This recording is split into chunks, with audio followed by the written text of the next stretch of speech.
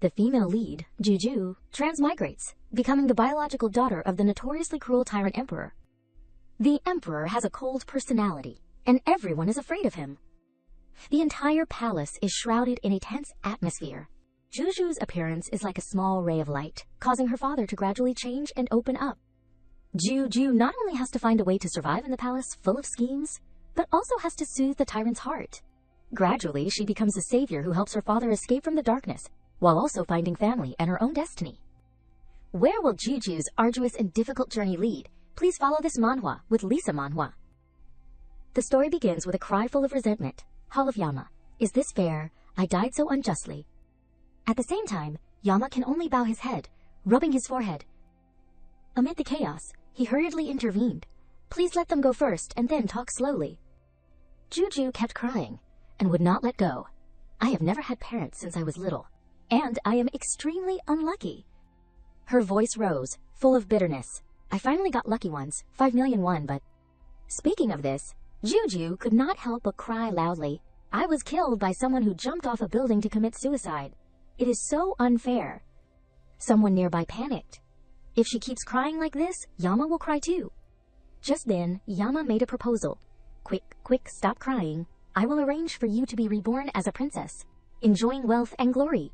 Juju looked up blankly. Princess. Her eyes suddenly became childlike, looking forward like a child being promised a gift for the first time. Will I have parents? Will I have siblings? Will everyone love me? He smiled brightly, his tone firm. Yes. You will have everything you want. Immediately afterward, Yama threw a card that clearly read Juju's wronged soul. Juju's wronged soul, reborn as the 18th princess of Shichu, enjoying wealth and glory, relying on her own abilities to gain favor. Then he shouted, Go reincarnate! The scene changes to Shichu, the cold palace. At this moment, Gimama cautiously approached. She whispered, Yang. Gimama happily announced, This is a lovely little princess. His Majesty has 17 sons and really wanted a princess. Meanwhile, Li Fei turned to one side and said weakly, Although the Emperor really wanted a daughter, I am already in the cold palace. My son is imprisoned, and my parents are accused of treasonous collusion with the enemy. Speaking of this, Li Fei's face fell, her voice heavy. I do not have the ability to protect her, so just say it is a prince. Later, let her wear boys' clothes. She continued, That way she won't be envied by others and will be safer. Hearing this, Juju was shocked. She was filled with confusion. Wait, what? Cold palace? Collusion with the enemy and treason and 17 princes. The more Juju thought about it, the angrier she became. Yama, you promised I would be loved. You promised wealth and glory. At this time, Gimama gently comforted Juju, persuading her. Nyang, look, the princess is so understanding. She fell asleep after crying. She thought to herself, I am tired. Let us just break things. Much later, Juju frolicked around. A thought suddenly flashed in her mind. I have been living here for 5 years. Thinking of this, Juju could not help but feel a little sad. As expected, I have not even seen the Emperor's shadow. I am also lacking in food and clothing. I guess I will just be ignorant my whole life. From behind, Tai Wei suddenly snapped, Hey, who is that melon climbing the tree? She scolded loudly and took a step forward. Why are not you kneeling when you see Anyang Junju, Jiang Guifei, Anyang Junju? Are not you afraid this princess will take your dog life? Juju blankly pointed at herself. Melon, me. She concentrated and thought, Anyang Junju. Why does that name sound so familiar? After a moment of recollection, Juju's eyes lit up. I remember now. I have been cast into a novel called Thousand-Year Empress Anyang Junju. Feng Taiwei is the female lead of this novel. She continued to think wildly. My useless father does not have a daughter, so he adopted Feng Taiwei, the daughter of a royal relative. She has lived in the palace since she was a child and is pampered, like his own daughter. He even promised her to the crown prince, and the crown prince also loves her very much. 10 years from now, the country of Shichu will be destroyed. Feng Taiwei will go to country B to become empress, ruling the world with the B country's emperor, deceiving the great female lead. As for me, not only am I of unknown identity, but I will also be beaten to death by my dear father today. A perfect cannon fodder. At the same time, Taiwei had approached from some point. She repeated again, Melon, I am talking to you. Taiwei glared at Juju. What is your name? Which palace are you from? Why are not you paying your respects when you see this princess? Jiang Guifei chimed in sarcastically. Dressed so raggedly, could she be the bastard child of that palace maid? In that instant, Tai Wei suddenly raised her hand. How dare you not answer this, princess? Do you believe this princess will kill you? Before the earth-shattering slap, Juju quickly used her hand to block it. Immediately afterward, she could not help but question, what do you want to do? Get out of here. Faced with Juju's stern attitude, she was momentarily stunned. You. Then Tai Wei put on a weak appearance. She kept crying. Huangbo, that kid stole my things and even wants to slap me. Please make the decision for Wei Wei. Faced with Tai Wei's arrogant appearance, Juju was filled with confusion. What is wrong with her? What Huangbo? As she turned around, Zhao Ning suddenly appeared. Without any care, he decisively ordered, Fuan, go and catch that stinky brat for me. How dare he bully Wei Wei? See if I do not kill him. Finally, Zhao Ning worriedly leaned down to ask, My good Wei Wei, do not cry anymore. He hugged her tightly, not forgetting to tease. You have cried so much, your face has turned into a cat's face. After speaking, Zhao Ning suddenly turned around. He glared at Juju. Seeing this, she was so angry that she could not speak. This tyrant does not distinguish right from wrong and wants to kill me. He is my father, my biological father. In Juju's heart, she was screaming. As the saying goes, even a ferocious tiger does not eat its cubs. Zhao Ning paused slightly. What is that sound? Who is talking? No one's saying anything? He glanced at her with a suspicious look. It is the brat in front of me who is talking, but his mouth is not moving. Zhao Ning's gaze almost lingered on Juju, and he became suspicious. Could this be his inner thoughts? After a long while, Zhao Ning stood up straight. He sternly questioned, Which palace is this brat from? What is his identity? Fuan respectfully clasped his hands. Reporting to your majesty, this brat is the son of Li Fei in the Cold Palace, the 18th prince. Hearing this, Zhao Ning flatly denied her. What is precious about something that is not a daughter? Then he ordered, Guards, drag this stinky brat down and beat him to death. Faced with Zhao Ning's nonchalant attitude, Juju gritted her teeth. Tyrant. What is so good about Feng Tai Wei? She is a child who lies all the time. When did I steal her things? There are so many people around her. How could I steal them? The more Juju thought about it, the more infuriated she became. She clenched her fists. On the contrary, she saw that I was beautiful and wanted to disfigure my face. She said nonsense and shed a few tears, and he believed her immediately. How ridiculous. Before being dragged away, Juju angrily glared. A tyrant who does not distinguish right from wrong. In her anger, she subconsciously thought, no wonder the country of Shichu will be destroyed in 10 years. On this side, Zhao Ning looked at Juju in shock. What? Shichu will be destroyed? He could not help but feel a little panic. Is no one else hearing this brat's inner thoughts except me? Zhao Ning suddenly shouted. Wait a minute. Immediately afterward, he raised his hand towards Juju. I have something to ask him. Hearing this, she froze in place and thought to herself, what is going on? Don't I have to go reincarnate anymore? Zhao Ning suddenly leaned over. His voice stern. Wei Wei, tell me, what did he steal from you? Tai Wei muttered under her breath, her eyes darting around. Before, when I said that, Huangbo would directly kill that person. Why is he suddenly asking so many questions now? Just then, Tai Wei once again resorted to tricks. She kept crying. Huangbo, he stole my gold bracelet. When I asked him, he threw the bracelet over there. Look! On this side, Juju helplessly glanced over. He could have thrown it anywhere, but he threw it behind me. Anyone with eyes can tell something's wrong. Then she turned to look at Zhao Ning, unless someone's blind and can't see it. He turned away unhappily. Stinky brat, I do not need you to tell me. I can tell. Then Zhao Ning leaned down, and he suddenly changed his tone. Wei Wei, I love you so much. I will give you anything you want. Speaking of this, Zhao Ning ruthlessly accused her. But you keep lying. Or should I call the guards around here to ask so you will tell the truth? Tai Wei immediately collapsed to her knees, her voice trembling. Huangbo, Wei Wei was wrong. Wei Wei won't dare to do it again. Zhao Ning did not waver at all. He coldly waved his hand. Guards, take Feng Tai Wei to the Empress Dowager. When she has been taught well and does not lie anymore, then take her to Jiang Guifei. Witnessing that scene, Juju was shocked. The tyrant suddenly has a conscience. He is suddenly enlightened. Immediately afterward, Zhao Ning suddenly turned around, his eyes staring at Juju, and she trembled slightly. That is so scary. At the same time, Tai Wei rushed to Jiang Guifei. Aunt, save Wei Wei. Faced with her weak appearance, she looked over worriedly. Wei Wei can't be taken away. If she leaves, then the Emperor won't come to my palace anymore. After a moment of silence, Jiang Guifei quickly approached Zhao Ning. She forced a smile. Your Majesty, are you really willing to let Wei Wei suffer? Please forgive Wei Wei this time. You love her the most. Instantly, Zhao Ning pointed directly at Jiang Guifei's face. He almost roared, Shut up! Wei Wei is so deceitful because you did not teach her properly from today on. You should reflect on yourself. In that instant, Juju quietly left. Turning back to Zhao Ning, his eyes unconsciously stared at her. Unexpectedly, the words in this brat's heart are all true. Thinking of this, Zhao Ning could not help but be suspicious. But how can I hear this brat's inner thoughts? Could he be a demon? Faced with Zhao Ning's burning gaze, Juju unconsciously felt a chill. Wasn't everything resolved? Why is the great tyrant looking at me so strangely? Does he still want to kill me? I do not want to be beaten to death. Juju is afraid of pain.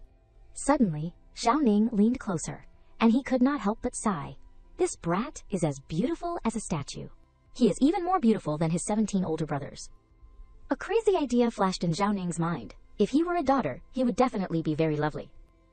The more Zhao Ning thought about it, the more regretful he felt. Immediately afterward, he ordered Fu An, take the 18th prince back. Juju looked back at Zhao Ning again, and she sighed bitterly in her heart. Today, the cheap father is also smarter. If he had been enlightened earlier, he would not have been deceived by bad people, and pushed my mother into the cold palace. Juju pursed her lips, and she did not forget to cast a curse, but the cheap father is not much better. Later, when he steps onto the bridge in the middle of the lake, the bridge will collapse, and he will fall and break his leg. Anyway, the cheap father has always been indifferent to me and my mother. If he wants to die, let him die. Zhao Ning turned around angrily. The stinky brat is muttering about me again. Does he think I do not know? At the same time, Fu An humbly bowed his head. 18th prince, this servant will only send you here. Please return quickly. Suddenly, Juju grabbed his sleeve. Gong gong, remember to remind the cheap father. Father. She suddenly spoke, her voice somewhat serious. After arriving at the lake next to the Imperial Garden, wait until after drinking a cup of tea before crossing the bridge. On this side, Zhao Ning carefully looked down at the lake. He concentrated in thought. The matter that the stinky brat said about the country of Shichu being destroyed after 10 years is a big matter.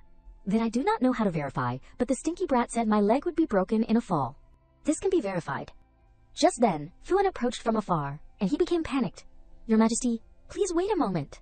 Faced with Zhao Ning's scrutinizing gaze, Fu An smiled slightly. Your Majesty, why do not you drink a cup of tea before continuing? Hearing this, he smiled faintly. That brat must have reminded Fu An, so Fu An opened his mouth to stop me. He still has a little conscience. It is not a waste to have given birth to him. Finally, Zhao Ning coughed lightly and ordered, serve the tea. I will drink a cup of tea, and then continue. 5 minutes later, he tilted his head, his lips slightly moving. It seems that what that stinky brat said is not necessarily true. From behind, Liu Gugong said respectfully, Your Majesty. She bowed with a gentle expression. The national preceptor and several ministers are waiting for you in the imperial study, saying there is an urgent matter. Liu Gugong, the chief of the imperial study. Seeing this, Zhao Ning immediately stood up. Let us go. Arriving at the imperial study, as soon as he turned his toe, the bridge behind him suddenly collapsed. Fu An looked back in panic. Your Majesty, the bridge in the middle of the lake has collapsed. He was filled with gratitude. Luckily, we did not cross it, or the consequences would have been disastrous. Luckily, the 18th prince reminded us. On this side, Zhao Ning's face turned pale, and he was momentarily suspicious. It really collapsed. It seems that the stinky brat really has the special ability to predict the future. Thinking of this, Zhao Ning happily laughed. This is not a demon, it is clearly a good omen. Then he put on an uneasy expression. If I had gone on the bridge just now, I would have either died or broken a leg. Without anyone to manage the court, it would have fallen apart sooner or later. Suddenly, Zhao Ning snapped an order. Liu Gugong, dismiss all of them for me. He continued to say, only keep the national preceptor. I will go there immediately. She asked in confusion, Your Majesty, where are you planning to go? Zhao Ning replied concisely, his eyes fixed ahead to the cold palace. Turning back to Juju, she eagerly flung open the door. Mother, I am back. Li Fei suddenly ran over, tightly embracing Juju, and she almost choked with sobs. Juju, you scared me to death. Li Fei raised her hand and gently stroked Juju's back. Before, your older brother also went out once, and then something happened, and he was imprisoned. I have not been able to see your older brother again in this life. I only have you left. Seeing this, she lightly wiped away Li Fei's tears, her comforting voice following. Mother, do not cry. Do not cry. Juju smiled brightly, and with her innocent mind, she made a promise. When Juju grows up, she will give Mother a good life. After speaking, Juju concentrated and thought, as for older brother, he was wronged, but now is not the time to save him. We have to wait for someone to return to the palace. Hearing this, Li Fei could not hide her happiness, and she gently stroked her hair. Good Juju, as long as you are safe, Mother is already very happy. Whether life is good or not, Mother does not care. Faced with Li Fei's kind appearance, Juju's heart became even more dissatisfied. Mother is really a kind and gentle person. The cheap father has blindly missed out on Mother. Li Fei lowered her head to look at her, and her heart could not help but ache. This child, even though she is still young, she is already hiding so many things in her heart. From the moment you were born, I have been able to hear your inner thoughts. You are really a child that makes people's hearts ache. Suddenly, the servant ran in, whispering urgently, it is bad, Nyang Yang. The emperor has arrived. Faced with the shocking information, Li Fei put on a panicked expression. Why is the emperor coming to the cold palace out of the blue? I am afraid it is not good. She did not have time to think and urged, Juju, quickly go hide, let Mother deal with it. No matter what happens, do not come out. She immediately comforted. Mother, do not be afraid. Maybe Father is here to take us out? In contrast to Juju, Li Fei lowered her head as if she had accepted her fate. Juju, we will probably be stuck here for life. As soon as the words fell, Soning suddenly stepped inside. As soon as she saw him, Li Fei hurriedly paid her respects. Your Majesty has arrived. At the same time, Ning glanced around, his eyes sweeping over the simple furnishings. The conditions in this cold palace are really harsh. This is not a place for people to live. Turning back to Li Fei, she knelt down, her voice soft. This concubine pays respects to your Majesty. May your Majesty live 10,000 years. 10,000 years. 10,000 years. Ning's eyes stopped at her simple attire, dressed simply but still so beautiful. She is truly a lotus in the water. In his heart, he sighed, even more captivating than she was years ago. Ning suddenly raised his hand towards Li Fei. No need to be so formal. Sit. Immediately afterward, Ning took a cup of tea, and he could not help but ponder, Juju has merit in saving me, so he should be rewarded, but it is not convenient to say that he can predict the future. In front of so many people, Ning turned to look directly at her. If I say it directly at this time, what if he has felt resentful in his heart these past few years and refuses to help me predict anything anymore? In that instant, Li Fei worriedly asked, Your Majesty, does the tea not suit your taste? Before she could react, Ning suddenly issued a decree. Li Fei, in recent days, I have often thought about your past act of colluding with the enemy and selling out the country, so I am preparing to reinvestigate the case. You have merit in raising the 18th prince, so first move out of the cold palace. She hurriedly knelt down. This concubine thanks your Majesty for your kindness. Juju muttered in her heart, the cheap father has finally regained his conscience. Please continue to develop it. Maybe I will like the cheap father more. Ning smiled bitterly. You little devil, do I need you to like me? Everyone in the world loves me. I do not need just you. As if hearing his inner thoughts, she pursed her lips. The cheap father definitely does not need me to like him. Juju unconsciously sighed. What am I thinking? Ning suddenly felt guilty. This stinky brat? That sounds so pitiful. Just then, Fu An hurriedly reported, Your Majesty, the people from the Imperial Study have sent someone to urge you again, saying there is an urgent matter. Before leaving, he did not forget to order Fu An reward Li Fei and the 18th with the Shuichu residence. Ning instructed again, you personally help them move, and then go to the treasury to choose things for them. Remember, they must be the best. Li Fei continued to express her gratitude. This concubine thanks your Majesty for your kindness. Juju's eyes followed him as he left, her eyes flashing with sadness. The cheap father is probably going to discuss the military situation on the front lines now. It really is a big matter. Juju's mind was filled with mixed thoughts, I remember now. The country of Shichu not only lost in this battle, but also lost 30,000 soldiers. A heavy loss. The cheap father has to cede land as compensation. How miserable. On this side, Ning unconsciously paused, and he swallowed hard. We lost, and lost 30,000 soldiers. That is a very big loss. Is that an omen of the country's fall? Seeing Zhao Ning stop, Fu An worriedly asked, "Your Majesty, they are still eagerly waiting over there. Why are not you going?" Unexpectedly, Zhao Ning sat down, and he said, "I am a little thirsty. I will drink a cup of tea before going." Seeing this, Juju looked at Zhao Ning suspiciously. "Why is the cheap father looking at Juju again?" he kept urging. "Stinky brat, hurry up and talk. Hurry up and continue talking about what you were talking about just now." Just then, she suddenly rubbed her eyes. "Mother, Juju is sleepy and wants to sleep." Li Fei replied, "Go to sleep quickly.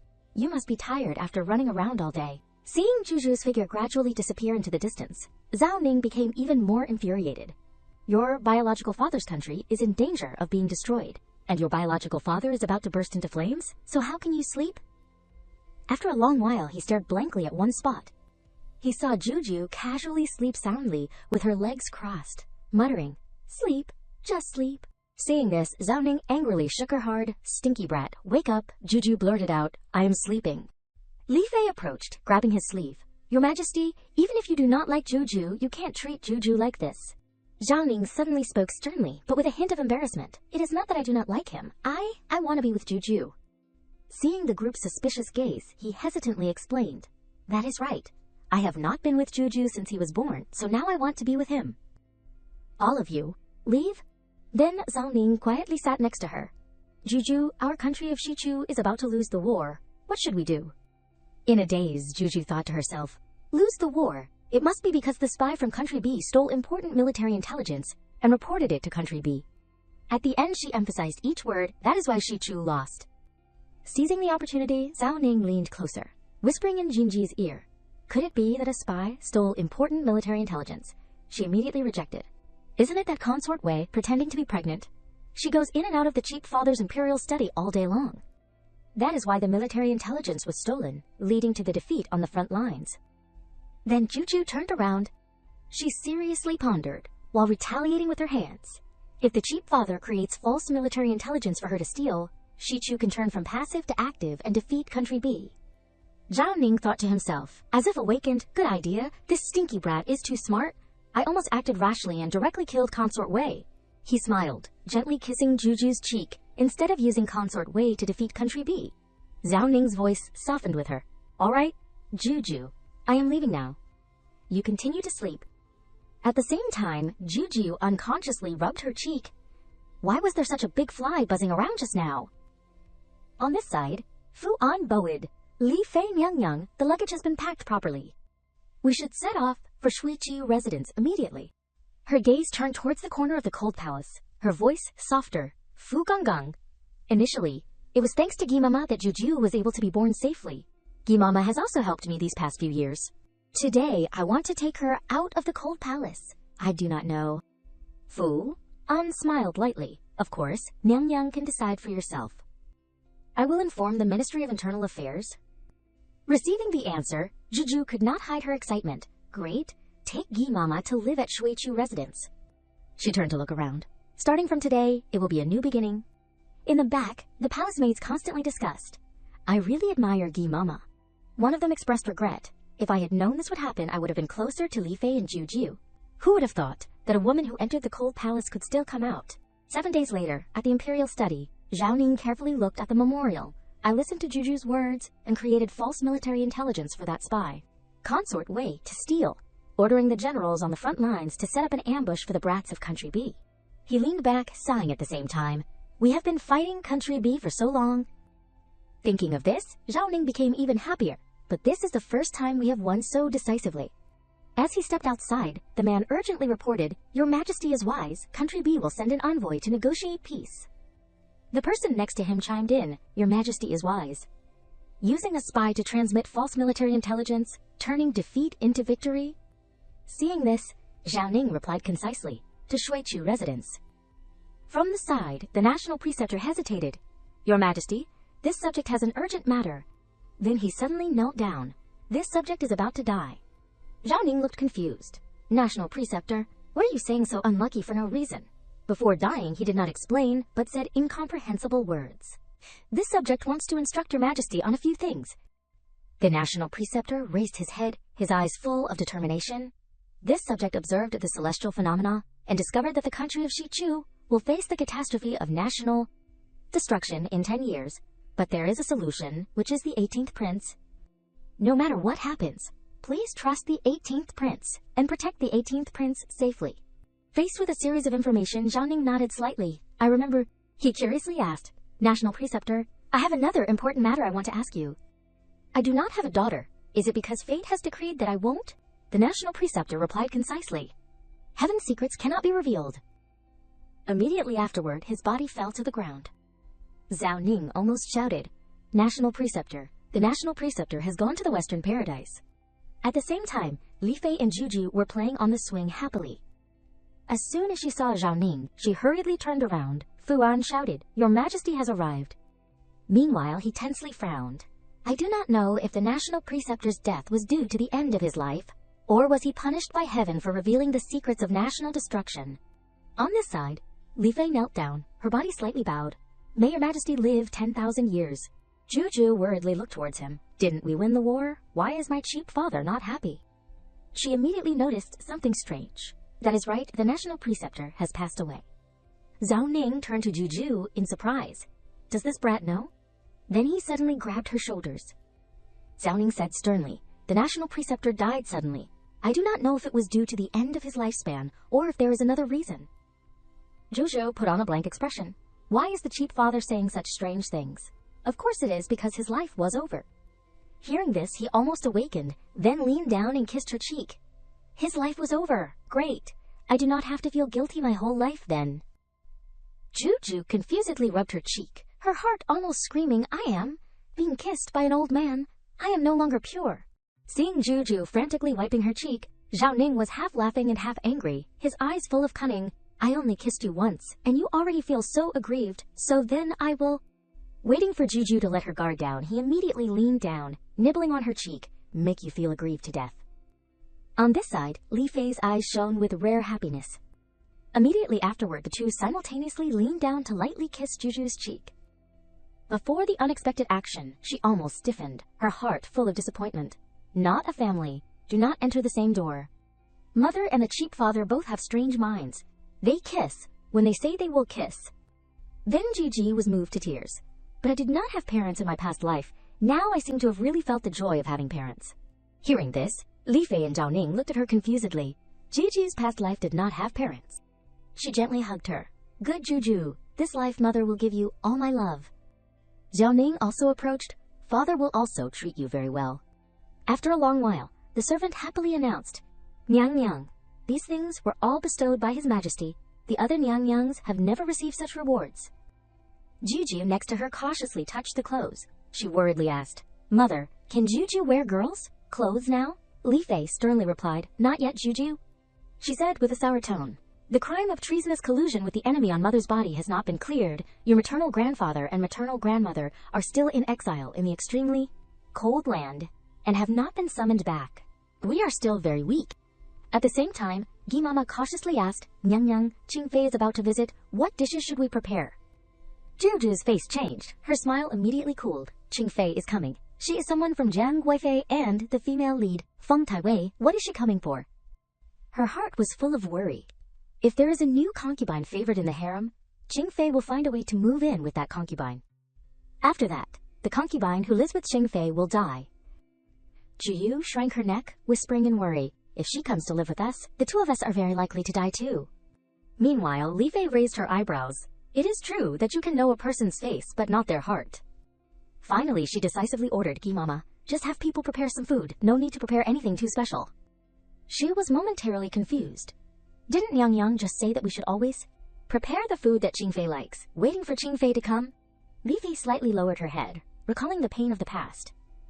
These past few years, I have been banished to the cold palace, and Qing Fei has been indifferent to me. Even when my life was threatened, I did not see her show any concern. If she is not sincere, then why should I care about her? Hearing this, Mama exhaled. In the past, Nyang Nyang always said that Qing Fei was a good sister, but this old servant thinks, if she were a sister, how could she have been so indifferent for so many years? It is good that Nyang Nyang can understand now. In another scene, Qing Fei knelt down, her voice confident, Junju, rest assured, and return. By the way, tell Jiang Guifei that this time, this palace will definitely be able to stay at Shuiqiu residence. she said nonchalantly, a cold smile forming on her lips. Then kill Li Fei and her son. If I can't kill them, then cut off my head and let Li Fei kick it as a ball. Tai Wei's gaze lingered on Qing Fei, then it depends on Qing Niang next, does not it? If this is successful, I will definitely benefit greatly. The next morning, she quickly stepped in, a sweet smile but eyes as deep as a pond. Sister, my good sister, I am here to visit you. As soon as she saw Qing Fei, Li Fei replied softly, since sister has come, please come in and have a seat. In her heart she thought, this Li Fei has not seen me for a long time, should not she be so excited that she hugs me and tells me everything that has been on her mind these past few years.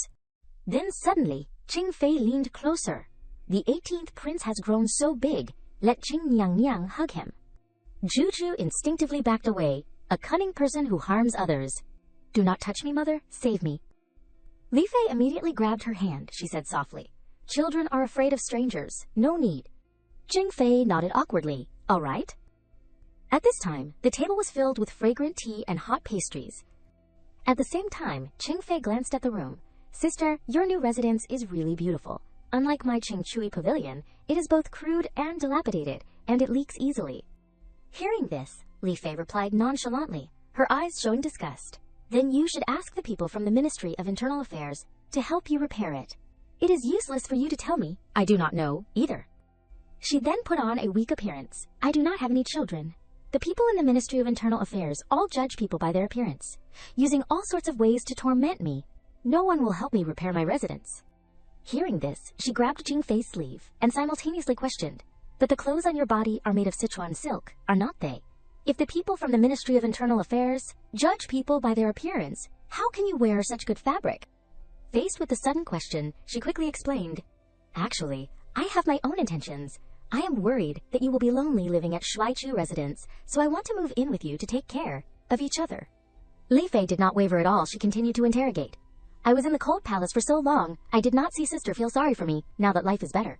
You feel sorry for me again. Could it be that you have other intentions? Seeing Li Fei's probing eyes, she was both ashamed and angry. How can you say that? We have known each other since we were little. Heaven and earth know my sincerity towards you. How can you say such a thing?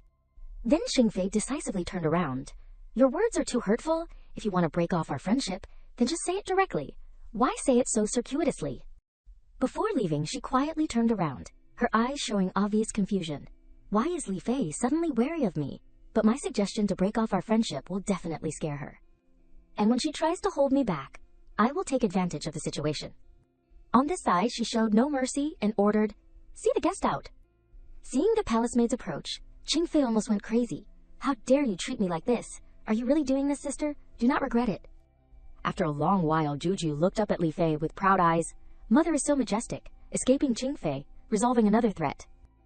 At the same time, Yama approached, bowing slightly to report. Niang, the 10th prince and 11th prince have also arrived. They are lingering outside the door, not daring to come in. Li Fei frowned slightly. Tell them to leave. Hearing this, Juju's eyes suddenly widened, shining with incomprehension. Why is mother treating the 10th and 11th brothers so coldly? They have a very good relationship with 13th brother. My twin brother.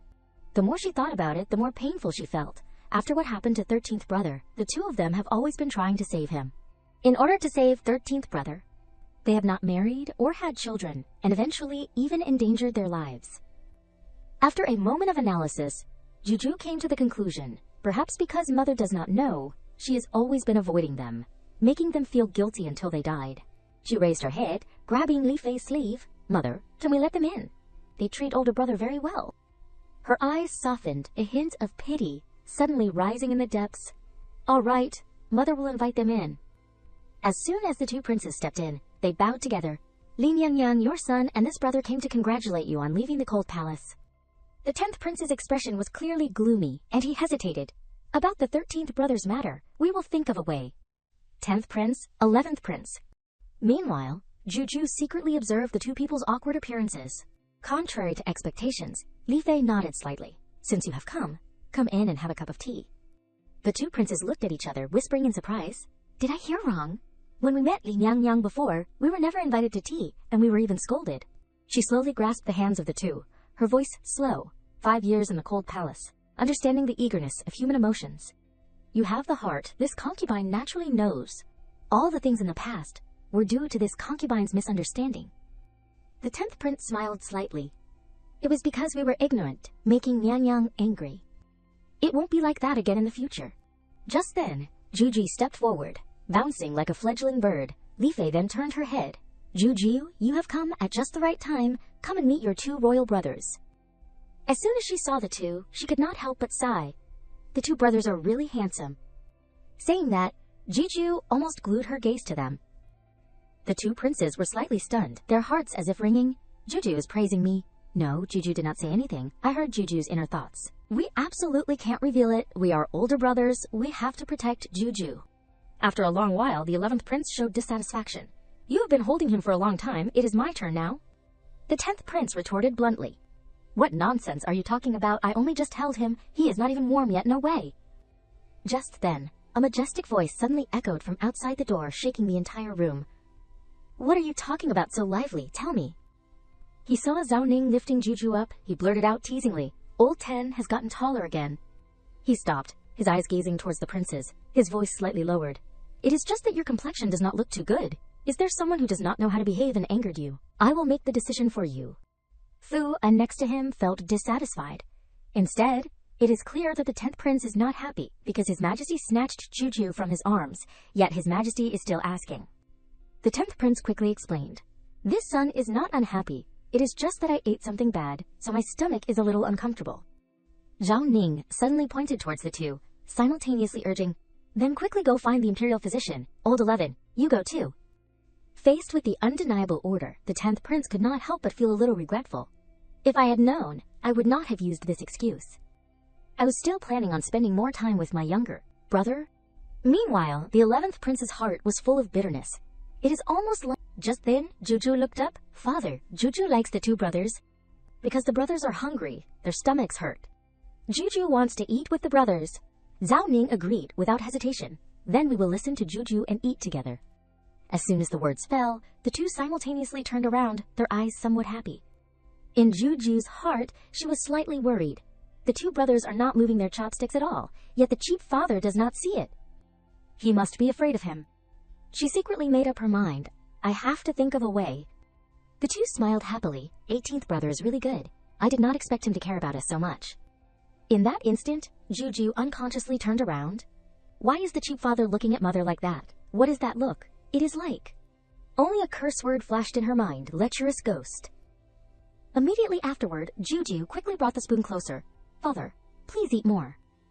A plan arose in her heart. If he eats more, he won't look at mother so greedily anymore. Suddenly, Fu An bowed to report. Reporting, Anyang Junju is kneeling outside, begging His Majesty for forgiveness. Zhao Ning did not waver at all. He coldly ordered. She is not obediently learning the rules. What is she doing at my place? If she wants to kneel, then let her kneel. Outside, Tai Wei was swallowed whole by the rain, and the servants felt extremely sorry for her. How can the Junju kneel like this?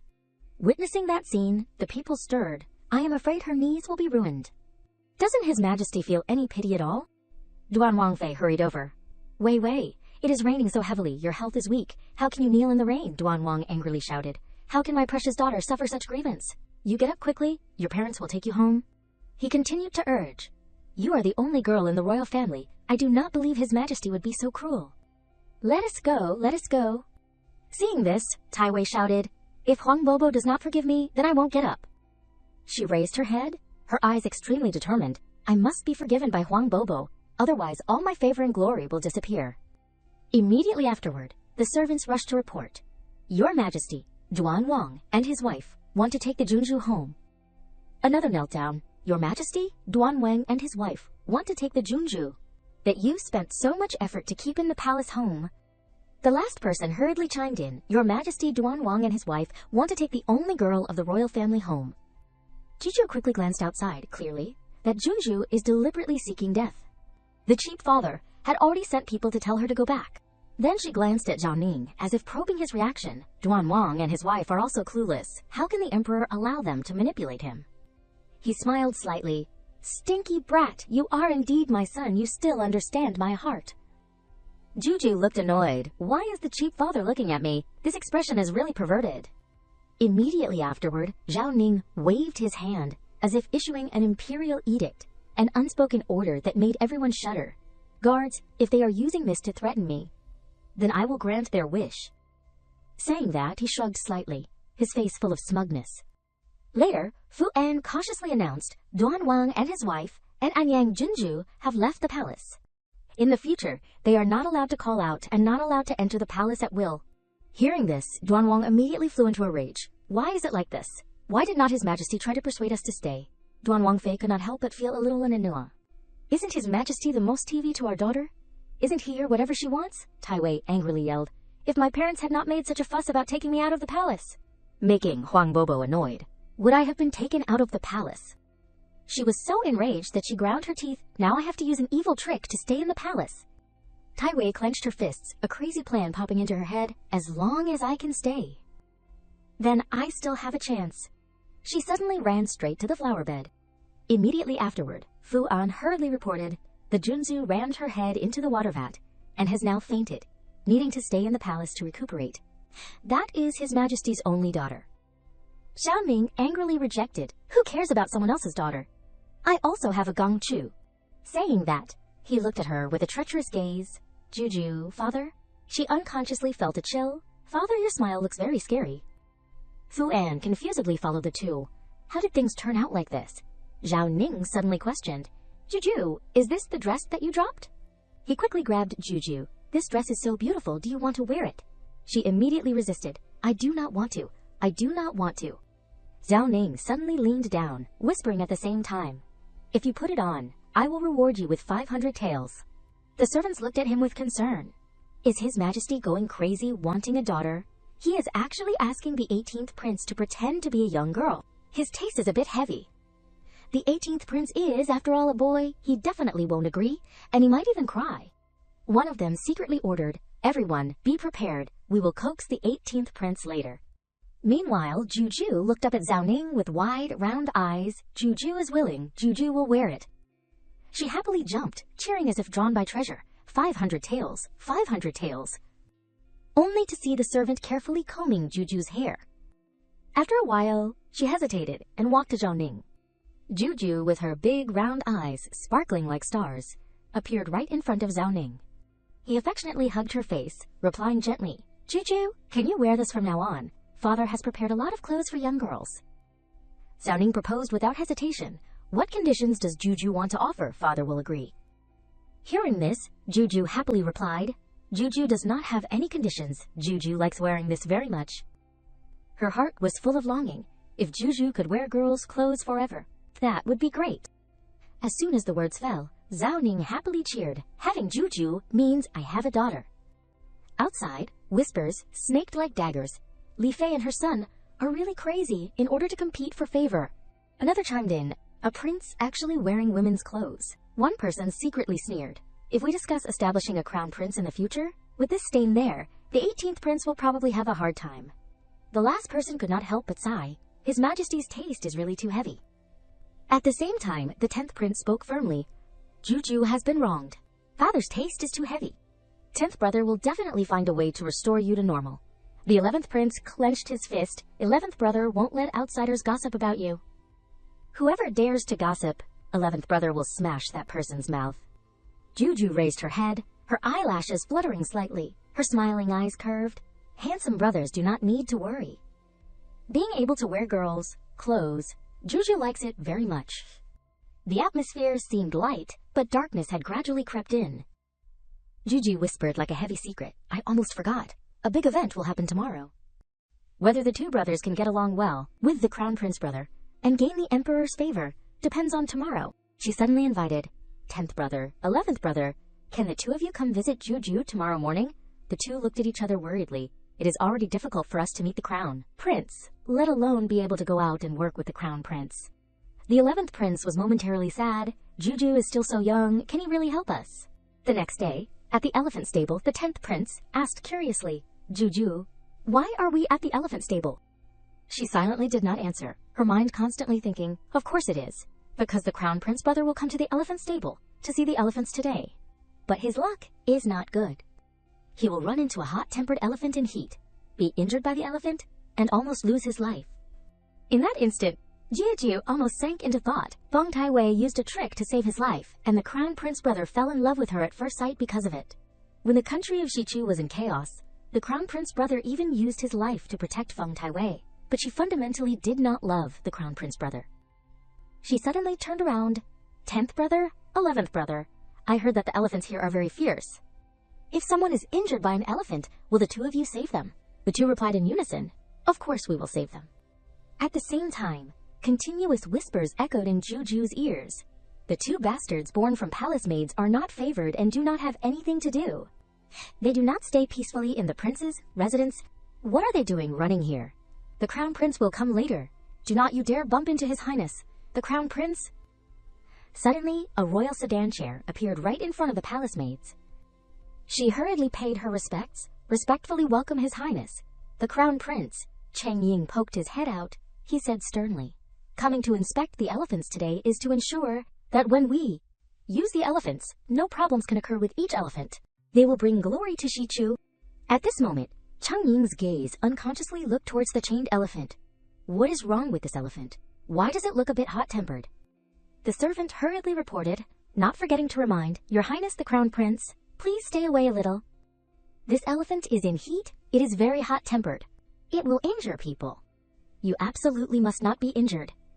In a moment of chaos, the prediction came true. The giant elephant roared, only to see it rushing straight towards Cheng Ying, and his body was instantly thrown away. At that moment, the elephant struggled, as if wanting to trample Cheng Ying's body. Amid the chaos, a resounding call rang out, Look over here. The 11th prince waved vigorously. Here's the fruit you like to eat. Come and eat it quickly. Smelling the fragrance, the elephant shifted its attention to him. Witnessing that scene, Juju could not help but worry. She silently prayed, 10th brother, 11th brother, hang in there. Seizing the opportunity, the 11th prince quickly helped Cheng Ying up. Suddenly, the elephant once again shifted its target, kicking him hard. In a daze, Cheng Ying called out, 11th brother. Realizing the critical situation, the 10th prince struggled, his arm trembling as he raised the basket of fruit high. Look over here. It is the superfruit you like to eat. The elephant gradually led away, and at the end he shouted, vigorously swinging the basket of fruit, Go! Immediately afterward, the 10th prince hurriedly locked the stable. On this side, Juju breathed a sigh of relief, finally safe.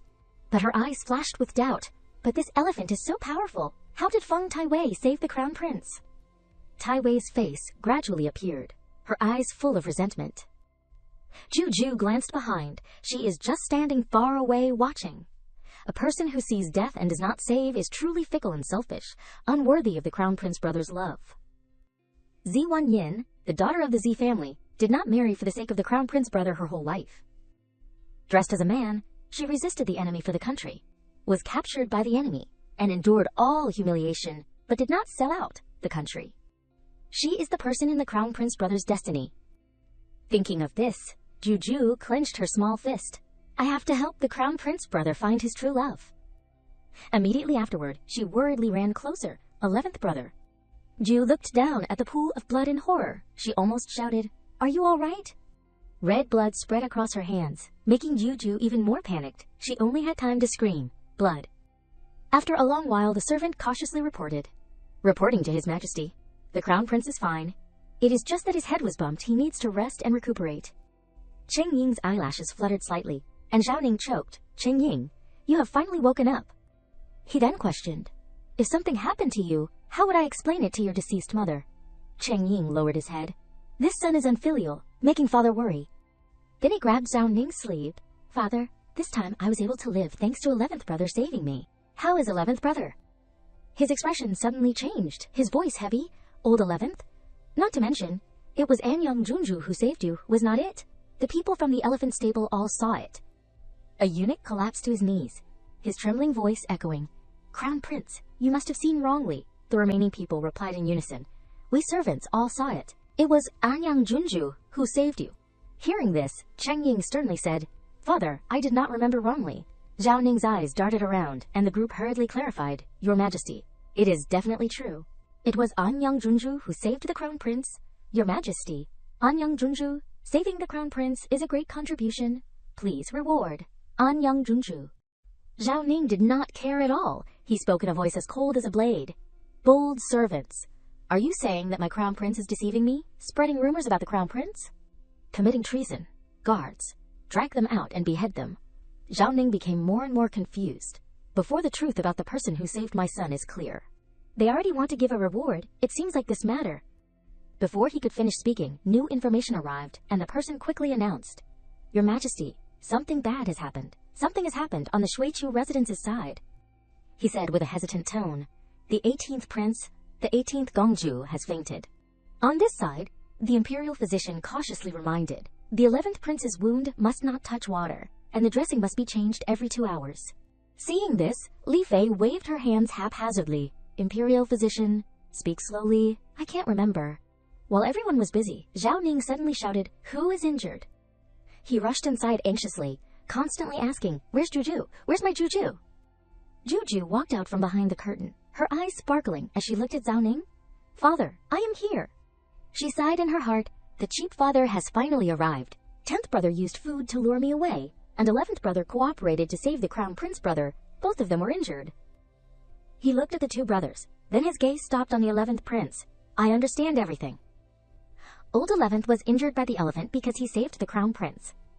Old 11th, you are a good child. In the future, interact more with the crown prince and help the crown prince share his worries. Juju, next to him, could not hide her excitement. Does that mean entrusting 11th brother with chores? That is great.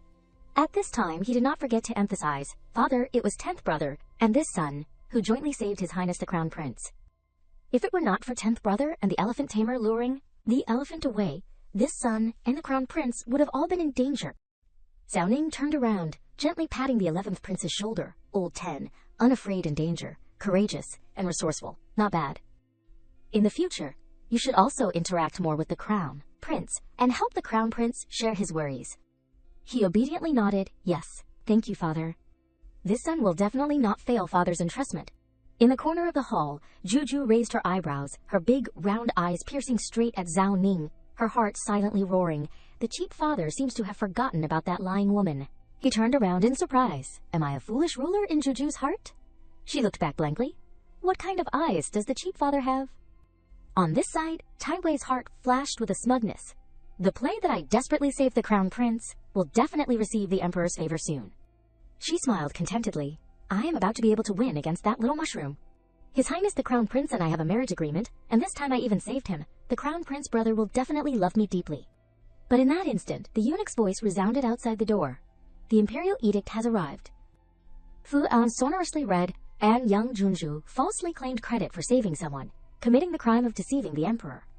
According to the law, she should be beheaded. Considering that you have been by my side for many years, the death penalty can be waived, but the living Finally, he emphasized each word. Expelled from the palace. Tai Wei exclaimed in surprise. What? What? At the same time, Cheng Ying led a group of servants into the palace. The corner of his mouth unconsciously curved. This time, it was lucky to have the three younger brothers. Just then, a call echoed from afar. Juju. Only to see her running away with all her might. The 11th prince laughed. You are really our little lucky star. The 10th prince chimed in. Juju, can you let your older brothers kiss you a little? She quickly puffed out her cheeks, covering her face with her hands, shaking her head vigorously. No way, no way. I am kissed by people every day. I am very tired. Suddenly, Juju crashed straight into someone. Cheng Ying curiously looked down. This is the 18th brother. He looks really cute. She then looked up, her bright eyes whispering. The Crown Prince brother has arrived. The Crown Prince brother is also very handsome. Just then, he put on a startled expression. This, what is this sound? Meanwhile, Juju blankly looked at Cheng Ying. What is wrong with the Crown Prince brother? Turning back to Cheng Ying, he immediately realized the problem. This is the 18th brother's inner thoughts. Cheng Ying constantly told himself, calm down, it makes sense. Immediately afterward, he leaned down. 18th brother, can the Crown Prince brother hold you? Juju quickly refused. The Crown Prince brother is injured, and Juju is not the 18th brother. She quickly replied, I am the 18th sister. Cheng Ying suddenly grabbed Juju's mouth. He nonchalantly exposed her. Father forced you to wear girls' clothes, and you can't even distinguish whether you are male or female anymore. Cheng Ying said while crying, 18th brother, you must remember that you are a real boy. After a long while he turned to the two two royal brothers. That day you disregarded your lives to protect this older brother. Chungying placed his hand in the middle of his chest, swearing, "Today, this older brother swears here that in the future, I will definitely use my life to protect the two of you. If I break this oath, may I be struck by lightning and die." Ju Veiyu smiled slightly. The Crown Prince brother is truly a gentleman. It is a pity that in the story he was implicated by Fang Taiwei and died. His whole life he did not know that the daughter of the Z family died in battle for him. How beautiful and tragic that love was. If the Crown Prince brother and the daughter of the Z family could get married, how great that would be. The two princes simultaneously raised their heads. We have gotten the scoop. Later, Zhao Ning suddenly changed his tone when thinking of old matters. His voice heavy. The Empress Dowager has been at the Hanshan Temple praying for blessings for Shichu for a while now. He did not forget to announce, the Empress and concubine Shu are filial and always follow to serve the Crown Prince. They will return to the palace tomorrow. Joju then pouted her lips. That concubine Shu is the cheat father's favored concubine. It was she who framed Mother and made her bear the crime of treasonous collusion with the enemy. She sighed in her heart. The bad people will appear tomorrow. I do not know if the cheat father will punish her. Zhao Ning turned to force a smile. Juju, does the food not suit your taste? She did not reply. Her heart was only scolding. Doesn't the cheat father know how to think? The crimes of my mother and biological older brother have not been cleared yet. Who can eat? He hurriedly proposed. Father will take you to the Imperial Garden to take a walk. See if there are any butterflies. Juju then perked up. She happily nodded. Okay, let us go catch butterflies. Zhao Ning leisurely stroked her head. In the end, she is just a child. Immediately afterward, Juju excitedly jumped around, reaching out to touch the flying butterflies. Just then, whispering voices rang out. Have you heard? Tomorrow, Her Majesty the Empress Dowager and Her Highness Concubine Shu will return to the palace. The other person quickly replied, Of course I have heard. When the Empress Dowager returns, Li Fei, who colluded with the enemy and sold out the country, and the 18th prince will definitely be sent back to the cold palace. He lowered his voice and added, Moreover, Her Highness Concubine Shu has always received the Emperor's favor. If Her Highness Concubine Shu returns to the palace, His Majesty definitely won't bother to remember those two mothers and son anymore. At this moment, Jujia coldly turned around. I am tired of playing. I will go back first. No one follow me. Seeing this, Zhao Ning anxiously called, Ju.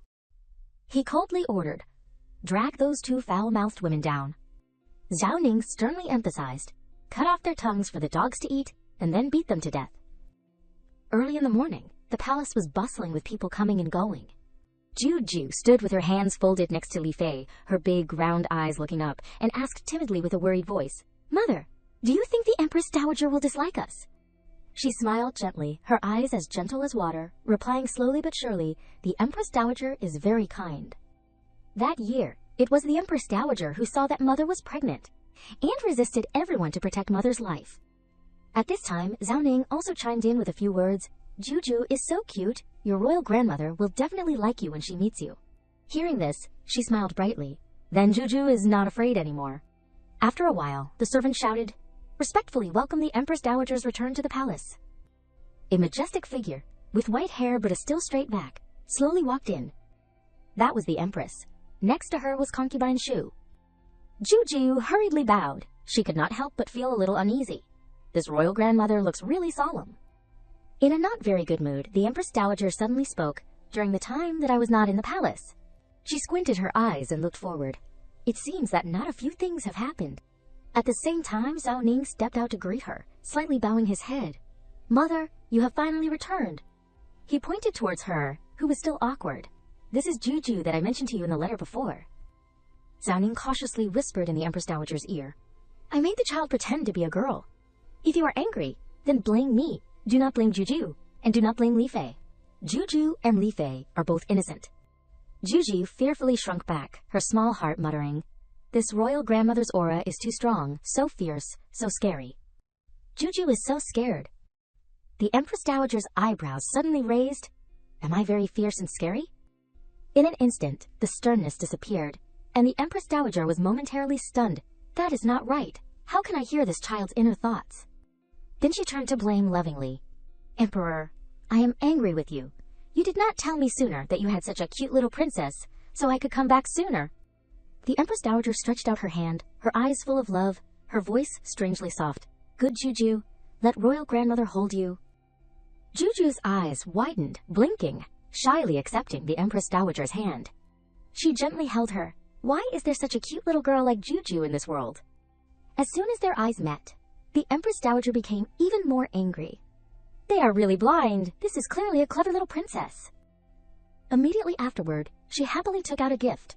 Good Juju, this is a gift from royal grandmother for you. She immediately flattered. Juju loves royal grandmother the most. Across from them, the corners of Zhao Ning's mouth twitched. Loves, most. Huh, Juju, you money grubber. Just then, she looked up towards him, father. In the back, concubine Shu gracefully stepped forward, her eyes filled with affection. Your Majesty. She expressed her heart. During the days away from you, this concubine misses you day and night. Seeing this, Zhao Ning nonchalantly waved his hand. He replied concisely, Concubine Shu has worked hard. The family feast has been prepared. Let us go together. Then Zhao Ning anxiously ran over. Mother, I can hold Juju. In the magnificent golden hall, the dancers gently turned around, their white and blue skirts floating like ribbons of clouds. In another corner, Juju, with her big round eyes, was engrossed in gnawing on a lotus-shaped cake. At this time, Zhao Ning patiently asked, Mother, are not you tired of holding Juju like that? The Empress Dowager replied softly, her voice still gentle. This is the 10th time the Emperor has asked me. I am not tired.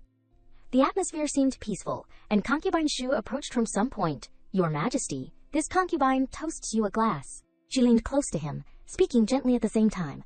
This concubine misses your Majesty day and night. Tonight, why do not you stay in this concubine's palace? On this side, Juju pursed her lips, her eyes shining with resentment. Wicked person, hateful ghost, you deserve to die. The cheap father won't go to her place. Each word seemed to linger, blending into Zhao Ning's head. When will the cheap father be able to restore mother's innocence? Clearly, everything was that concubine Shu's false accusation. Colluding with the enemy and selling out the country is a major crime. Suddenly, he raised his head and drank the wine in one gulp. Seizing the opportunity, concubine Shu once again approached. Your Majesty, this concubine has prepared hangover soup in my palace. Tonight, this concubine will wait for you. After a long while, she gradually lost patience. Why has not His Majesty come yet? A palace maid hurried in, bowing to report, Nyang Nyang. She lowered her head. His Majesty has brought a lot of rewards to Shui Kui residence. Concubine Shu's expression immediately changed, from gentle to fierce. What? His Majesty actually abandoned me to go find that slut, Li Fei. She frowned, thinking, I have only been gone for half a month. Unexpectedly, Li Fei jumped out and interfered, and even did so many things. Below, 2 palace staff were cowering on the red carpet. The eunuch hurriedly said, I really do not know what tricks Li Fei has been using recently to be able to make His Majesty spend so much time with her. That prince is also favored to the sky, but other concubines do not even bother to look at her. Concubine Shu's eyes flashed with extreme resentment. She screamed madly, What is that slut, Li Fei? The more Concubine Shu spoke, the more insane she became. Last time, I arranged for her to be framed for the crime of colluding with the enemy and selling out the country, but she still did not die. Later, she almost lost her mind and said sternly, Let us see how I deal with her this time. On this side, a look of contempt flashed in Zhao Ning's eyes. This poisonous woman, she revealed her tracks with just a little trickery. He was so angry that he trembled. How can a consort like her collude with the court? At this moment, Concubine Shu laughed happily. This time, this concubine won't be so kind as to send her to the cold palace like that again. I want to grind her bones to ashes. After a long while, Fu An cautiously pushed the door open. Inside, the servants were still cowering on the ground. Shu Fei turned around abruptly, her brows furrowed, and she said sternly, You damned servant girl, what kind of faces are you making? This concubine is not the emperor. You are not allowed to seduce me. Her voice trembled as she glanced behind her. Your Majesty arrived. As soon as she finished speaking, Zhao Ning was standing right behind Shu Fei. Instantly, she felt a jolt of electricity run down her spine. Shu Fei hurriedly knelt down. Your Majesty. She looked up. Your concubine, pays respects to your Majesty. When did your Majesty arrive? Suddenly, Zhao Ning kicked Shu Fei hard. He looked at her sternly. I have never hit a woman before. Shu Fei, you are the first. You are truly disgusting. Shu Fei panicked and knelt down, grabbing Zhao Ning's sleeve. Your Majesty, it was all nonsense from this concubine. It is not true. Her voice trembled. this concubine, because I love your majesty too much, and heard that your majesty often goes to consort Li's place. I could not accept it for a moment. I was just jealous, so I said those things. Zhao Ning did not care at all. He coldly ordered someone announce it to the 6 palaces. Xu Fei plotted to harm other imperial concubines, strip her of her title. He continued, the matter of consort Li colluding with the enemy to betray the country is false. Tell the world that the injustice has been redressed today, and consort Li is pardoned and innocent. As for the 13th prince. Speaking of this, Zhao Ning paused. He carefully considered. We need to find a suitable opportunity to release him, otherwise it will be difficult to silence the gossiping mouths. On this side, Juju leaned forward and called out, Mother. Zhebandu turned to Li Fei affectionately. Mother, tell me a story to help me fall asleep. Li Fei smiled softly. You little rascal. Just then, a palace maid rushed in. Your ladyship, the emperor, has sent rewards. Li Fei was momentarily surprised. Why suddenly? What does he want to do? Juju looked over curiously. Why did Father Emperor suddenly reward us with treasures? Before the two could understand, Zhao Ning suddenly approached Li Fei. He earnestly expressed, You have suffered grievances these past few years.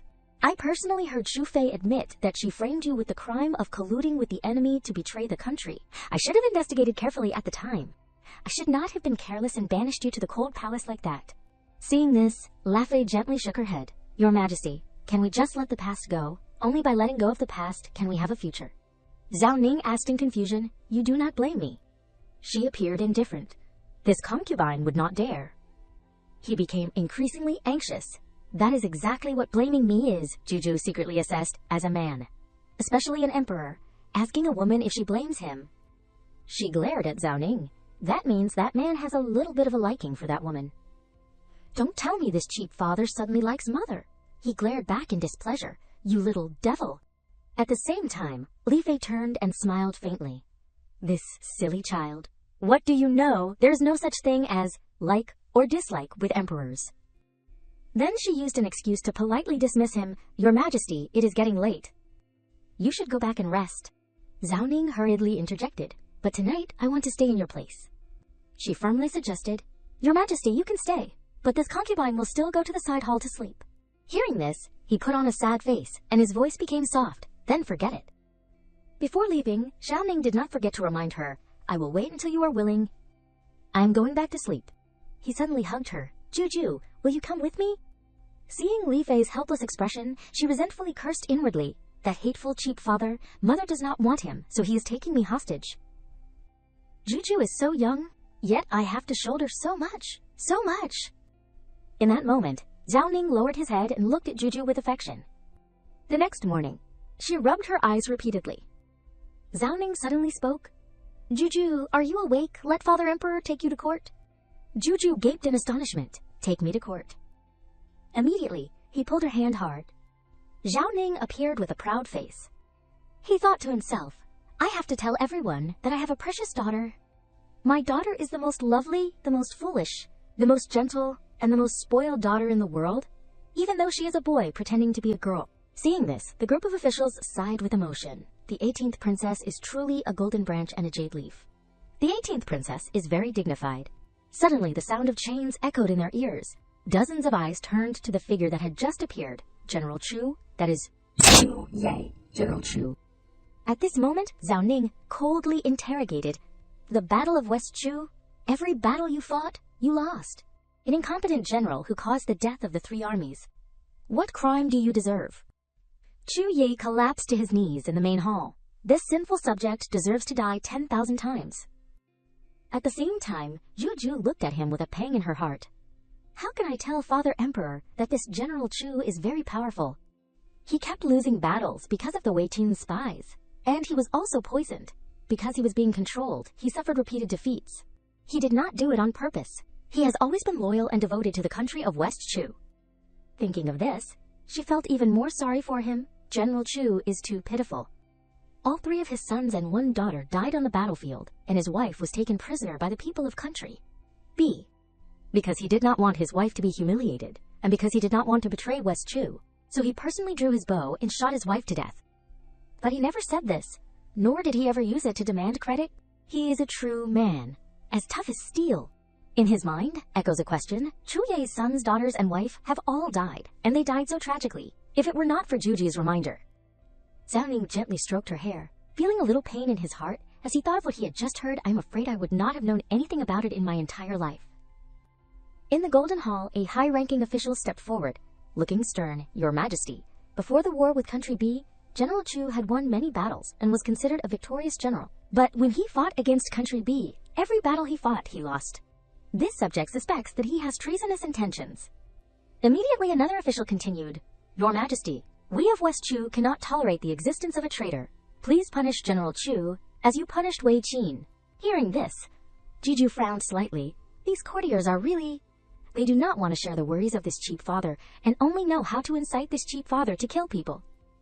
If West Chu kills a victorious general like General Chu, it will discourage other military officers, and there will be no one left to use.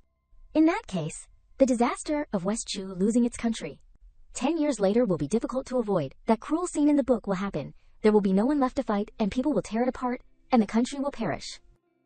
I hope this cheap father's heart is as bright as a mirror, so that he knows the loyalty and importance of General Chu and does not kill him. Zhao Ning nodded slightly, his eyes softening. Juju, sit here and let Father Emperor handle the affairs of the court. He turned to the officials standing in attendance, the Prime Minister and the Minister of the Court of Judicial Review. Listen to the order. I order you two to carefully investigate the reasons for Chu Ye's repeated defeats. And Chu Ye's family must also be investigated thoroughly. After the investigation is completed, it will not be too late to deal with Chu Ye. Under Chu Ye's bewildered gaze, Zhao Ning suddenly ordered, temporarily detain Chu Ye and send the chief of the Imperial Hospital to treat him. Immediately, Juju smiled, her eyes sparkling playfully. We have to send the deputy chief of the Imperial Hospital. The chief is useless. He can only treat gynecological diseases. He is known as the Saint of Gynecology, a companion of women, but he is not good at ancient sorcery. Then Zhao Ning changed his decree. Forget the deputy chief. The chief still has to take care of the imperial concubines. Juju moved closer, her clear eyes looking up at the father she often teased. Father Emperor is truly wise and mighty, completely different from the tyrannical and crazy emperor with blind eyes. And a cold heart in the book. I am very compatible with Juju. Juju wants to kiss this cheap father. She unhesitatingly leaned over and kissed him lightly on the cheek. Zhao Ning said softly, Today, I have protected a capable subordinate. My heart is comforted.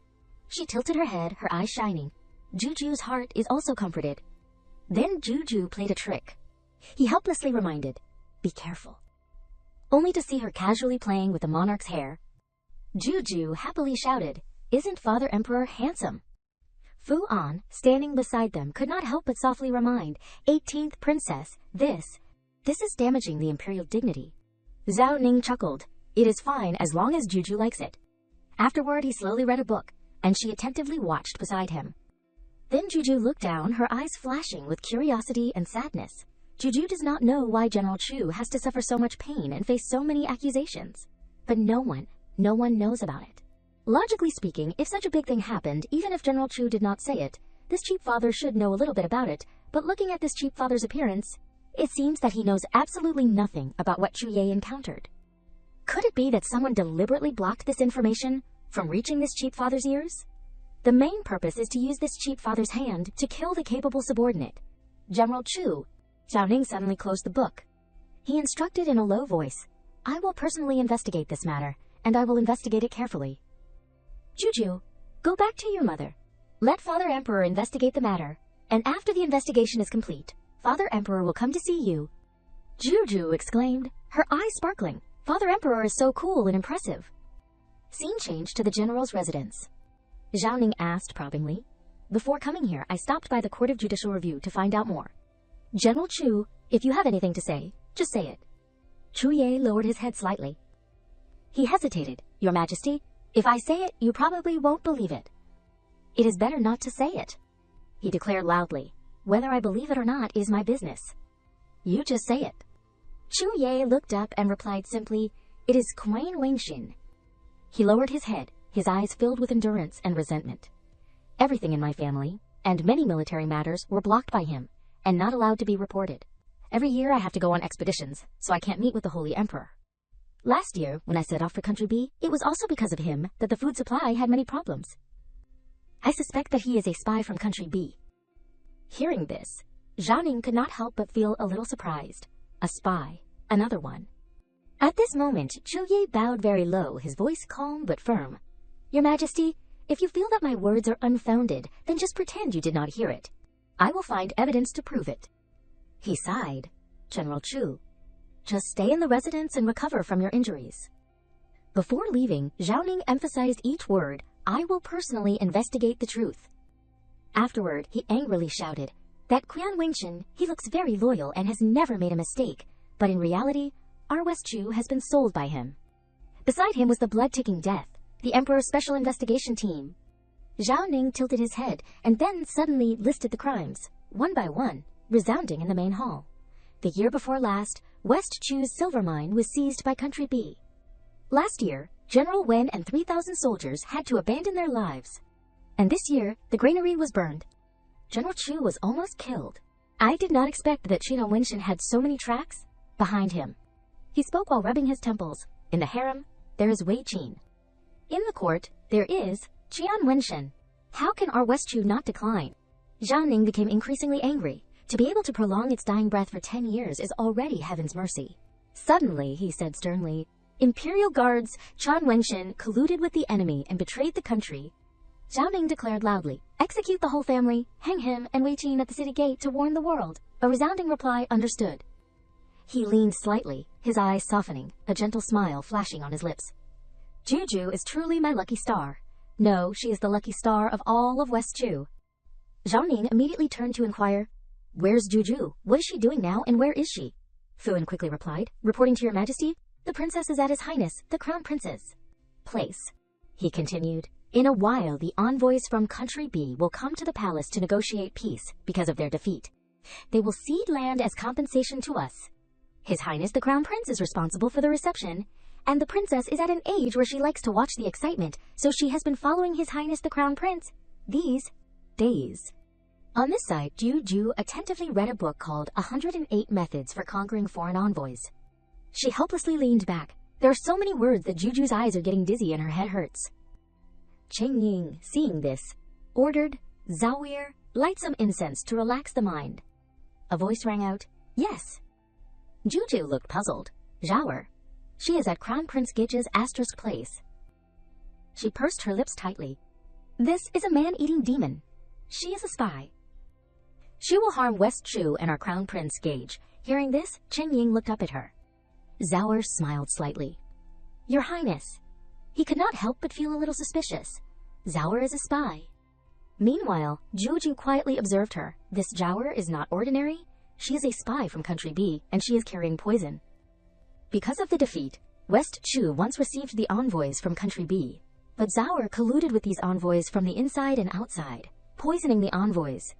The envoys feigned death, and then took away 5 complete cities of our West Chu. Although we have won this time and do not have to worry about losing cities, Zhaoer will definitely still carry out poisoning, so that our West Chu will get a bad reputation for killing the envoys, be scolded by other countries, and then have to cede territory and compensate to resolve the matter. And we in West Chu did not easily win this battle, so we definitely cannot cede territory and compensate, otherwise this battle will be useless. On this side, Cheng Ying began to worry. The 1,000-year-old rule is that the 2 armies do not kill the envoys in battle. If the envoys die here, then the victory of West Chu will be meaningless. My position as Crown Prince, I am afraid, will also be abolished. At the same time, Zhaoer bowed. Does your Highness have any instructions? Cheng Ying ordered. Go down. He kept thinking. Zhaoer knows how to make incense. If Zhaoer uses incense to poison people, then it will be really difficult to defend against. Even if I kill Zhaoer, then countless other Zhaoers will appear. It will be even more difficult to defend against. What should I do? But what if I drink the poisoned wine of the envoys? If I am poisoned, then the envoys' conspiracy will not be able to be carried out. They will have to cede territory and compensate us. But after I am poisoned, if there is no antidote, would not I have to die? I still have not built a career, have not married, and had children. I also have not met Miss Yu, from the Yu family that Juju mentioned. At this moment, Juju's thoughts poured straight into Cheng Ying's ears. If Crown Prince Tanokage can investigate the antidote from the envoys' official residence, then after the envoys are poisoned and take it out, we can expose the conspiracy of the people of Country B who want to frame us. At that time, We in West Chu can go from being passive to being active. Who knows? We can even make them cede more territory and compensate us more. After listening, Cheng Ying was awakened. Why did not I think of such a simple method? I only thought of the stupid step of being poisoned myself. Cheng Ying then kissed her on the cheek, showing that Juju was really too smart. She is my lucky star. Before the sudden action, Juju resentfully rubbed herself. What is wrong with Crown Prince Courage? My face is under attack again. After a while, she vigorously crushed something in a mortar. Juju smirked. Fortunately, I followed the director of the Welfare Institute in my previous life, so I learned a lot of prescriptions. If Crown Prince can't find the antidote, I can also research and create a panacea for him. Zhao Ning happened to hear this. He worriedly watched her. Who is sick? The imperial physicians, Li Fei quickly replied. No one is sick. Juju suddenly wants to play with these kinds of medicines. Seeing this, Zhao Ning quickly ordered, tell the imperial hospital, if the princess needs medicine, bring all the medicine to the princess. She must be allowed to play happily, until she loses interest. Fu An nodded slightly. Yes, your majesty. He suddenly approached. Juju, do you need Father Emperor to help you with anything? Juju turned to Zhao Ning with sparkling eyes. Yes, this is very heavy, Father Emperor. Try your best. Fu An hurriedly dissuaded. Your majesty, your body is worth 1,000 gold. Let this old servant. He happily rolled up his sleeves. It is no trouble. Afterward, she kept cheering beside him. Father Emperor is amazing. This medicine needs to be cut into small pieces. A moment later, Juju held up a bottle of medicine, her eyes shining. The panacea is a success. A crazy idea flashed in her head. This asterisk, Gongju asterisk, will kill all the man-eating demons in the world. Kill, kill, kill. Zhao Ning suddenly spoke. All right, my princess. He suddenly picked up Juju. Let us eat. Zhao Ning happily put her down. Please be seated, princess. Juju felt emotional. These words sound very familiar from my previous life, only no one has ever said that to me. Finally, in this life, there is someone who regards me as a princess. Then she leaned over and kissed Zhao Ning on the cheek. He happily touched his cheek, as if trying to confirm, Juju has taken the initiative to get close to me. Zhao Ning enthusiastically ran around her. Please take the chopsticks, princess. Please take the bowl, princess. Please open your mouth, princess. Father Emperor will feed you. Li Fei smiled in the back, a rare, happy smile. And so, the happy family of 3 gathered around the dining table. 3 days later, at the palace banquet, a powerful voice rang out, announced the envoys of Country B to come to court.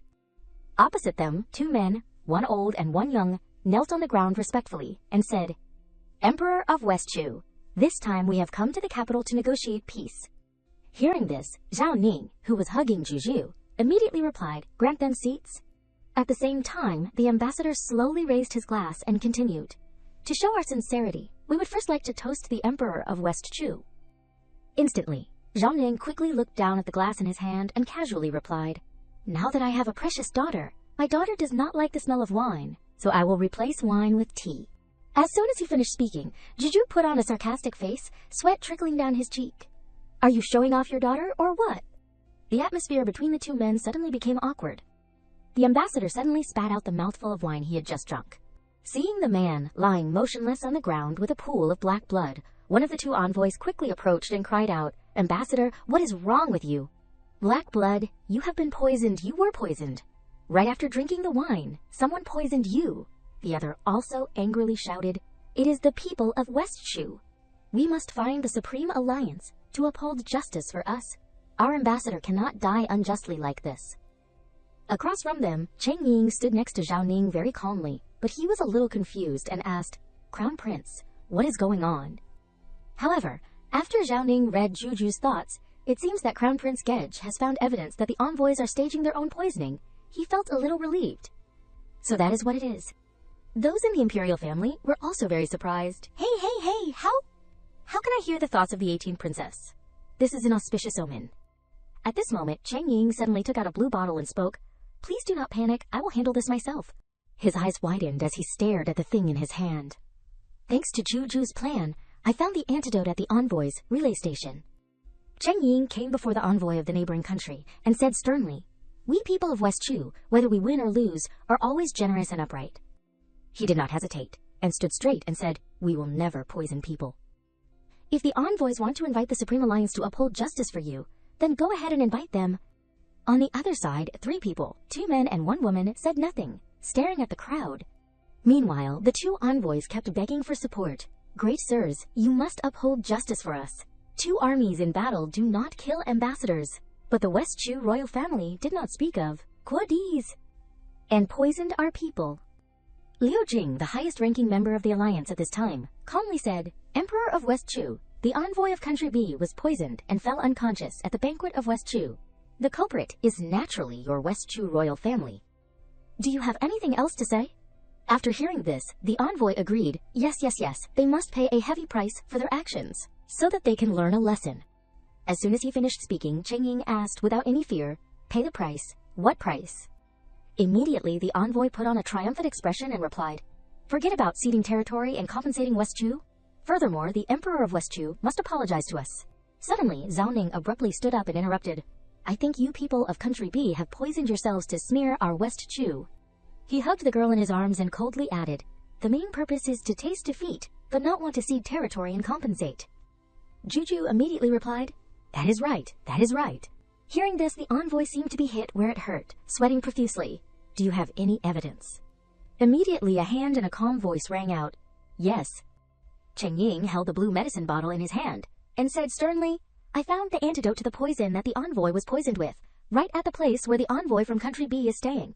Seeing this, the envoy's face darkened, and he repeatedly denied, we do not admit it.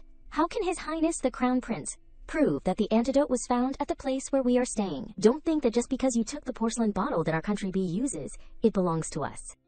Hearing this, Cheng Ying still did not change his attitude and called out, that is simple, Imperial Physician. He stood before the crowd and said, just now, you all saw the envoy of Country B poisoned, but you did not see what poison the envoy was poisoned with. Now I will give you the antidote combined with your knowledge. And you should be able to see what poison this is, right? The Imperial Physician immediately took the medicine bottle and replied, I can, although my medical skills cannot detoxify. If there is an antidote, I can definitely guess what kind of poison it is. After a while of research using his sense of smell, he frowned tightly and said, I know, I have smelled this smell before in Country B. This poison should be thorn poison. It is only especially found in the royal family of Country B. This type of poison is restricted by temperature. Except for the people of Country B, no one can make it, and an antidote cannot be made either. In the back, Cheng Ying also continued, if that is the case, then give this medicine to the adults of the Alliance. Whether it is a real antidote or not, the adults can try it once, and you will know. During that time, the Imperial Physician kept closing his eyes and smelling.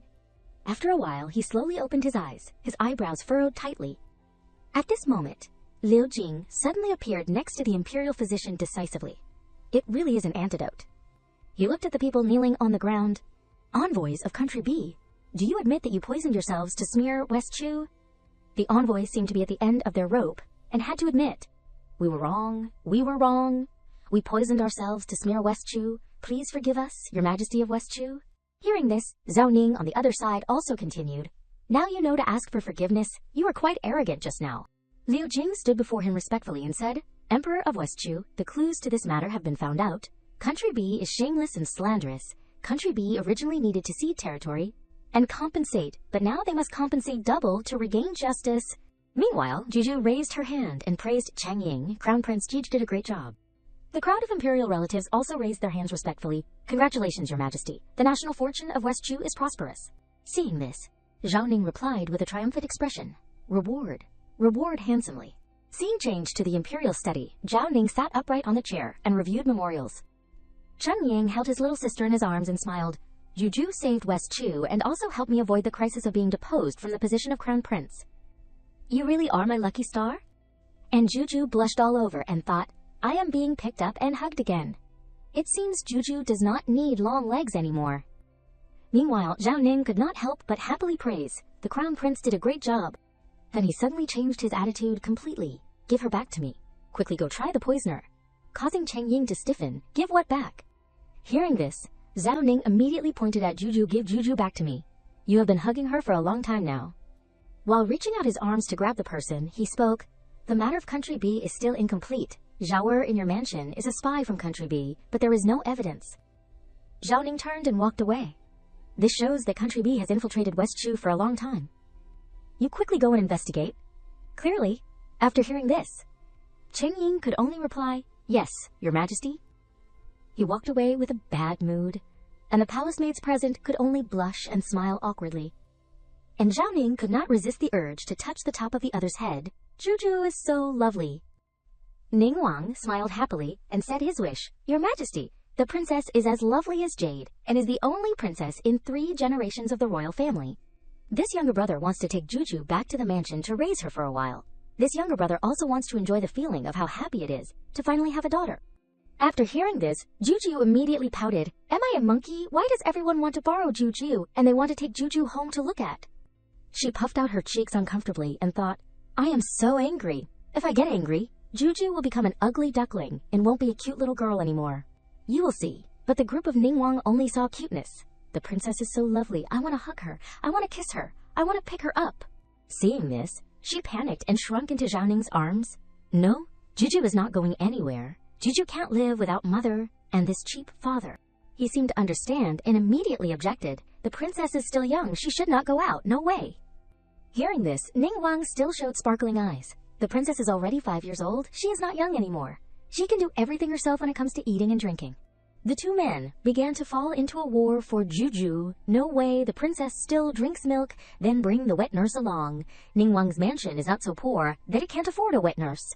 Finally, Ningguang could not help but angrily satirize royal brother. Before, because you wanted to experience the feeling of having a daughter, you brought Duanwang's daughter back to the palace to raise her. Now this younger brother also wants to experience it once, so why do not? You agree, you are a bit of a hypocrite. However, Zhao Ning suddenly became serious and reminded, Ningguang? He used his imperial prestige to suppress the other party. You have crossed the line. Immediately, Ningguang hurriedly knelt down and kowtowed to apologize. Your Majesty, this younger brother has chosen his words poorly. Please, please, Your Majesty, consider that this younger brother likes the little princess is genuine, so I said those nonsense words. And forgive this younger brother. Hearing this, Zhao Ning did the right thing. Stand up. Nearby, the Empress Dowager, who stood there and saw everything, also spoke. The Emperor really loves the princess. Even I want to compete with him. The princess is still young. I know the psychology of you guys, the imperial relatives, and the Emperor. When the princess is a little older, I will let the princess freely come to your palaces to play. As soon as he finished speaking, a voice with the intention of making conditions rang out. Your Majesty, you do not have to let the princess come to my mansion to play either. Su Qinwang, Zhao Ning's uncle, frowned and said, Only can you reward this old minister with the East Pearl that you obtained not long ago. The Empress Dowager was very curious. Su Qinwang, what do you want the East Pearl for? In the back, the people who followed whispered to each other, The old Wang Fei has been dead for a long time. Who is he using it for? The East Pearl is a rare item, specially used to embroider the Empress Dowager's phoenix crown, yet Su Qinwang dares to want it. He dares to covet the Empress Dowager. Juju's thought, I know this. He plans to use it for the new concubine that was just brought in, making the Zong Jinwang only know how to stiffen. She showed excitement and thought further. That little concubine is young and beautiful. Many people are eyeing her. The stars in the sky even hate that Su Qinwang, an 80-year-old man, can't pick them down for her. Even the Empress Dowager had to open her mouth in shock at Juju's thoughts. She also does not bother to worry about Su Qinwang's painful and aching waist. Zhao Ning suddenly coughed a few times to break the awkward atmosphere. Su Qinwang also coughed along. In short, Your Majesty, Empress Dowager. He put his hand on his chest, his voice full of might. This is the only wish of this old minister. Please have mercy on this old man, who is 80 years old, and satisfy this old minister. Juju, sitting in Zhao Ning's arms, frantically begged for help. Cheap father, you absolutely must not agree. She continued to look at the Empress Dowager sitting next to her. Otherwise, the imperial grandmother will be laughed at by outsiders, saying that she has been climbed over the head by Su Qinwang's little concubine. Juju glanced at the people in front of her and thought, because of her anger, imperial grandmother will have a stroke causing paralysis, and her life and death will be uncertain. They said tensely to remind, Your Majesty, this matter is extremely important. Please consider it carefully. Su Qinwang, with both hands in front of his chest, said seriously, Your Majesty, Empress Dowager, if you two do not give the East Pearl to this old minister will. He suddenly pointed to a nearby pillar, kill myself, by running into it right here. Su Qinwang did not hesitate to threaten even Zhao Ning. You probably also do not want the story of this old minister killing himself by running into it right here on a day of great joy to be spread. Both sides, right? And Zhao Ning, speechless, gently stroked her bangs. Su Qinwang, please calm down. He comforted the old man standing in front of him. Su Qinwang saved the late emperor. The late emperor also left an edict to protect him. He also begged the child sitting in his arms for help. Juju, quickly think of a way to help Crow's nonchbans not? Suddenly, Zhao Ning lowered his eyes to ask, Juju, are you sleepy? But that person closed her eyes and replied, Juju is not sleepy. Hearing this, Zhao Ning still tried to ignore the troublesome person. Then Juju is hungry, eat this. Immediately, Juju immediately took it and chewed it noisily. The lustful old man, Su Qin Wang, you are too doting on your little concubine. Later, all 7 of your sons will be killed by the little concubine.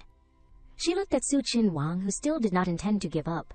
That little concubine is a man-eating demon. She is not worth you doing this for. However, he firmly retorted, you little girl is talking nonsense again. I do not bother to believe you. Suddenly, Juju calmly asked, Sir Su Qin Wang, you want the East Pearl, right? Hearing this, Su Qin Wang did not hesitate to reply, that is right. Juju immediately smiled brightly. My father has the East Pearl. Father can also give it to you. Only, it will take some time before the East Pearl can be delivered to your hands. I do not know if you can wait. As soon as he finished speaking, Su Qin Wang could not help but be very excited. I can wait, your majesty. What the princess said is true, right? After secretly praising his little girl, as expected of Asterix Zhen's Asterix Juju, you really know how to buy time, Zhao Ning assured. It is true, I do not want to see my own uncle kill himself by running into it in front of me. It is just an East Pearl. I will give it to you. He said casually, however, this East Pearl, only 2 can be mined in 40 years. At that time, Zhen Asterisk will give Su Qin Wang the first one. Zheng Su Qin Wang said that you can wait. Right? Everyone heard it all. Su Qin Wang replied shyly, This old minister will go home and wait. Then this old minister will take his leave first. Meanwhile, Juju still reminded, Old man, be careful with that flower like little concubine.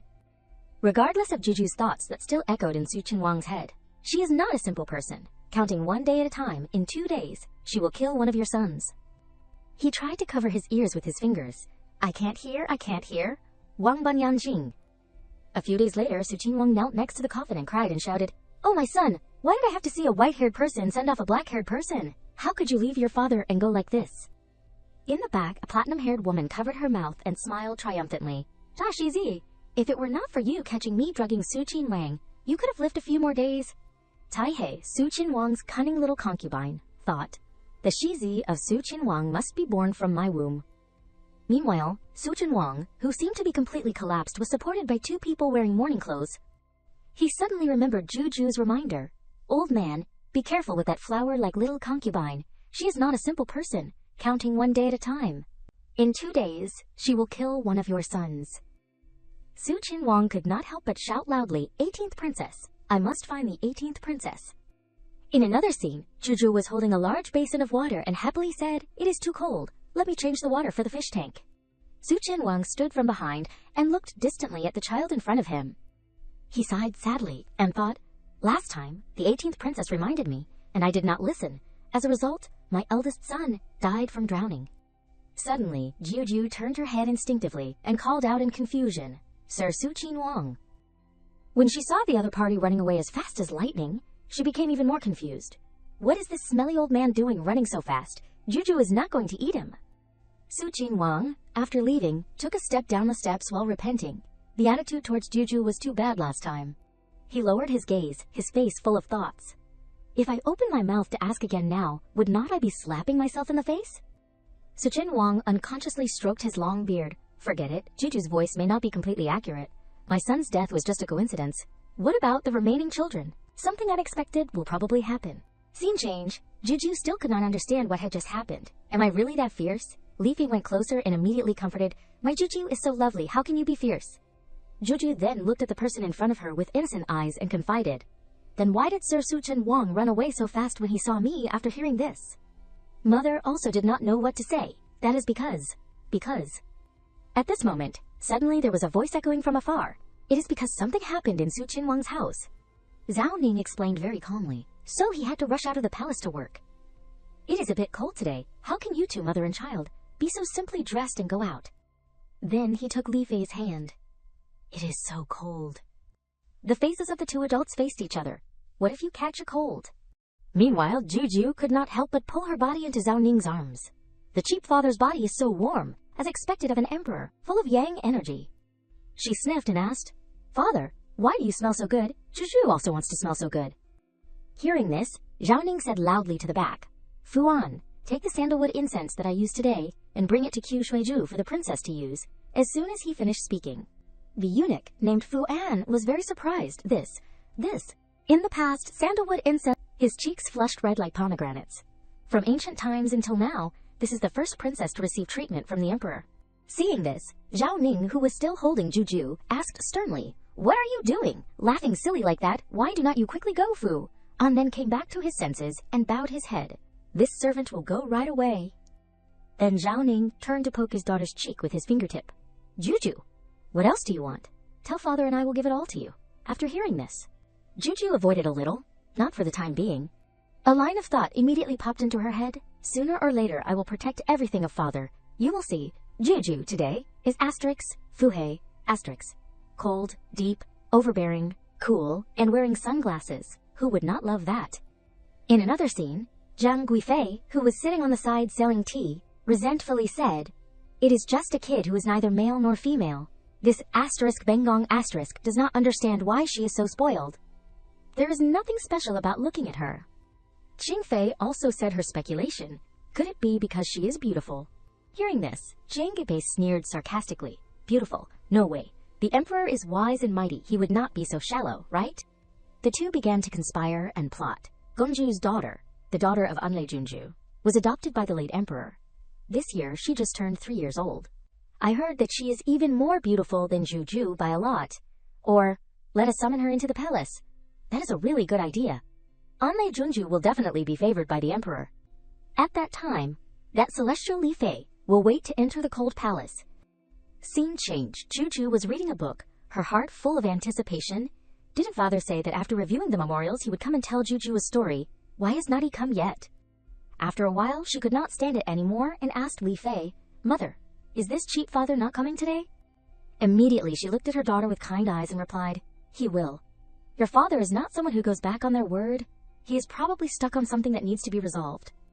As soon as she finished speaking, Juju immediately planned revenge. If father comes late, Juju must punish father to tell 2 stories. Suddenly, a palace maid suddenly came to inform. 18th Princess. The emperor invites the princess to the imperial garden. Juju opened her eyes wide in disbelief. Could it be that father is preparing a surprise for Juju? She took Li Fei and ran across the bridge very happily. Juju saw Zhao Ning looking seriously at another girl. "Father is over there." His eyes were full of killing intent. Juju said naively to urge, "Let us go over there." And Li Fei reminded with a little worry, "Juju, walk slowly." Suddenly, a hand reached out to stop them. "Stop, you two. Just stay here and look. There is no need to go over there." Zhang Guifei put both hands on her hips triumphantly. "Li Fei, Juju, I am sure you two do not know that this Bengong came to find you two for a reason, right?" Li Fei quickly understood. "You called us here." Zhang Guifei also admitted without hesitation, "That is right. Don't think that only Juju can please the emperor. She is just a pretty face. But how can she be as beautiful as Anlei Junju?" She leaned close to Juju's mother's ear to challenge. "Li Fei, you tell me, can you still keep your favor? Furthermore, this neither male nor female child, will the emperor still like her?" Immediately, many thoughts flashed through Li Fei's mind, one after another. The emperor's favor comes and goes as quickly as a gust of wind. If the emperor no longer favors me and Juju, we have to continue to move back to the cold palace. But Juju is still so small. Can she really live a hard life in the cold palace for the rest of her life? Seeing this, Juju also refused to be outdone and comforted her mother. "Okay, you dare to threaten my mother, huh? Mother, do not worry, Juju won't lose favor." Zhang Guifei's guts are too big. She dares to welcome anyone into the palace? Countless thoughts appeared in Juju's head. That Anlei Junju is the daughter of Jin Gongju. Before the father ascended the throne, Jin Gongju always relied on the pampering of the imperial ancestor to set traps to frame the cheap father. She did not care that the woman in front of her was making things difficult. "What do you mean looking at me like that?" "Ha! Someone, take her." Juju's eyes did not waver. The cheap father can spare her a life. Consider it lucky. But she dares to let her daughter come and dance in front of my father. On the other side, someone interrupted. Guifei Niang, the 10th prince and the 11th prince, who appeared out of nowhere, reminded in turn, "Please be careful with your words and actions. Niang, are you still not awake? How can you say such false words?" These words made Jiang Guifei even more unbalanced. How dare you two speak to this asterisk Bengong asterisk like that?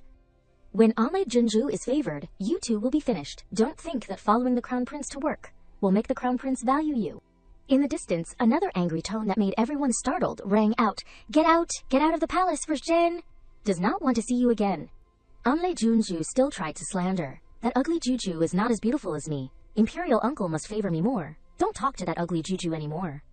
Zhao Ning seemed to have no patience to listen further, and ordered, Fu An. Anle Junju insulted the princess. Slap her in the mouth 50 times. Fu An, hearing this, quickly replied, Yes, your majesty. Anle Junju then felt panic. Imperial uncle can't do this to me. As soon as he finished speaking, all the old memories rushed back to Zhao Ning's head. Before Gigzen ascended the throne, Jing Gunju was extremely sarcastic to asterisk Zhen. Causing trouble everywhere, she is the person that Komjin hates the most in his life. But I have eyes like a blind man. Let me see. Who is the idiot? Fu An. Go investigate immediately. Who brought Anle Junju into the palace? Fu An, after a period of investigation, immediately said, Your Majesty, it was Jiang Guifei who called her into the palace, saying it was to talk. Hearing this, Zhao Ning announced, without hesitation, if she wants to talk, she can come to asterisk Zhen's asterisk face herself, deeply scheming, without virtue, depose her from the position of Guifei and move her to the cold palace, never to be released. He turned to see his daughter, Juju. Zhao Ning bent down, waiting for Juju to run over, and asked, Did you come to find father? Meanwhile, Juju was still smiling like a flower. Father, you would not come to find Juju. Juju misses you a lot, causing Zhao Ning to tease that flattering little mouth. In the distance, the eunuchs were trying to escort the harem. Jiang Shi, go quickly. The cold palace is this way. And Jiang Guifei could only cry out in vain. Your Majesty, what mistake has this concubine made that you have to treat this concubine like this? Your Majesty, this concubine has been wronged. However, Zhao Ning did not show the slightest pity. Idiot, go quickly. Then he turned his attitude around, lowered his voice. Juju, did I scare you? Hearing this, Juju widened her eyes and replied strongly, No, with father here, Juju is not afraid of anything. She sighed wearily. Juju is actually not afraid of anything, but mother always has a feeling of insecurity. Juju rested her head on Zhao Ning's chest. Mother was very scared just now, but it is a pity that the cheap father did not know anything. Seeing that the situation was not good, Zhao Ning carried Juju and turned to face Li Fei. He came forward and took her hands to comfort her. Jiang Shi told you that Jahan wanted to favor Anle Junju, and was cold to you and your child, so you must have been very scared. Right, don't worry. Karin Jaishin asterisk will always protect you too, mother and child. This action made Juju overjoyed. The cheap father is too amazing. Father can think of mother's uneasiness. The cheap father's aura today is 3.8 meters long. In the distance, Qing Fei, who saw everything, covered her mouth and sighed. This Jiang Guifei is really too stupid. The corners of her mouth spread into a smug smile. But you won't be smug for too long. She looked at Li Fei sarcastically. Just wait for me. Scene change. Zhao Ning was sitting on the edge of Juju's bed and speaking. Juju, father did not keep his word to come tell you a story. Father will punish himself to read stories to you for a month? These words made the other party could not help but happily reply, Okay. Suddenly, someone interrupted the conversation. Your Majesty, Princess, a big thing has happened, help. Hearing this, Fu An said angrily, What kind of behavior is it to shout so loudly? Is there still any rule left? Don't you know that this will scare the Emperor and the Princess? The third son of Su Qinhuang said anxiously, This subject has an important matter to report to your Majesty and the Princess. Please save my father. Zhao Ning could only touch his forehead in comfort. Juju, let Father Emperor go out and see what is going on. Juju, be good and stay in the room. He slowly walked out into the yard. What happened to Su Qinhuang? At this time, Su Qinhuang's third son helped his father up and replied, Your Majesty, half an hour ago, my second brother suddenly passed away. My father could not bear it and fainted. Before fainting, father called the name of the 18th princess, so I brought father here. Please forgive me, Your Majesty. He showed a worried expression, looking at the person in his arms. Father is awake. At this time, Su Qinhuang seemed to be hallucinating. Your Majesty, please save my life. Please let this old minister meet Princess Juju. Once, this old minister has an important matter to ask the princess. Seeing this, Zhao Ning felt a little empathy. Looking at the imperial uncle like this, it seems that he can hear Juju's thoughts but can't believe it. He calmly reminded, Imperial uncle, about Juju's matter. You must swear that you will not go around talking to anyone, and Shane asterisk will help you protect your sons. Hearing this, Su Qinwang quickly behaved sensibly and replied, "Could it be that your majesty can also hear the princess's thoughts? This old minister promises your majesty." Then Zhao Ning once again sternly instructed, "After you return, kill that little concubine of yours. Your sons will be fine. But you have given that little concubine a lot of power and wealth, and she also holds the military power in her hands. It is really not easy to kill." After hearing Zhao Ning's last words, "Can send the imperial guards to assist you," Su Qinwang was very obedient. This old minister understands. If I knew it would be like this, I would have listened to Juju. A few months later, he went behind Juju and spoke, "Juju, my third son keeps coughing and then fainting. What should I do now?" As soon as he finished speaking, Juju showed disgust. "If he is coughing, then you should find a doctor. What are you looking for me for? Not to mention, coughing and fainting does not kill people." The next day, Su Qinwang came to ask a question again. "Juju, my fourth son fought with someone and only has half a life left. Is he about to die?" Causing Juju's eyes and mouth to be in an O shape in surprise. If you can't beat someone, then you have to review your skills. What is the use of telling Juju? Juju can't help you fight. On the third day, it was still him. "Juju, my fifth son was beaten by his wife." At this time, Juju, as if being tortured, quickly covered her ears.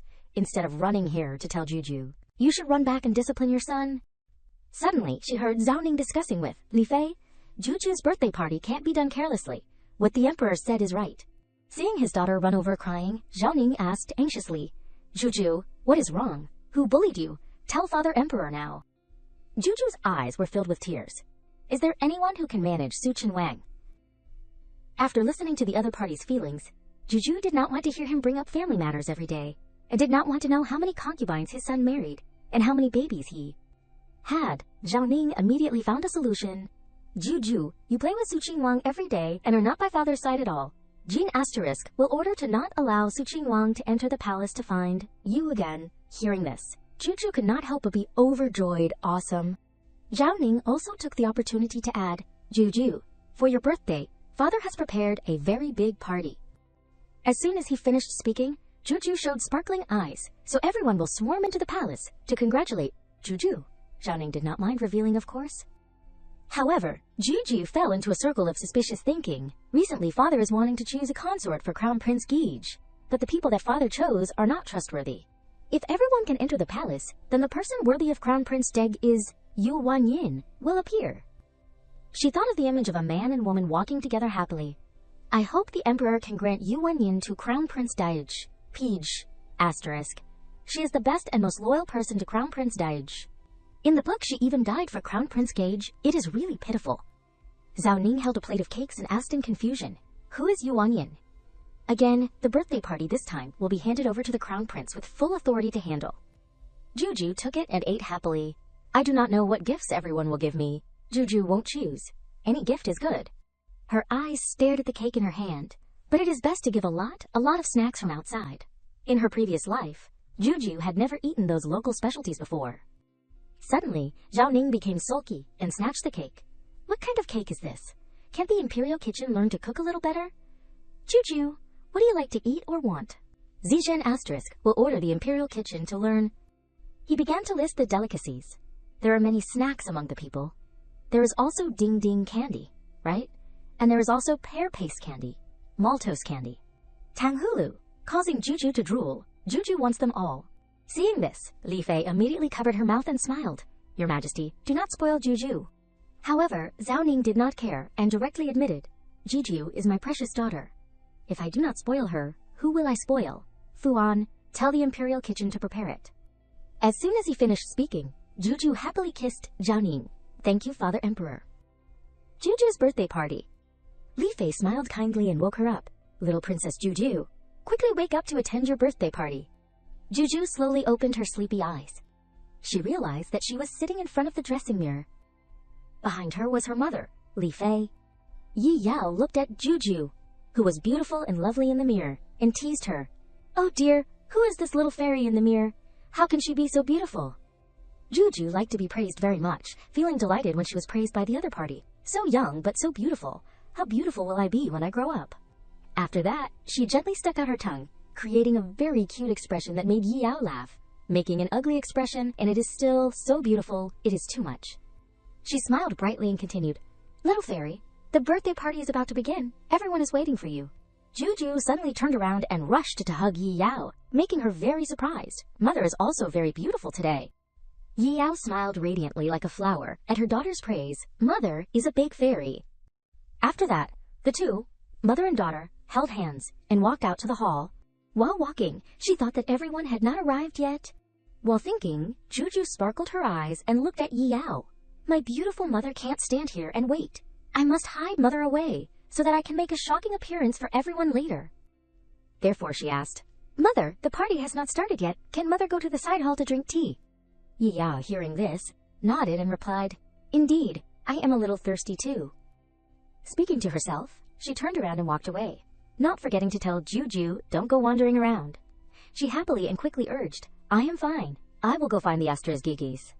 When her mother left, Juju ran to a room and opened the door wide. Then she kept searching everywhere. Why can't I see Yuanyin Gigi? Not finding anyone, Juju had to turn to the door. Could it be that she is outside? Let me go outside and see. Just as she left the room, she suddenly heard someone's threatening voice. You little brat, what are you to dare to look at this asterisk Bengong Junju asterisk like that? Dare not kneel down for this asterisk Bengong Junju. When Juju took another step forward, she suddenly saw before her a group of people bullying a weak person. You lowly servant, let us see if this asterisk Bengong Junju asterisk will kick you to death. Feng Taiwei arrogantly called out to her two servants to help her. Xiao Hong, Xiao Yu, you two rush up and help this asterisk Bengong Junju asterisk beat her to death. The person she was bullying was Nan Yuan Yuan Zhang, Juju's cousin. Seeing that someone had encountered trouble, Juju helped, shouting loudly, Stop it! A few servants passed by. Seeing her so anxious, they could not help but ask themselves, why did the princess suddenly run so fast? Looking at Nan Yuanxiang, struggling with the arrogant bullying of those people, her heart rose with reflection. That is, Nan Yuanxiang, the daughter of my mother's younger sister, my little cousin. Juju frowned, using her small body to quickly run over. How dare you bully my cousin in front of me? This Feng Taiwei is too much. What if there is a birthmark on Nan Yuanxiang's face? It will be gone later. She has a business mind and will become a business tycoon in the world in the future. She ran over and used her body to shield Nan Yuanxiang, her arms spread wide and firmly protected. Yuanxiang, do not be afraid. I will protect you. It seemed that Feng Taiwei recognized Juju, so she was a little afraid. 18th Imperial. Princess, she was annoyed and quickly interrogated. You dare to bully this asterisk Bengong Gongju's asterisk little cousin. However, Feng Taiwei's expression immediately changed 180 degrees. Your little cousin. She slightly revealed a smug smile. She is just a pitiful person who has a weak mother and a father who does not care about her. 18th Princess. You can't be talking nonsense to save her, right? Juju helped Nan Yuanxiang stand up, her voice loud enough to reply, Do you think I can talk nonsense about this? We are small, but not stupid enough to not know our own relatives. If you continue to bully my little cousin, I will make you regret it. It seemed that Nan Yuanxiang's eyes widened in surprise because of Juju's courage. Feng Taiwei lightly folded her arms before her chest, the corners of her mouth curled up, and also gave a HMPH that was very stubborn. Juju showed a trace of murderous intent from all sides, her eyebrows furrowed. Apologize to my cousin quickly. With murderous intent from the other party, Feng Taiwei showed a trace of horror. Her voice trembled. She provoked me first. Why should I apologize? Nan Yuanxiang hurriedly denied, hurriedly explained, 18th Princess, I did not. Juju was still lucid enough to recognize the essence of the deep problem, I know. She put both hands on her hips, still speaking loudly as before. Feng Taiwei, if you do not apologize, I will tell Father Emperor to throw you out of the palace. She smiled faintly, her eyes shining with a sharp light. If I do not like to apologize even more, can you make things difficult for me? Seeing Feng Taiwei still being stubborn, Juju had to use stronger measures. Someone? She pointed straight at her, loudly accusing. She, Feng Taiwei, beat up this asterisk Bengong Gongju's asterisk little cousin for no reason. She is very vicious. Juju said very decisively, quickly throw her out of the palace for this asterisk Bengong Gongju. The servants immediately listened to her, yes, princess, and used force to restrain her and forced her outside. Taiwei struggled violently, shouting loudly, how dare you! When she was restrained and forced to go outside, Feng Taiwei still spoke loudly, my father will definitely save me. While here, Juju did not bother to care anymore, and shifted her attention to, Nan Yuanxiang, little cousin, are you injured? Let me find the imperial physician to examine you. She lightly revealed a smile as bright as flowers blooming in spring. Thank you, Juju, for helping me. Scene change. In a small main hall, there were a total of 4 people in the room at that time. Zhao Ning slowly turned around, gently ordering his servant, Fu An, "Go find Li Fei and Juju, see what is up." Fu An, hearing this, immediately listened. "Yes, Your Majesty." The Empress Dowager just happened to speak. Most of the words were praise. "Your Majesty, the banquet today is very well done." At this moment, someone hurriedly ran over, also speaking very anxiously. "Royal brother? Mother?" It was Duan Wangfei and Duan Wang, and a group of female slaves in the back who gently lowered their bodies to salute. Duan Wang frowned with seriousness. "Please uphold justice for me." The Empress Dowager did not understand what was happening, and quickly asked again, "What is wrong?" Duan Wang looked very serious, his eyebrows furrowed extremely. "May I ask, Royal brother, mother, if someone forcibly took my daughter Feng Taiwei and threw her out of the palace, what crime should they be charged with?" Hearing this important matter, Zhao Ning's expression darkened slightly. "On this day of great joy, who is so arrogant, speak it out. Zhen Asterisk will uphold justice for you." Duan Wang was afraid. His voice trembled, his whole body kneeling repeatedly. What if that person is not an ordinary person? Their status is noble and is cherished by royal brother and mother. Will royal brother punish that person? He gently stretched his facial muscles, the corners of his mouth curved, and replied with a firm tone, "If the Son of Heaven breaks the law, he will be punished as a commoner." Duan Wang, speak it out. Kamis Zhen Asterisk will uphold justice for you. Kamis Jia Asterisk will also uphold justice for you. Duan Wang heard and was somewhat relieved. His eyes darkened, and he immediately presented all the matters. "With royal brother and Empress Dowager Nyang Yang backing me, I can rest assured the 18th Princess Juju relies on being spoiled by royal brother, so she does not care about anything she does. It was she who threw my Feng Taiwei out of the palace. I hope Your Majesty will help this royal younger brother to uphold justice." His voice continued to ring out incessantly. "Royal brother, you just said that if the Son of Heaven breaks the law, he will be punished as a commoner. But the 18th princess, because she does not like the daughter of this royal younger brother, had people chase her out of the palace. It is too arrogant and unreasonable." Zhao Ning became slightly unhappy again. His heart full of dissatisfaction. After talking around and around, it turned out it was still aimed at Juju. He calmly sat down, carefully asking again, "Is it really just not liking her and chasing her out of the palace?" Duan Wang was unconsciously startled. The various courtiers around all heard, understood the problem, and spoke to present. "Your Majesty, no matter how spoiled the princess is, she can't not respect anyone, right?" "That is right. How can you chase someone away without caring about the face of the imperial uncle? It is really outrageous. Too arrogant." Duan Wang saw that someone was speaking up for him, and nodded in agreement. "What the various courtiers said is not wrong. I hope royal brother will punish the princess heavily to deter and warn." Zhao Ning heard and became even more unhappy. His voice sounded angry. "Punish? Punish. Opening your mouth is only punish. Why do not you clarify what happened?" He frowned extremely. "Royal brother, do you want to cover up for Juju?" Zhao Ning directly rebutted. "Do I not understand my own daughter? Ju is not a child like that. Someone, go find the princess and bring her here. I want to hear the whole story. I can't just listen one-sidedly." From Duan Wang. Scene change. In the corridor there were a few people passing by. When there was the appearance of someone considered lowly, everyone had a sarcastic thought. Isn't this Nan Yuangxiang, who is not favored from the Nan family? Who is this little girl being bullied by today? But again there were people who had to feel sorry for her. Whoever struck was too evil, breaking her leg. Nan Yuansheng is still so young. Whoever hurt the little girl is too evil. Meanwhile, Juju was holding Nan Yanxiang's hand. She walked with a limp and difficulty. When she arrived at the hall, standing before Zhao Ning, Ning Yuangxiang quickly saluted. "Paying respects to your majesty?" Juju asked next to her. "Father, I heard you were looking for me." Duan Wang had been present all along. His expression darkened, and he gave her a meaningful look. "Royal brother, now that the princess has arrived, please severely punish the princess." Zhao Ning slowly recounted everything, gently interrogating her. "Juju, royal uncle Duan Wang said that you chased Feng Taiwei out of the palace for no reason. Is that true?" Juju heard and immediately turned around, giving him a very dissatisfied look. This Wang Duan, who deliberately chased his daughter out. It is clear that Feng Taiwei sowed the wind and reaped the whirlwind. Zhao Ning continued to say what he had been saying. A serious light shone in his eyes. "Tell father, what grievances do you have? Father will definitely uphold justice for you." Juju was not afraid or timid. She immediately told all the real things. Father Emperor, Feng Taiwei, and her servant girls beat up my little cousin for no reason like this. Ju told her to apologize to little cousin, but not only did she not know her mistake, she also wanted to create trouble. Ju was too angry, so I chased her out of the palace. A slave slowly went up, expressing pity and protecting. Your Majesty, Miss Nan is not lightly injured. She is injured to the bone. If the 18th princess had not come to save her, I am afraid she would have been crippled. Hearing this made Zhao Ning even angrier. Duan Wang, do you have anything to say now? Feng Taiwei dares to abuse private punishment in the palace. It is the father's fault if he raises his children, but does not teach them.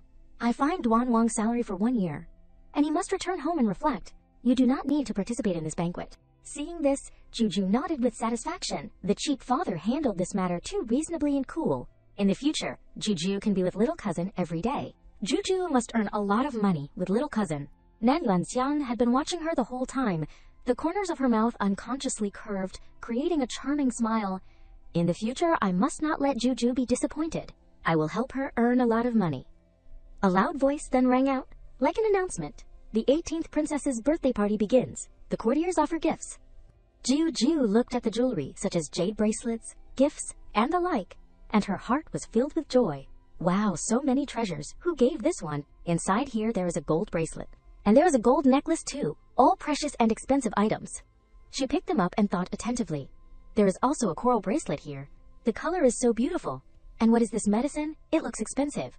While next to her, Zhao Ning saw her so happy and asked, "Where is your mother?"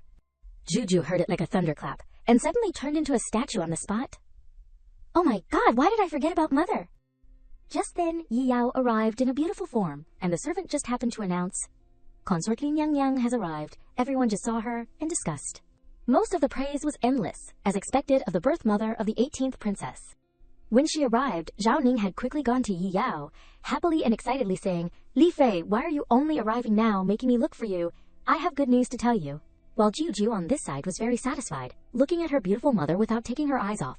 Is this my mother? She is too beautiful. And Yi Yao on the other side asked in confusion. What good news? He happily, gently presented that. Your birth family was exiled before because of the crime of colluding with the enemy to betray the country, but now the truth has been revealed. I have sent people to bring your family back from the border. Your father, your older brothers have all been restored to their original positions. Your whole family is about to be reunited. She heard this, the corners of her mouth unconsciously curved, forming a smile as bright as a flower. Really? Juji quickly ran to Yi Yao. Mother, this is a happy thing. You have to be happy. She gently took her hand, nodded, and smiled brightly. That is right. Today is truly a day of great joy. After that, she was interested in enjoying the delicacies. One side was Yi Yao worrying, taking a towel to wipe Juju's mouth. Eat slowly. One side was Zhao Ning continuously adding the most delicious foods for her. There is nothing to be shy about. Juju is still small. While Juju was eating, she suddenly paid attention and heard a servant talking with someone sitting nearby. Yu Wanyin of the Yu family, climbing trees, peeping at men outside. Juju suddenly remembered something. I remember now. During the party, Yu Wanyin ignored the style of a noble lady and climbed trees. Finished being rumored to be climbing trees to look at men. Outside, it was because of this that Crown Prince Dij disliked her. She swallowed the chicken leg and tightened her palms, her eyes rising with a resolute light. But Yu Wanyin climbed the tree to help put the baby birds that fell out of the nest back into the nest. Again, she was framed by people who hated her on purpose, to harm her. Therefore, her small body quickly chased after Cheng Ying's back. Yu Wanyin loved Crown Prince Nivier until death. Juju must go help her. Crown Prince Nivier, asterisk Juju will go with you. Cheng Ying, seeing this, nodded, happily replied, okay. Outside, under the anticipation and silence of so many people below, there was a figure slowly climbing up the tall tree. In Yu Wanyin's palm, there was a baby bird that was constantly screaming in fear. She slowly put it into the nest, her voice comforted, Baby bird, do not be afraid. Juju and Cheng Ying also just happened to run over, looking up high with fear. At this time, someone said loudly, causing him to be startled and pay attention. His Highness the Crown Prince has arrived. When he turned around, it was none other than Nan Baolin, Nan Yuanxiang's sister by a different mother, could not help but open her mouth to say, a celestial woman has been standing here and waiting. For a long time, Your Highness. The Crown Prince, this celestial woman invites you here, because Yu Wanyin, Miss Yu, is peeping at men outside. She is truly outrageous. I hope Your Highness the Crown Prince will punish her heavily. On the tree, Yu Wanyin also looked down and was startled when she saw Cheng Ying, Your Highness, the Crown Prince. As expected, because she lost her attention, she stood unsteadily, twisting her foot. Cheng Ying, as a reflex, put his hand up to imply to catch her. He easily caught Yuanyin easily, and the two of them then gave each other an embarrassed look. Juju testified to this lovey-dovey scene and cheered in her heart, "Ah, that is right." And Nan Balin's reaction was completely opposite of her. She was furious in her heart. Yuanyin quickly escaped from Cheng Ying's arms, embarrassedly saying, Thank you, Crown Prince, for extending a helping hand." He lightly curved the corners of his mouth, creating a gentle smile. "It is okay. It is good that Miss Yu is okay. I do not know. Miss Yu, why are you climbing such a tall tree?" She heard the other party inquire, was a little startled, and stammered to explain, "It is because..." But before she could finish speaking, she was interrupted by Nan Bailin. "Of course it is, because she does not know the meaning of dignity." She laughed mockingly, extremely mean when she made up a story about Yuanyin. Intending to peep at men, everyone has seen it with their own eyes. I hope the Crown Prince will punish her heavily. Juju, seeing the disaster, came forward and immediately said to her, Crown Prince, Cratchy, Twikey, Quatchy. The matter is important. You should also listen to what Miss Yu says." In her heart, she could not help but clench her hands tightly. Crown Prince Yej must not let evil blind your eyes and punish Miss Yu wrongly. Cheng Ying trusted her, kindly stroking her head and smiling brightly in agreement. "Juju is very right. I want to hear Miss Yu explain." Juju heard and was overjoyed. "That is great. As long as Crown Prince Nant Gage is willing to listen, he can definitely change the tragic ending of the two people." Yuanyin lightly rubbed her chin, her eyes somewhat drooped, stammering, This celestial woman is because..." It was not that she could not explain, but she was stuck on an obstacle. Why am I not speaking clearly as soon as I meet the Crown Prince, if I do not explain clearly? What if he hates me? What should I do? Juju gave Yuanyin a look of absolute trust, causing Cheng Ying standing next to her to be even more dazed. It is only because she is facing the person in her heart that Miss Yu is not good at speaking. Crown Prince Gage must believe her. He also understood, lightly breathing out, "It is good that I can hear Juju's voice, otherwise I would definitely misunderstand her." Yuanyin was again very embarrassed, her heart beating non-stop. Seeing this embarrassed reaction, Cheng Ying also understood clearly. It is clear that people rumor that she knows how to speak cleverly, but when facing me she is careful and cautious. Really very lovely. To make the other party comfortable, he also spoke slowly. "Miss Yu does not need to worry. As long as you say it clearly, I will believe you." She heard this and her eyes rounded, sparkling. "Your Highness." Juju saw that the male and female leads in this novel and cheered in her heart. Oh my god, you two are so well matched," Yuanyin softly exhaled, trying to maintain her composure and explain clearly. "This celestial woman climbed the tree because she saw a baby bird fall out of the bird's nest at this time. I wanted to help the baby bird return to the nest again." Cheng Ying nodded as if he understood. "So that is the case. Miss Yu is so kind." However, Nan Balin still spoke loudly with fabrication and slander of her guest. "Everyone saw you climbing the tree to peep. What evidence do you have to prove that what you said is the truth?" Juju's heart was full of displeasure. This person is too hard to deal with. Therefore, she went up, her arms stretched out and loudly. I saw Miss Yu carrying the injured baby bird in her hands." She insisted on keeping her prejudice, still stubborn and very malicious. "The tree is so tall. The branches and leaves are luxuriant. How can you see clearly?" Cheng Ying quickly spoke loudly. Silence. He bluntly pointed his finger at Nan Balin and said loudly, "Juju has already said that she saw it with her own eyes. What you said is no different from doubting the imperial family." Cheng Ying was angry and immediately called out to someone to order. "The second daughter of the Nan family speaks with gossip, slandering the imperial family. Slap her in the mouth 50 times. She was dragged away." Nan Balin continuously struggled, continuously declaring, I did not mean that. Your Highness, the Crown Prince. I was wrong." After resolving that, Juju smiled brightly and turned to him. "Crown Prince, no gauge. Asterisk. Juju likes Miss Yu. Can I stay longer with Miss Yu?" Juju's thoughts appeared along with two sparkling, expectant eyes. "I also want to see you two together. I want to eat candy." Cheng Ying nodded in agreement.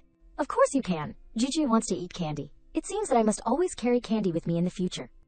At this time, Cheng Ying turned around and proactively said, "I do not know if Miss Yu wants to return to the party room with us." Yuanyin, hearing this, agreed. "This celestial woman is willing. This is truly the honor of this celestial woman." Juju saw this and was overjoyed. Amazing. When she was being held on Chang Ying's shoulder, she also looked back at Yu Wanyin walking behind her and praised in her heart with this appearance. I did not have time to look closely just now, but now that I am up close, I see that Miss Yu is so beautiful. Miss Yu has practiced martial arts since she was young, so she looks so elegant and free. Juju was still cute, waving her small hand to say goodbye, only facing Crown Prince Kij *. Will she show the feminine side of her? The more I think about it, the more lovely she is. I really want to touch her face.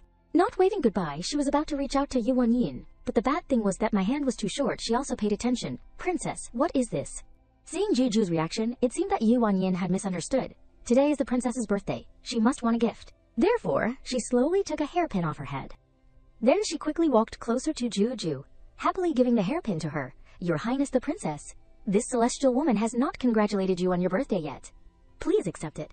Later, when we enter the hall, there will be many more gifts. Yu, seeing this, could only cry in her heart. I am dead. I was misunderstood by a beautiful Jiji. They think I am after money and material things. Cheng Ying talked through thoughts. If I explain that I want to touch her face, would not that be even more like I want to take advantage of a commoner?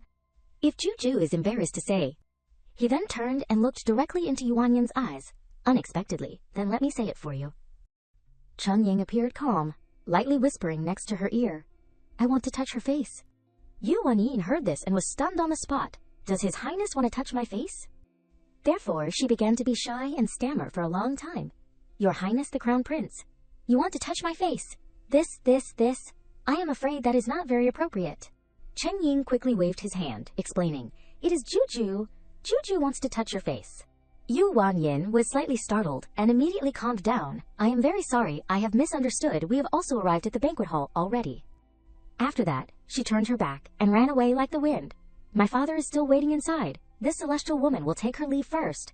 While Cheng Ying was still raising his hand, calling after her, Miss Yu. Juju saw the two people's embarrassed reactions like this, and lightly pulled on his clothes. Crown Prince Cage, *. What did you say to Miss Yu that made her scared and run away like that? Cheng Ying smiled and said, I did not say anything. I only said I wanted to touch her face, and then she naturally ran away. Juju was startled, and was extremely afraid in her heart. Does she hate me so much that when she found out I wanted to touch her, she ran away immediately like that? Her eyes sparkled, the corners of her mouth suddenly pursed, as if she was about to cry. Is Juju not liked by people? Is she so deserving of being hated? He quickly comforted. Juju, do not be sad, it is just a misunderstanding. Because of this, Juju cried even louder, sobbing, causing Cheng Ying to be at a loss. It is all my fault, Juju, do not cry, you must let me explain. Suddenly, Juju stopped crying completely. She was being held by someone.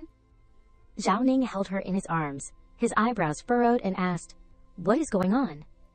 Cheng Ying quickly saluted and slowly explained, reporting to Father Emperor.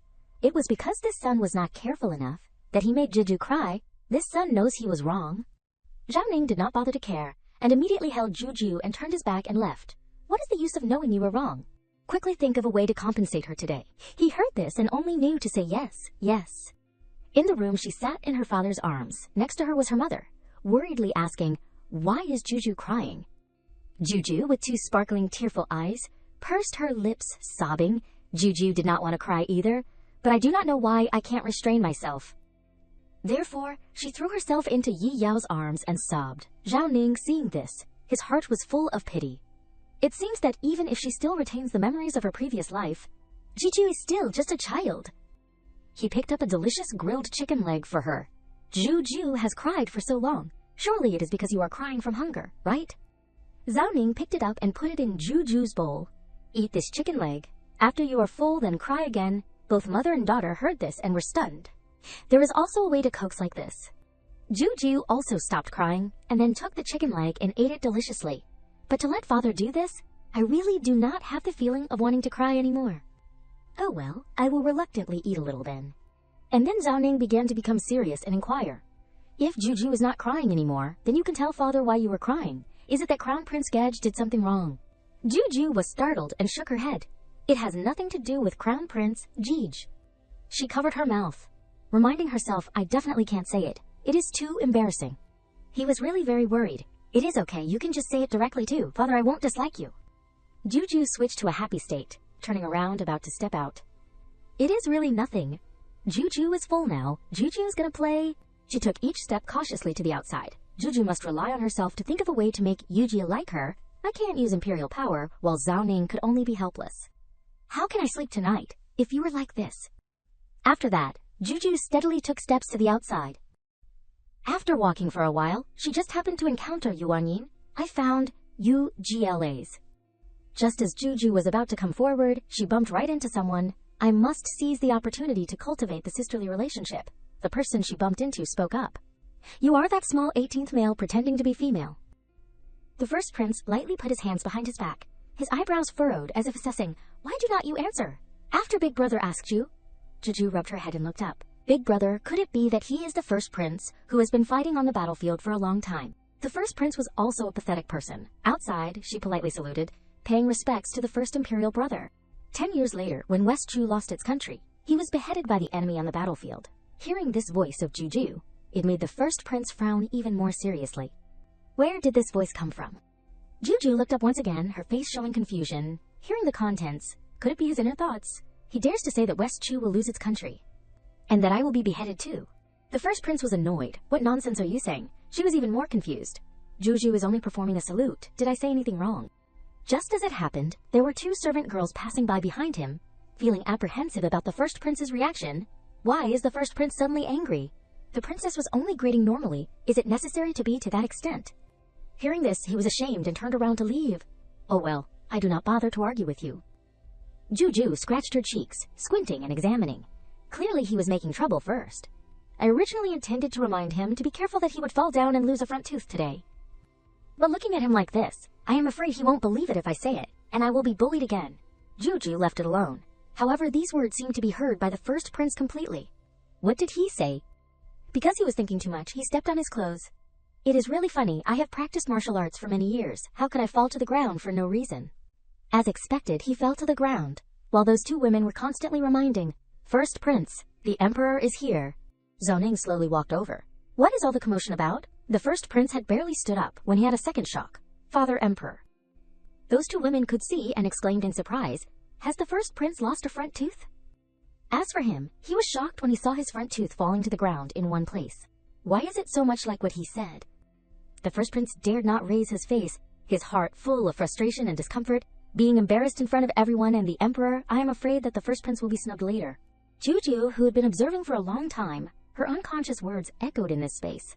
Looking at the first prince like that is really pitiful after all. He has made great contributions to serving the country. It is really not good that the emperor has prejudice against him. She lightly tugged on Zhao Ning's clothes, innocently saying, Father, the clothes for the party require them to be thick and long, but Imperial Brother has been fighting all year round, and does not wear them often. The size does not fit, so falling is normal. We can't blame him. He heard this and was overjoyed. Ju is so smart. What you said is very reasonable. Pass down the order. In the future, if there is a banquet in the palace, military officers are not allowed to wear long robes, but must wear a different ceremonial dress that is more suitable. The first prince saw her act so righteously. Making him very confused, he actually begs Father Emperor to take my side. Zhao Ning stroked Juju's head while looking at the first prince and saying, Your mother's medical skills are superb. You go find her and see if there is a way to treat it. When the banquet ends, Izen Asterix will come visit you. He gave a stiff smile and replied, Thank you, Father Emperor, for your understanding. Looking at his slowly leaving back, the first prince exclaimed in surprise, Father Emperor actually is not angry. While the 2, father and child, on the other side were talking animatedly and happily. Juju, can we go back to rest? With father, I do not wanna. Juju still has not finished playing. The first prince widened his eyes in surprise, his cheeks blushing slightly. I treated him like that. But he actually begged the emperor on my behalf. I am truly ashamed. From this point of view, it was clear that he was a small imperial sibling. How could he be more lovable than a daughter? Scene change. Juju's small figure trotted into Yu Wanyan's room. UGG asterisk, can I sit next to you? She gently revealed a bright smile, replying, Of course you can, Your Highness the Princess. Please make yourself at home. Yu Wanyan also cared and asked, Your Highness the Princess, are you hungry? The party is still a long way off. Do you want to eat some cakes? She immediately waved her hand. Juju is not hungry. Because Jojo's stomach was still full, so she did not want to eat anymore. Just now I ate such a big chicken leg. How can this baby's body withstand it? Yu Wanyan also understood and lightly switched to another issue. Oh well, then let us eat later. Now let us watch the singing and dancing. The dancers today are all from Country B. It is really rare, Juju heard, and her eyes widened in a daze from Country B. She looked up at the ceiling and also rubbed her chin, unconsciously nodding. That is right. At that time, Country B framed us unsuccessfully and could not afford to compensate. So they sent them here. I heard they also sent a nucleus of 8 or 9 years old. Truly, it makes people heave a sigh. Hearing this, a serious expression appeared on Juju, the nucleus of Country B. Isn't that the male lead, who after ascending the throne will personally command an army and destroy West Chu? She hugged her face. Her heart was a jumbled mess. If he comes, won't it be all over? Juju sat upright again, her mind constantly heaving with a sad thought. I came to this world. There are family members who love me, and I also have feelings for her. She hugged her chest, her eyes somewhat drooped. For them, I can't just look at the future of the country being lost and be indifferent. However, outside Juju did not reveal that worry. On the contrary, she innocently asked, UJG, timed, do you know where the nucleus will be sent to? Yu Wanyan blankly shook her head. I am also not very clear. I only heard that His Majesty personally arranged it. After that, she also smiled brightly and continued, if the princess is curious, then when the banquet ends, later ask His Majesty. For now, enjoy the princess's birthday party first. Juju, hearing this, became even more helpless. I also do not want to disappoint everyone's preparations for me, but it is really very urgent. I must quickly go find father when the party ends. When she had just left the room and taken a few steps, Juju just happened to encounter Zhao Ning passing by, Father Emperor. He saw her and also asked in surprise, why is Juju here? Zhao Ning lightly picked her up. Juju has come at just the right time. Let us go visit your big dumjik with Konjik with Kennen. Despite her lack of interest, he was still very interested in her. In any case, that smelly brat does not have anything to do, just at the right time to find an opportunity to be with precious Juju for a little longer. After that, the two walked slowly into a room, where there were a man and a woman standing and waiting. It was none other than the first prince along with Hui Fi, the first prince's birth mother, whose medical skills were superb. Together they saluted, paying respects to your majesty, paying respects to Father Emperor. Juju left Zhao Ning's arms and trotted to where he was. Big cage, asterisk, are you? Well? This caused Zhao Ning in the back to be stunned. His palms tightly clenched, his heart was full of displeasure. What good does this smelly brat have that Juju has already cared about him? The first prince hurriedly turned his eyes in another direction. What did you come for? His heart full of remorse. My attitude towards the imperial sibling is like that, but he still cares about me. How can I look at him? I also know to be ashamed. Hui Fei smiled brightly like flowers in the spring and protected. Thank you, princess, for your concern. The bleeding has already stopped. Later I will find a few suitable materials to fill it in, and it will be fine. Juju heard and saw through the first prince's heart, lightly covering her mouth and laughing a few times. So Big Jage is shy and covering his face like that because he is missing a tooth, so he is embarrassed to meet people, is that all? A martial general like this can't stand it. He is as spoiled as a princess. The first prince seemed to be hit where it hurt, immediately turning his face around and said loudly, I am fine. It is just a tooth. What is there to be concerned about? She looked frightened, her eyes gleaming with caution. Juju knows. DeGage is opening his mouth so wide because he wants to eat Juju. He flinched, realizing he had gone too far. I did not want to scare her. Zhao Ning quickly picked up Juju. All right. And gave the first prince a sharp look. You are not a child anymore. Be careful what you do. Don't scare Juju. If it is not too serious, focus on resting. Let us end it here for today. He could only lower his head. Yes. Although he was smiling calmly on the outside, inside he was shedding a sea of tears. Forget it. Once my teeth are fixed, I will coax Juju and get closer to her. It is best not to scare her today. At night, the sky was full of stars.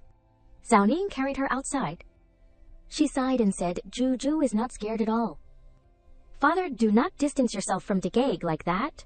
He forced a smile and replied, I am just reminding him a bit. Juju, do not worry. Juju felt relieved, hoping DeGage would not be sad. But Zhao Ning felt like a heavy stone was weighing on his shoulders, and he did not look happy at all. What kind of bewitching medicine did the first prince give Juju? She has never been so biased towards me before. At this moment, she suddenly remembered something. That is right. Juju heard that State B sent a nuclear envoy. Juju wants to know where he is being held. He said in a low voice, why are you curious about that? State B might have some ulterior motives. You should stay away from him for your own safety. She smiled brightly, like flowers blooming in spring. Then father has to tell Juju where he is. So Juju knows how to avoid him. The matter of the Western Chu's downfall. At such a crucial moment, do not even think about deceiving me. Zhao Ning was slightly startled. A serious look flashed in his eyes. So the downfall is related to that nuclear envoy. I wanted to ask Juju about the Western Chu's downfall before, but Juju was too young and there was still plenty of time. I originally planned to let her have a carefree childhood first. But now it seems if this matter is not resolved, I am afraid Juju will continue to worry. After a while he sighed and said, he is at the Jiguan, at the intersection of the former and current palaces. Juju nodded as if she understood. Juju knows. Thank you, father. However, Zhao Ning still had to remind her. You can go find that kid, but you must tell father to go with you, understand? Juju nodded. Father, do not worry, I will be careful. The next morning, Juju managed to get to the so-called Jiguan. Observing the surroundings, she clicked her tongue in her heart. Is this the Jiguan? It is as desolate as a cold palace. No wonder father was worried from yesterday until bedtime. This corner of the palace is indeed prone to problems. But if I bring father, it will stir up trouble. It is better for Juju to investigate the situation herself. After all, it was in this place that the male lead Dijiang had to endure all the humiliation from the royal family, which is why he was determined to take revenge. Leading to the downfall of Western Chu. Using her small figure, she tiptoed forward. It is not clear from here. I need to get closer to confirm what he is like now. As soon as Juju approached, a guard immediately stopped her. The Jiguan is a forbidden area. Please return, princess. Ju gently clasped her hands together, her eyes sparkling, using her cuteness to beg. Father already agreed to let Juju come here. Still can't go in. The guard was helpless and had to invite Juju in. Please come in, princess. This servant will follow the princess to protect her. Juju immediately ran inside, waving her hand and saying, no need. Juju will be careful. The nuclear envoy is only 8 or 9 years old. He should not be able to hurt me. As she walked past a wall, Juju noticed a figure behind it. Looking at the person in front of her, she was suddenly shocked to recognize him. He was the male lead, Dijiang. Juju's voice rang out, as soft as cake, her round eyes staring at Dijiang. Why are you kneeling here? She immediately reached out to him. Get up. Do not kneel anymore. A servant hurried over. The emperor ordered him to kneel here for a month. He has only been kneeling for half a day. Princess, it is best not to touch him. Juju turned around with wide eyes, her small face showing disapproval. What? Why did father issue this order? The servant quickly explained. The emperor said that State B's methods are vicious, and their hearts are unpredictable. He wants to take this opportunity to reprimand and assert authority, to make State B fear us. Hearing this, she looked at Dijiang with heartache. If he keeps kneeling like this, won't his legs become paralyzed? Juju's heart was clenching. She kept asking herself, he is just a pawn pushed out by State B. Why is this necessary? The book said that Dijiang's legs were not good, and he was in unbearable pain whenever the weather changed. No wonder after Western Chu fell, Dijiang chopped off the legs of all the members of the royal family. After a long while, Juju suddenly spoke up. If it is father's order, then it is true that I can't let you stand up. The servant smiled slightly. It is good that the princess thinks that way.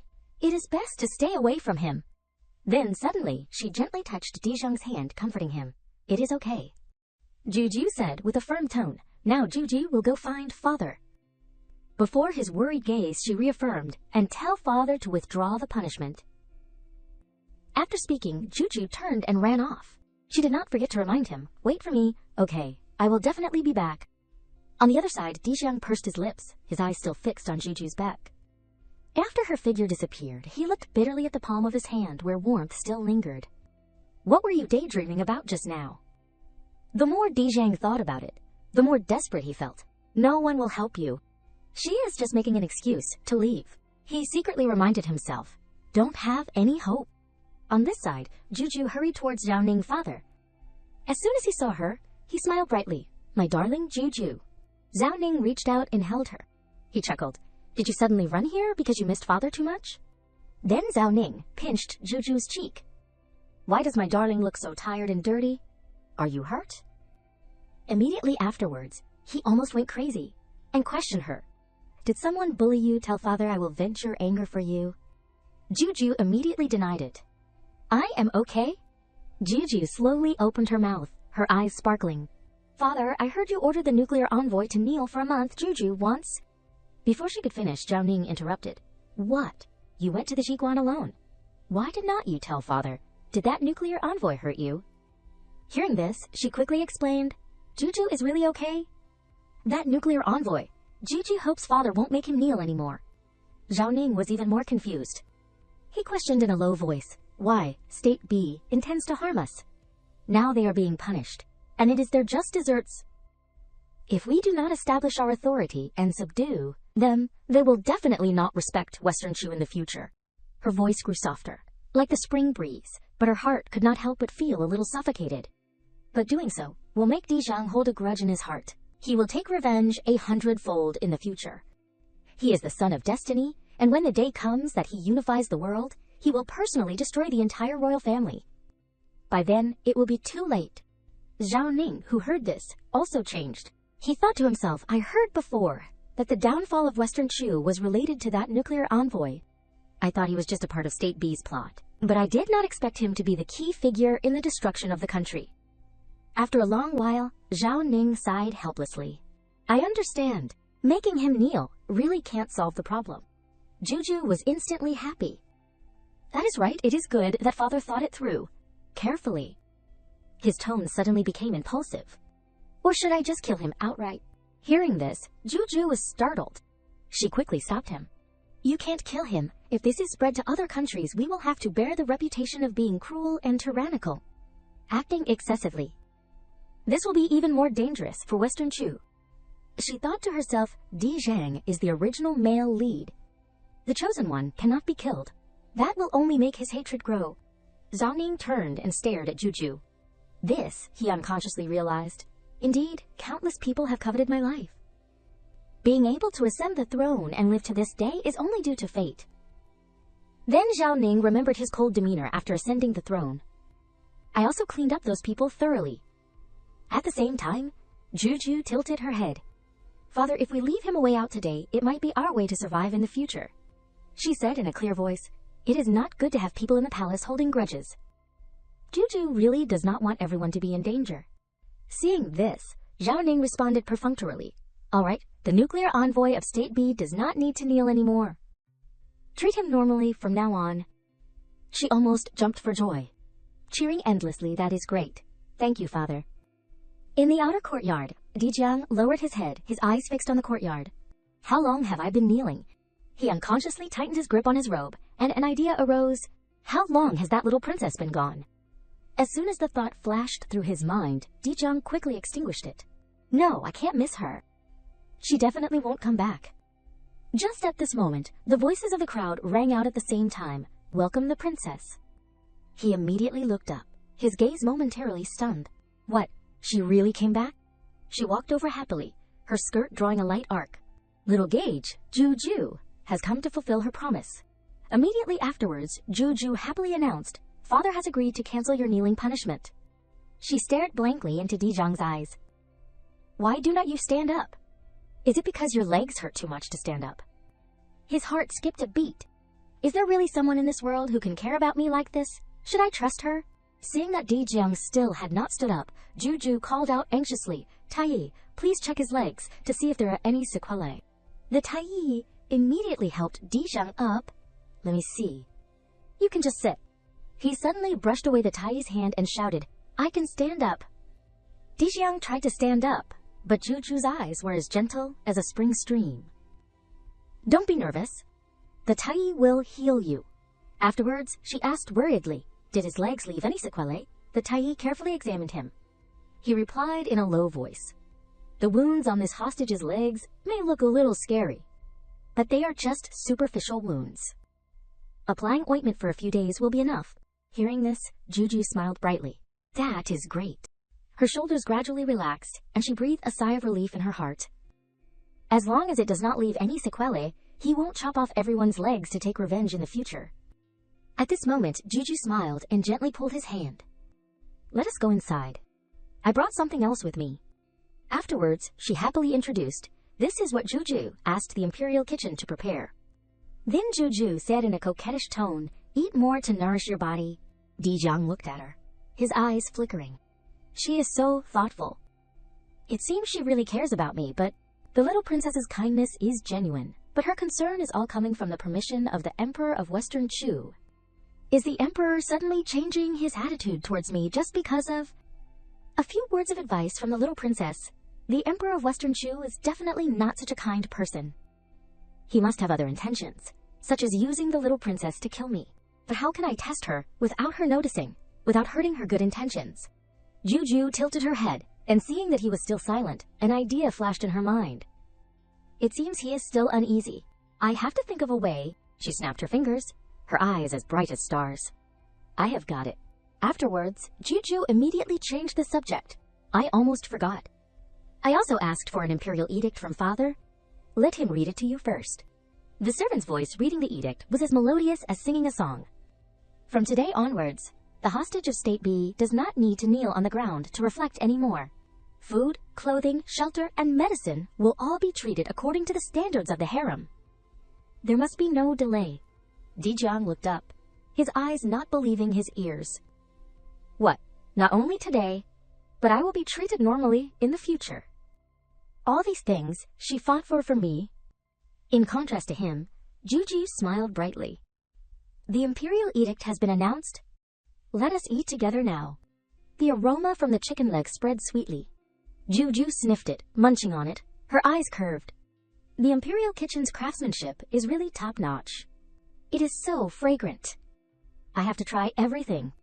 Witnessing that scene, he could not help but laugh. At that moment, she suddenly remembered her original purpose. Oh no, I originally intended to make him feel at ease. But because the imperial kitchen's cooking was so delicious, I was engrossed in enjoying it. Then Juju chuckled apologetically. You eat too. I have tried the food for you. The imperial kitchen's craftsmanship is really impeccable. Before her sincere appearance, Dijiang gradually changed. He nodded. Let us eat together. Dijiang smiled softly in his heart. I was being petty and suspicious. If she was helping others to harm me, she would not have come. If she did come, she must really care about me. At the same time, Juju was struggling to peel the shell. She could not help but sigh. This shrimp is too hard to peel. He skillfully picked up a shrimp and put it in her bowl. Eat this one. Seeing this, Juju smiled innocently. Thank you, little Gage. She quickly picked up food and put it in Dijiang's bowl. Little Gage, you eat too. At night, a servant approached, speaking in a low voice, Master. Dijiang said slowly, What do you want to say? Just say it directly.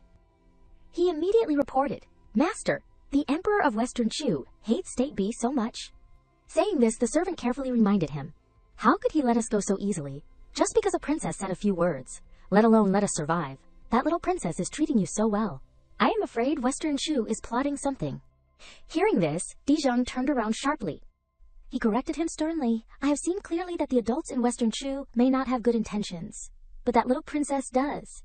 Dijiang glared at the other party. He once again instructed, You can resent and suspect anyone, but do not, you dare direct it towards that little princess. He looked up at the sky. That sentence still echoed in his mind. I do not know when the next time we meet will be. Early the next morning, familiar faces crashed straight into Juju's field of vision. She kept rubbing her eyes with her hands, and her heart could not help but feel confused. What is going on so early in the morning? Crashing straight into Juju's eyes were the 11th prince, Chang Ying, and the 10th prince. She was momentarily startled and sat up straight. Ju turned around and sighed. Although the Prince Gage are very cute, being stared at like this when I just woke up is too scary. Cheng Ying opened his mouth at this time. I am very sorry, Juju. I heard them too saying that you have not woken up yet, so I asked them to bring me to wait for you to wake up. So I did not intentionally scare you. We will punish ourselves by copying books after we go back. Juju thought, forget it. They did not intentionally try to scare Juju. She turned around and chuckled. Juju is fine. There is no need to copy books. She looked up, her eyes blinking in confusion. But what is the matter with the 3 Gage coming to find Juju? He asked unexpectedly. Juju, do you want to leave the palace? Juju's eyes widened, and she nodded repeatedly. Leave the palace? Yes, of course I want to. Where are we going? She thought to herself. I have never left the harem before. I do not know what it is like outside. Cheng Ying continued. I intend to take you to Miss Yu's house. She cheered softly, clasping her hands together full of expectation. I like it so much. Juju also wants to go and see Miss Yu. But then Juju stopped, tilted her head, and asked, "But why did Prince Gage think of taking Juju to see Miss Yu?" The 11th prince whispered, "I heard that Miss Yu's father, General Yu, does not want his daughter to be imprisoned in the palace for life, so he has long told the emperor straight out that even if he issues a decree, he will resist it." The 10th prince also added, "Prince Gage is afraid that General Yu won't give him face, so he thought of bringing this little Juju along with him." She pretended to be angry, her cheeks puffed up like buns. "Prince Gage, so Prince Gage wants to use Juju." Cheng Ying coughed softly. He explained awkwardly, "That is just one of the reasons. Is not Juju very fond of Miss Yu? The two of you have to meet often to build a relationship. Maybe this time you will get to touch Miss Yu's face." Juju's eyes lit up. "Really? What if I can't touch it?" Cheng Ying smiled lightly. "Then Prince Gage will be a big horse for you to ride." Hearing this, she became even more excited. "It is decided then. Juju has never ridden a big horse before." He reaffirmed once again, "Don't worry, I will definitely let you touch Miss Yu's face." After a long while, Juju narrowed her eyes and looked at Cheng Ying. "Prince Giji, did not you guarantee that Juju could touch her face?"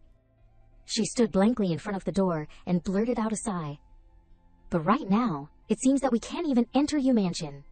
Meanwhile, he smiled awkwardly. "Why does not this General Yu give me any face at all?" Just at this moment, Juju seriously thought, "It seems that I have to think of a way to make him happy." Although General Yu's family is prominent, he lacks nothing. She carefully analyzed. The only thing that General Yu has ever craved but cannot have is the taro that he used to eat when fighting wars, but it cannot be bought in the capital. If we can find taro, perhaps General Yu will agree to open the door. I remember in the original book that General Yu was seriously ill and wanted to eat taro, and Miss Yu searched all over the capital and finally bought it at the remote western market. Let me think about how to tell Prince Gage. Cheng Ying secretly rejoiced in his heart. Sure enough, it was wise to bring Juju along. Afterwards, Juju turned around brightly. "I heard that there are many small traders from outside selling goods in the western market. There might be things there that General Yu has never seen before. We can buy them as gifts for him if he is happy. We can be allowed in." Hearing this, he immediately praised, "Juju is so smart. I heard that General Yu likes to eat taro, but it is very difficult to find in the capital. Let us go there and see if we can find it."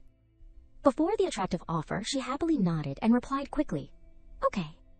On the way, Juju could not help but sigh. Prince Geek is really smart. No wonder General Yu has not bought any taro all these years.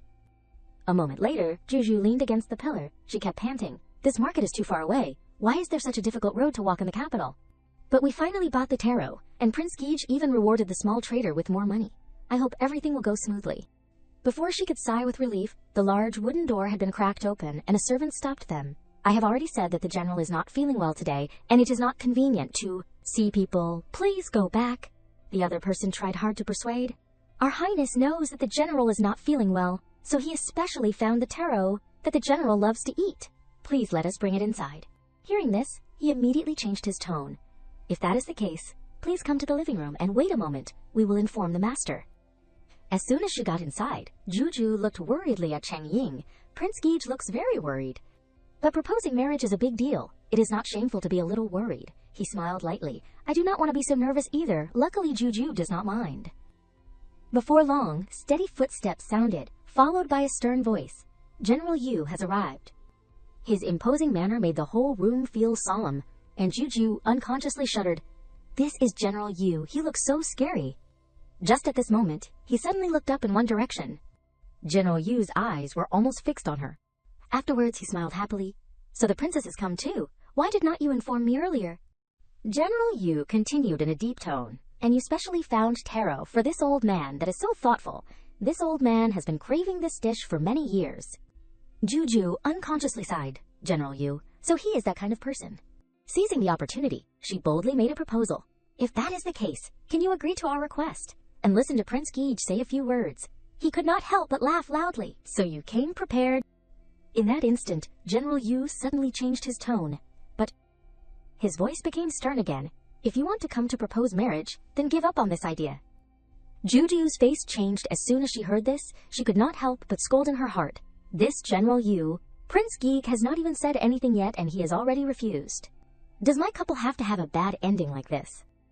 Then she could not hide her curiosity and asked, "Why, is there something wrong with Prince Gage that you would refuse him so bluntly?" General Yu suddenly chuckled. He explained. His Highness the Crown Prince is naturally a favored son of heaven, but as for a son-in-law, this old man already has someone chosen in his heart. At this time, General Yu looked interested. It is the son of the Ministry of Public Works, Vice Minister Liu Pai. He has long sought to marry Wan Yin. This person is handsome and a gentleman, someone to whom one can entrust their life. After speaking, he carefully bowed his head. Therefore, please, Your Highness, find someone more suitable. Hearing this, Cheng Ying, who had been silent, could not help but speak up. But hearing that name, Juju frowned. That Liu Pai is anything but a gentleman. In the book, Liu Pai was lecherous and violent, wandering around brothels every day, beating and scolding servants, doing every evil thing imaginable. If Prince Gage could take old Yu to the brothel once, he could definitely cut off this ill-fated relationship. He turned his head to look at her, even more pleased. Juju is truly the little matchmaker for me, and Miss Yu. On the other side, Juju thought seriously. But how should Juju tell Prince Gage? It would be too strange for a child to say they wanted to go to the brothel. And I would definitely be stopped. Seeing this, Cheng Ying seemed emboldened. Juju looked so troubled, it is my turn for the rest. He leaned down and gently rubbed her head. Juju probably is not interested in these topics. Would you like Prince Gage to take you out to buy some toys to atone for his sins? Before Cheng Ying's demeanor, which she was seeing for the first time, Juju chuckled secretly. Prince Gage is too good.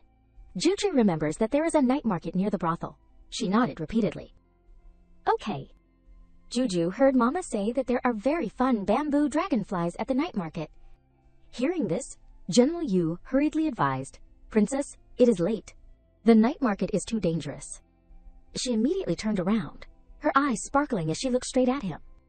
Is General Yu so incompetent that you can't protect us? Juju rarely gets to go out. Let us go together. When we get back, the taro will be cooked. It is too boring to wait here. General Yu raised an eyebrow slightly, finally agreeing. All right, this old man will go with you. She rejoiced. Great, thank you, General Yu. Once outside, Juju cheerfully pointed to a stall. Juju sees it. There are bamboo dragonflies over there. Let us go over there. He chuckled slightly. All right. She leaned over to receive the item, not forgetting to say thank you. Seeing this, General Yu smiled. Does Juju like it? If you like it, I will buy more for you. She nodded. I like it, but Juju only needs one. In that instant, only one thought echoed in Juju's mind. I still have to find where Liu Pai is having fun. I can't waste time. Right at this moment, shouting attracted her attention. Young Master Liu Pai, please take your hand off. She looked up ahead. Liu Pai actually proactively came to the door. Immediately afterwards, Juju asked curiously, Old Yu, if Liu Pai is the gentleman you said he is, let us go over there and take a look. On this side, the woman kept begging. Young master, please let me go. I still have parents at home. They can't live without me. Liu Pai suggested without caring. It is boring to play the catch-and-release game too much. Just follow me. I guarantee you will live a life of luxury. Hearing this, she angrily said sarcastically, You took my sister away like that a few days ago.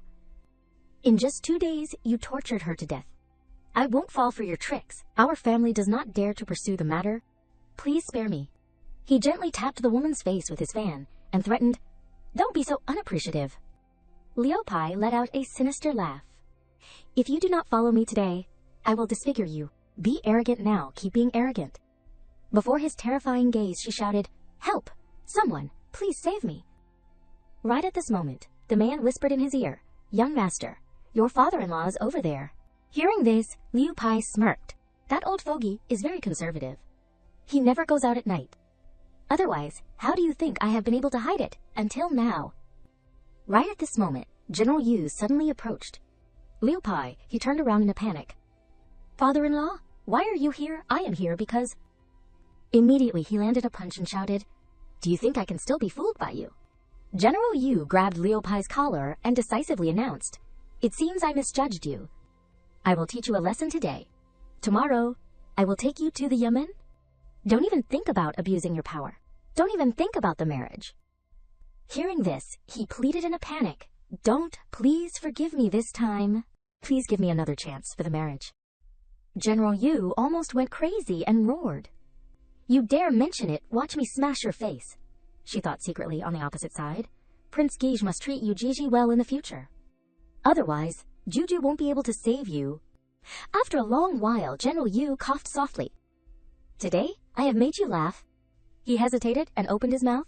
I misjudged about Liu Pai. Let us pretend this never happened. Immediately afterwards, General Yu turned around and gave the order, bring up the dishes. Only then did Wan Yin and 2 maids bring the dishes again. As soon as he saw her, Juju cheered, Yu Jieji, we have finally met you. Juju and Prince Gige both miss you very much. Sit and eat with us. In that instant, Wan Yin's eyes accidentally met Cheng Ying's. She smiled shyly. Thank you, Your Highness and Princess, for thinking of me. Then I will take the liberty of sitting here. General Yu quietly looked at Wan Yin, his eyes mixed with love and reluctance. Although he did not want his precious daughter to marry into the Deep Palace.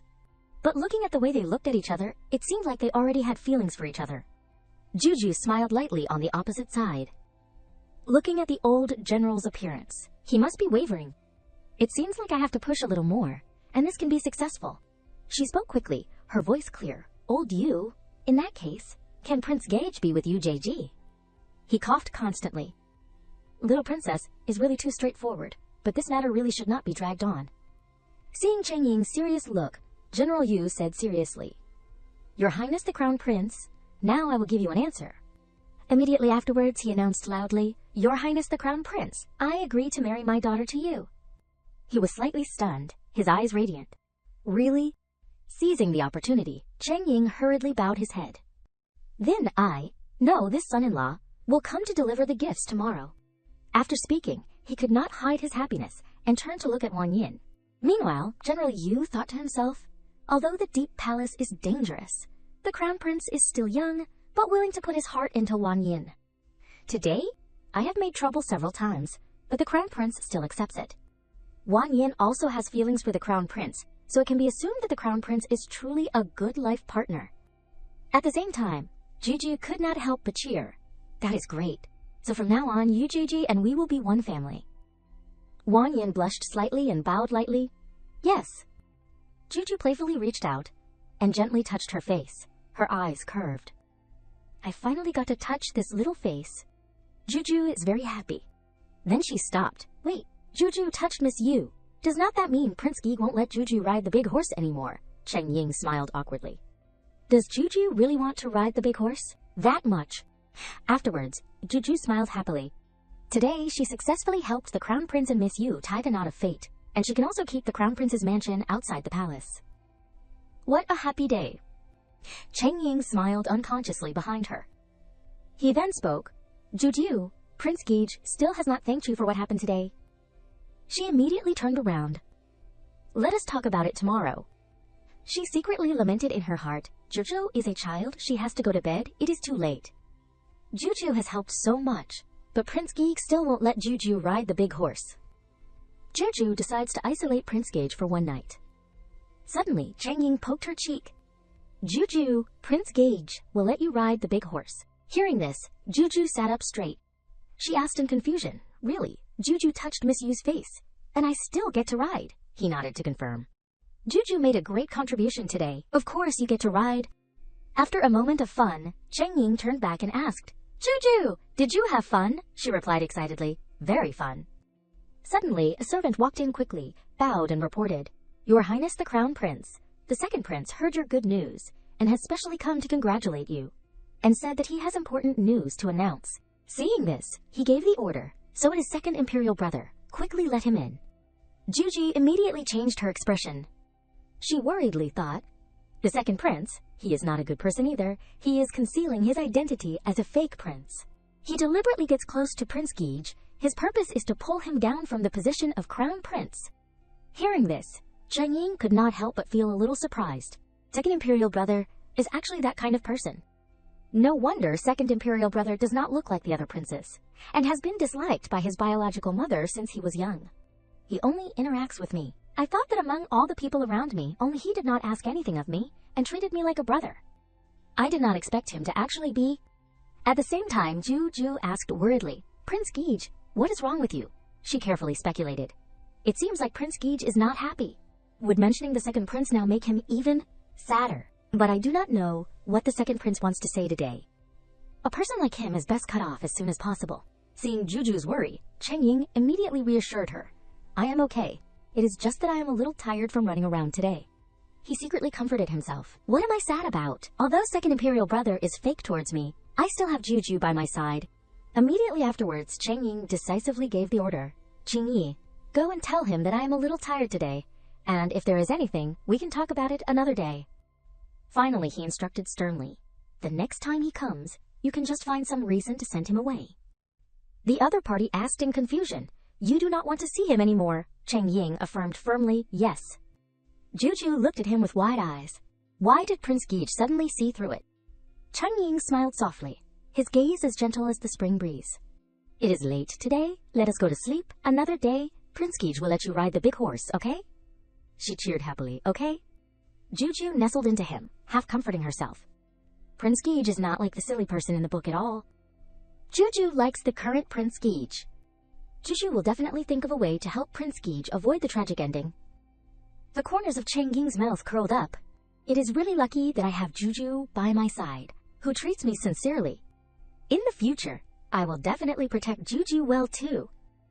Immediately afterwards he said sweetly, Juju, good night.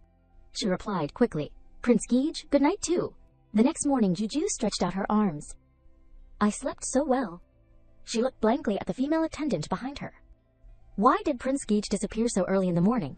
She then announced, this morning, His Highness the Crown Prince got up early and led people to work. Hearing this, Juju blinked at her. So can Juju go out for a stroll by herself today? The other party warned sternly. The princess is still young, and it is too dangerous outside the palace. It is still better to wait for the crown prince to return and go together. She then acted spoiled. Isn't there Mama going with me? It is okay to have a few guards secretly follow along. It is my first time out of the palace.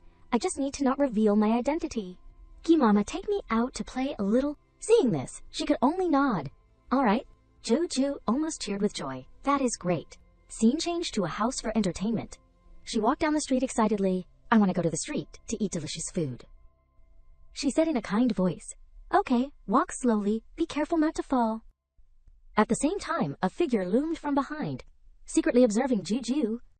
The person was a little smug in his heart. I have finally found an opportunity. In that instant, Juju happily walked around the street. She cheered happily. Juju wants to go eat snacks that she can't eat in the palace. Then Juju smiled brightly. Mama, do you know where there are any? Right at this moment, the first prince suddenly grabbed her. He smiled. I know where there are delicious things. Let me take you to eat. As soon as he grabbed Juju, the first prince could not help but feel a little smug in his heart. He had finally found an opportunity to build a good relationship with Juju. It is the first time she is leaving the palace. She does not know anyone. As long as I take her to eat delicious food, go out to have fun, and show a trustworthy side, she will definitely like this big brother. Right at this moment, she turned around to glare. Can you put Juju down first? Juju was annoyed in her heart. Why did he pick Juju up like he was picking up a little dog? Juju has said good things about him in front of father. He should not hate Juju. He is really petty. Hearing this, the first prince was very confused. Why is it different from what I thought? Seeing Juju being vigilant, he hurriedly explained. I was just too happy to see you, and I was too impulsive for a moment. I did not intentionally scare you. As compensation, I know there is a steamed bun shop on the street. It is more delicious than the imperial chefs. Let Big Brother take you to eat. She then became excited. Really, Juju wants to go? Seeing this, the first prince made a suggestion. This place is a bit of a distance from that shop. Let Big Brother carry you over there. Juju stopped, her eyes scrutinizing him. Don't tell me he thinks Juju is walking too slowly. The first prince could only smile awkwardly. He looked embarrassed.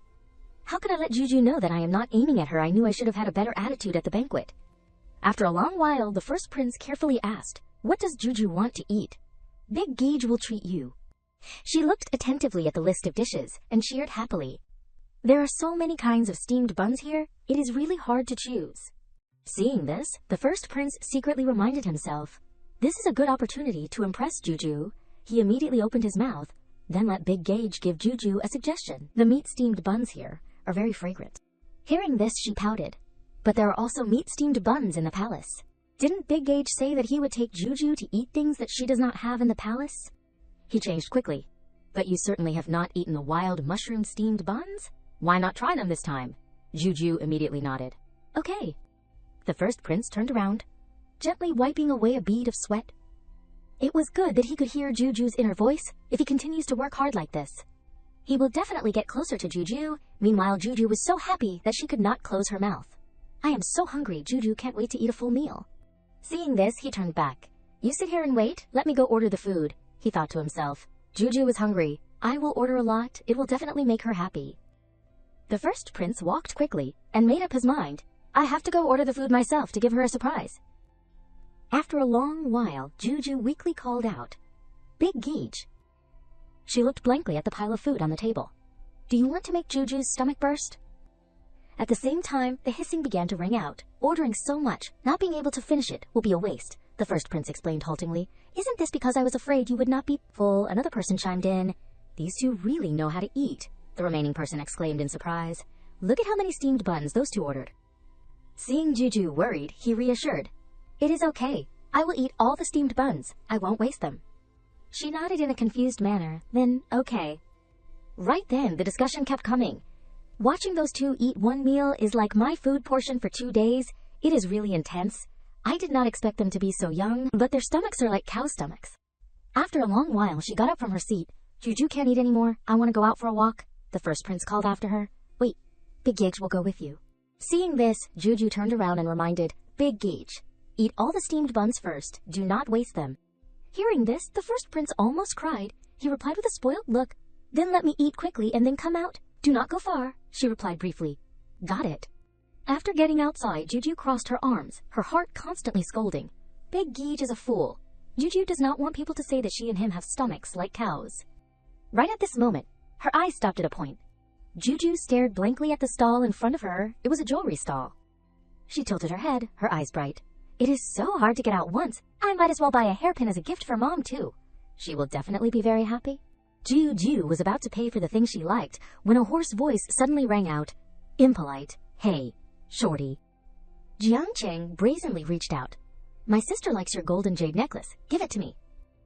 Hearing this, she loudly questioned. Who are you? This is my thing. Why should I give it to you? The more Juju thought, the more angry she got. She tightened her grip on the hairpin. This is a thing my mother had made for me when she was still in the cold palace. How can I let others take it away? Seeing that she did not answer, he continued to speak disparagingly. Looking at how you are dressed, it is not bad, so you are just a country bumpkin. You do not even recognize me. Your master is Liu Yang's cousin, the son of the Ministry of Public Works Vice Minister, Jiang Cheng. Immediately afterwards, Jiang Cheng arrogantly gave the order. Being liked by my sister is an honor for you. Quickly give me the thing. Before his arrogant appearance, Juju could not help but speak up. Not to mention that Liu Pai was taken to the Yamen by old General Yu last night. He can hardly protect himself, let alone protect you, even if he had not had an accident. But for you robbing things in broad daylight, if he helps you, you will go to the Yamen together. Hearing this, Jiang Cheng almost went crazy. I see that you are the type who won't listen to reason. He decisively announced, no matter what, I have to give you a beating today and teach you a lesson. The maidservant hurriedly shielded Juju. She pursed her lips. He even dares to hit people in broad daylight. Where are the guards of the Crown Prince's mansion? Why have not they run over here yet? Seeing Juju's small appearance, he chuckled. You are scared now, huh? It is too late. Right at this moment, a steamed bun unexpectedly hit Jiang Cheng straight in the face. The first prince had somehow stood right in front of Juju. He shouted, Let me see who dares. At this time, the first prince was almost roaring. Try moving a hand and see. Standing before his pressure, Jiang Cheng retreated a little. On this side, she put on a happy face. Big Geej is a martial general. With him protecting me, I will definitely be fine. The first prince turned around, his eyes glowing with happiness. Being able to make Juju feel at ease, my learning of martial arts can be considered not in vain. On the opposite side, Jiang Cheng asked hesitantly, You, who are you? He angrily pointed his finger. Even your front teeth are fake. You even dare to interfere in other people's business? And provoke me, young master? The first prince roared in a low voice. Shut your mouth for me. He announced loudly, Let me tell you who I am. I am the current first prince. Pay attention to your words. After hearing it, Jiang Cheng almost laughed out loud. The first prince is dressed like this to come out and eat street-steamed buns. His gaze stopped on Juju.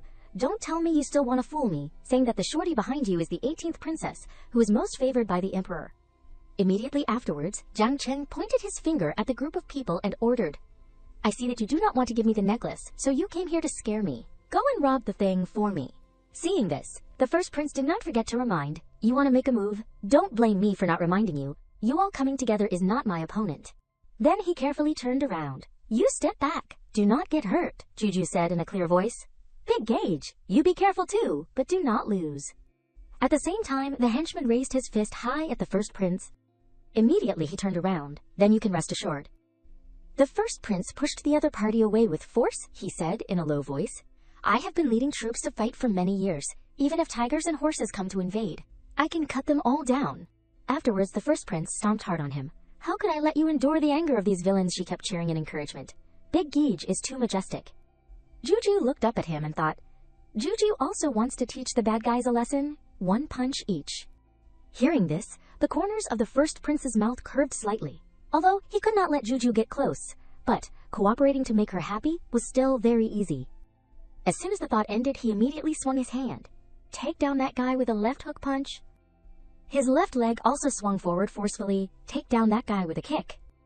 In the back, she could not hide the excitement in her heart. Big Gage is really powerful. Wherever Juju thinks, he hits. So satisfying, the first prince also exclaimed to himself, "I admit I am too good." At the same time, Jiang Cheng threatened, You just wait. I will call my dad over now." Before leaving, he turned around and shouted loudly, "My dad is Jiang Qingshan. He is a big official in the court. You are dead." Juju immediately took a step forward. She started taunting. "Go ahead and tell we are not afraid." In the end, she emphasized each word. "Anyway, there won't be an official bigger than our dad." Right at this moment, the woman advised earnestly, "You two, you should take the opportunity to run away right now." Juju turned around confused. "They are obviously wrong. Why should we run?" She said in a panicked tone, "You do not know. The Jiang family relies on its high position and power, and usually relies on its power to bully others, things like burning. Killing and robbing are common. If you do not leave, you may not be able to save your lives." Hearing this, the first prince became even more angry. "They are really too bold." She turned around, her hands clenched tightly. "Big Gage, they are too much. We have to make them pay." He said firmly, "Juju, do not worry. I will definitely not let them go." Afterwards, Jiang Cheng pointed at them. "Dad, it is them." He quickly snitched. "It is those two who do not know what is good for them and bullied us." Qingshan smiled disdainfully. "Don't worry. Dad is here to support you. I will definitely make them look good." He recklessly grabbed the first prince's shoulder. "Kid, quickly turn around and kneel down and bow to me." Qingshan suggested sternly, "Now beg for forgiveness. Maybe I will still leave your corpses intact." In that instant, the first prince slowly spoke. "Really, Shang Qingshan, your son does not recognize me." Hearing the familiar voice, Qingshan immediately retracted his hand. He then turned around. "But I am sure you do not." The first prince's voice almost echoed throughout the street. "Open your eyes and see clearly who I am." He trembled, his body retreating forcefully. "First prince." Qingshan hurriedly bent over. "This official and my youngest son have eyes but fail to recognize Mount Tai and have offended you. I hope you will be generous and forgive us." Jiang Chen stammered in the back. "Da Huangzi, he really is Da Huangzi." In an instant, Qingshan landed a slap like thunder. He shouted in anger, "You unfilial son! Why do not you kneel down? This time you have dug a grave to bury your father." He questioned back without any panic. "But father told me to take care of my younger sister, so I went to snatch her necklace. How can you blame me?" Juju forced a smile. "It is really dogs, biting dogs."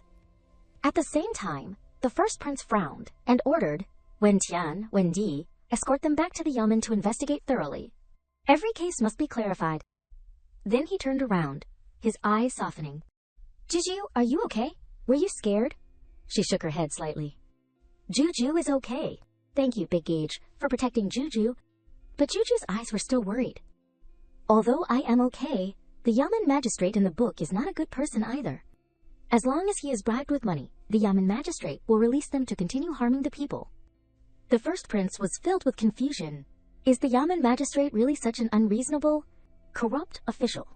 He frowned tightly, thinking to himself, "It seems I have to go to the yamen to deal with this matter." Then the first prince bent down. He made a suggestion. "Juju, let us go to the yamen to supervise how they handle this case." Her face lit up immediately. "Okay, Big Gage is so thoughtful, it just so happens to solve Juju's worries." Immediately afterwards, the first prince carried Juju to the yamen. In another development, Father Li Fei said in a low voice, "Was that little girl Juju just now?" Guangsheng quickly reassured, "Father, do not worry." He continued with a somber tone, "I know you missed their mother, but father just returned to the capital. Now is not the right time." Hearing this, Father Li Fei nodded. "All right, I have already waited 3 years. One more time does not matter." Afterwards, the deputy magistrate questioned loudly, "My lord, it is wrong for you to shield the Jiang and Liu families like this." The Yamen magistrate said bluntly, "What is it to you if I shield them? What qualifications do you have as a minor official to interfere with who I shield?" On the opposite side, Juju narrowed her eyes to observe, "It sounds like those two are the Yamen magistrate and the deputy magistrate. The Yamen magistrate really intends to shield them. It is a pity that although the deputy magistrate is a good official, because his official rank is lower, he can't stop him." Right at this moment, the Yamen magistrate spoke shamelessly. "What do you think General Yu and the First Prince know about judging cases and the bureaucracy? In a few days, they will forget about these two families. Then it will be okay to release them. Do not block my path to wealth." Suddenly, the First Prince leaned closer. He sternly reprimanded, "Yamen magistrate, I have heard all of your plan." He turned around in a panic, his voice somewhat stuttering. "Your Highness, this is all a misunderstanding." The First Prince did not care, and kicked the Yamen magistrate to the ground. He said grimly, "I am a military general, so I do not understand your explanations." Immediately afterwards, the First Prince gave the order coldly, "Put the Yamen magistrate in jail. The deputy magistrate will temporarily take over the position of Yamen magistrate. I will truthfully report what happened today to father." Witnessing that scene, Juju was even more proud. Big Egg is so amazing, although it is only temporary now, but if father knows, he will definitely promote the deputy magistrate to Yamen magistrate. Right at this moment, the deputy magistrate bowed carefully. "Thank you, Your Highness the Crown Prince. I will definitely not disappoint you. All cases will be handled fairly." The First Prince nodded in response. "Good, I believe you." In the back, the Yamen magistrate roared madly, "So you are a deputy official who dares to plot against me in front of the prince. You just wait." Juju was filled with unease.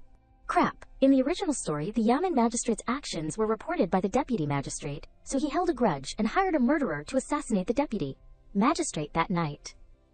It seems this event will happen soon. She did not have time to think and turned around to remind, "In these few days, do not go out, no matter what.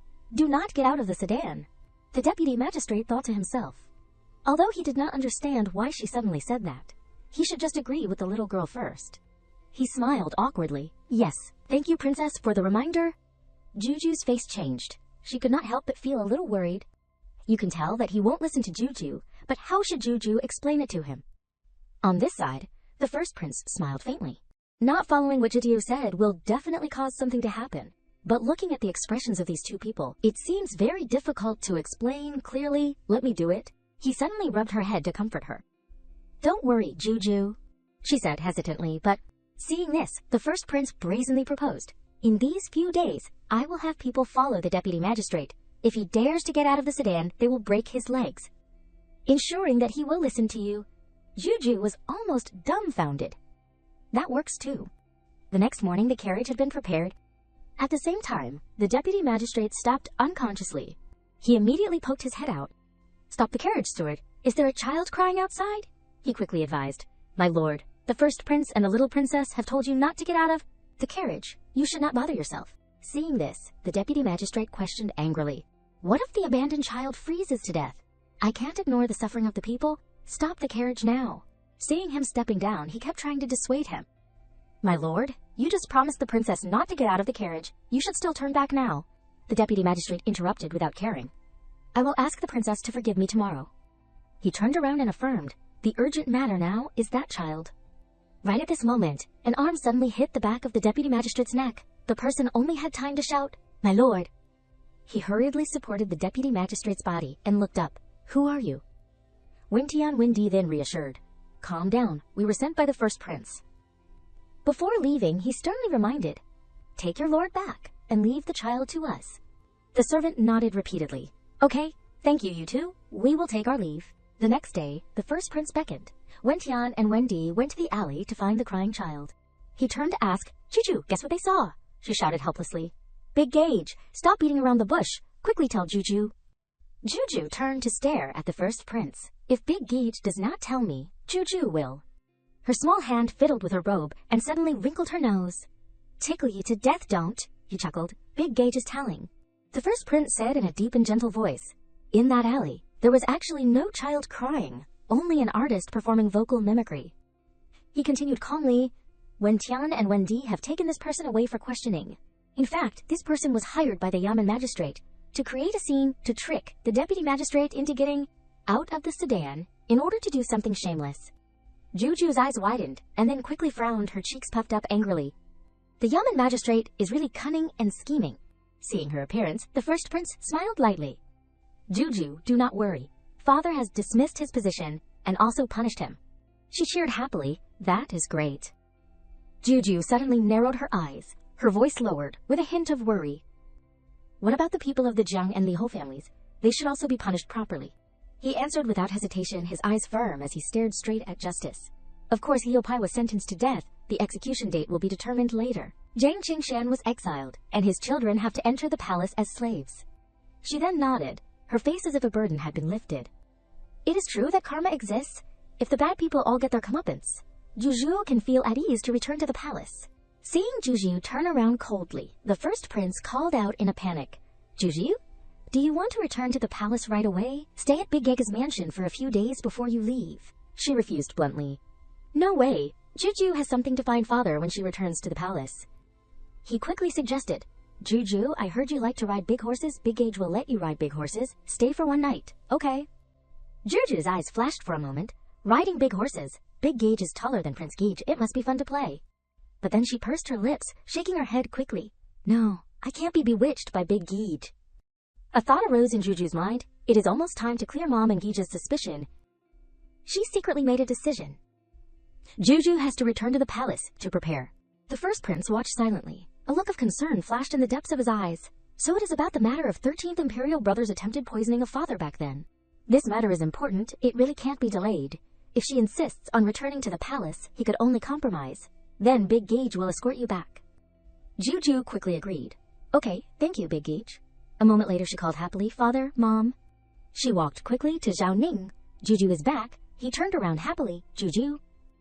Zhao Ning opened his arms to welcome Juju, his voice suddenly becoming gentle, completely different from his usual majestic demeanor. My darling Juju is finally back. Did you have fun playing outside the palace? She boasted excitedly. Yes, Prince Gage and Big Gage are both very good to Juju. Hearing this, he smiled slightly. It is good that you had fun. Next time, Father will take you out to play outside the palace. He could not help but lean closer. Those two stinky brats finally brought Juju back. I missed you to death. Juju suddenly hesitated. Her long eyelashes trembled slightly. That is right, Juju heard. She glanced at Zhao Ning's reaction and mustered her courage. Your adopted sister, Princess Wen, will return to the capital today. His gaze suddenly became heavy. Who did you hear that from? In an instant, Juju frowned. Looking at their reaction, this matter is indeed not suitable to be mentioned easily. But it was hard for Princess Wen to return, so I can't miss this opportunity. Father got angry and ordered a thorough investigation. In the end, the late emperor's adopted daughter, Princess Wen, received a large sum of money from the real murderer to falsely accuse the unfavored 13th prince of taking the blame. In the end, the 13th prince was wronged and had to go to jail. Ju was unconsciously heartbroken. Mom, as the biological mother, was also implicated. In her mind, only painful memories remained. Princess Wen then fled. Today, Princess Wen is back. Juju must investigate the truth of that year and clear the name of Gage and Mom. It does not matter. If Father dislikes me, I can't be afraid and back down now. No matter what, I have to persuade Father to reinvestigate this case. Right at this moment, Zhao Ning was filled with remorse. The matter of that year was indeed hiding something else. He gently stroked Juju's hair. These past few years have really been hard on you and your mother. Suddenly, Zhao Ning turned to look at Li Fei. Actually, I came here today to talk about this matter with you. He quickly announced, I want to release the 13th prince and reinvestigate the matter of that year. Hearing those words, she bent down, her hand clenching Zhao Ning's, trying to keep her voice from trembling. Thank you, Your Majesty. I hope Your Majesty will see clearly. He reached out to help her up. No need to thank me, just truthfully state what you can remember. Zhao Ning turned to ask, do you still remember if the 13th prince had any strange actions before the incident happened? Li Fei replied softly. In my impression, there was none. He nodded slightly. A pensive look flashed in his eyes. This time, Princess Wen's return will not last long, and the matter has been so long ago. At this time, Zhao Ning almost could not hide his worry. If you can't remember it either, then this matter will be a bit difficult to investigate. Turning back to Juju, she nodded slightly. It seems that in order to investigate clearly, I can only start with Princess Wen. That year, Princess Wen received money from the perpetrator and a pill that could save her biological mother's life, so she pointed out 13th gauge. But during the transaction, she inadvertently left a weakness to the perpetrator. In recent years, the perpetrator has used this to threaten Princess Wen in exchange for silver. Princess Wen has already married far away. If the perpetrator wants to threaten her, there must be correspondence. If I can investigate clearly the correspondence of Princess Wen in recent years, the truth will probably be revealed. Right at this moment, Zhao Ning flicked his sleeve, the sound ringing sharply in the quiet space. Someone, go and investigate all of Princess Wen's correspondence from 2 months before the incident. Until now? That year, she pointed out, 13th Prince. There must be some clues that can be found. Juju looked at him with wide eyes. Father is so smart today. Zhao Ning looked annoyed. What do you mean, today? He unconsciously looked at her, the corners of his mouth slightly curved. Never mind, anyway. I am not as smart as Juju. I can't count how many times this girl has helped me. She spoke hesitantly. Why are you looking at Juju like that? Zhao Ning smiled slightly, his gaze softening, full of love. Because Juju is lovely, father can't get enough of looking. Juju could not help but feel a little disgusted. These words are so cheesy. Since when did father's tongue become so sweet? At the same time, Li Fei could not help but giggle. She stared with wide eyes at the one-of-a-kind scene. Mom is smiling, Juju is happy when Mom is happy. Zhao Ning looked at the scene, his eyes softened. That is right, as long as Li Fei is happy, I will be happy too. After a long while, he said in a deep voice, time is tight. I am going to investigate the case. This time I will definitely give you and your mother an explanation. After speaking, Zhao Ning turned around, thinking to himself, it seems I need to do more things to make Li Fei happy in the future. Juju suddenly remembered something, her eyes flashed. That is right, Mom. This time, Juju went out of the palace and bought a gift for Mom. Li Fei smiled unconsciously. Juju is so filial. She suddenly stopped, her small face filled with confusion. Where is it? Where is Juju's purse? She saw this and comforted her. It must have fallen off on the way back. It is okay. It is enough that you have this heart. Only to see her chirping, running out like a gust of wind. Let Juju search in the palace first. Mom, stay in the palace and wait for me. After getting outside, Juju looked down at the ground in confusion. Where did the purse fall off? Passing by the courtyard, she suddenly stopped. That person is the vice president of the Imperial Hospital. Juju looked thoughtfully at Vice President's hand. He is holding Juju's purse. She hurriedly stepped forward, her voice clear. Hello, Grandpa. He reacted immediately. Greetings, 18th Princess. Juju suddenly urged. No need to salute. You just need to return the purse to Juju. Hearing this, Vice President apologized and handed it to her. Please forgive me, Princess. I did not know this purse belonged to the princess. I only wanted to find clues to the owner. So I opened it. I only saw a prescription inside. I absolutely did not steal anything. He continued seriously. I saw that the content of the prescription seems to be a long-lost prescription that can cure hundreds of poisons. Vice President was hesitant. Can the princess lend me the prescription for research? Juju quickly reached out to hug the bag tightly, sternly but with sparkling childish eyes. No way, this prescription is Juju's treasure. It can't be spread outside. She suddenly remembered that this was a prescription that the previous headmistress had taught her to memorize.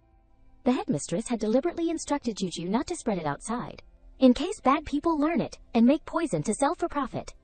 Hearing this, Vice President immediately bowed his head. I was being abrupt. In that case, I will pretend I never saw it. Please rest assured, Princess. Juju replied quickly. That is good. Juju is going to find Mom. In a small corner, someone was quietly observing her. Princess Wen, who was adopted by the late emperor for the sake of peace, and has now married into the Mongolian tribe as the grand consort. She asked loudly, how is the investigation of the prescription going?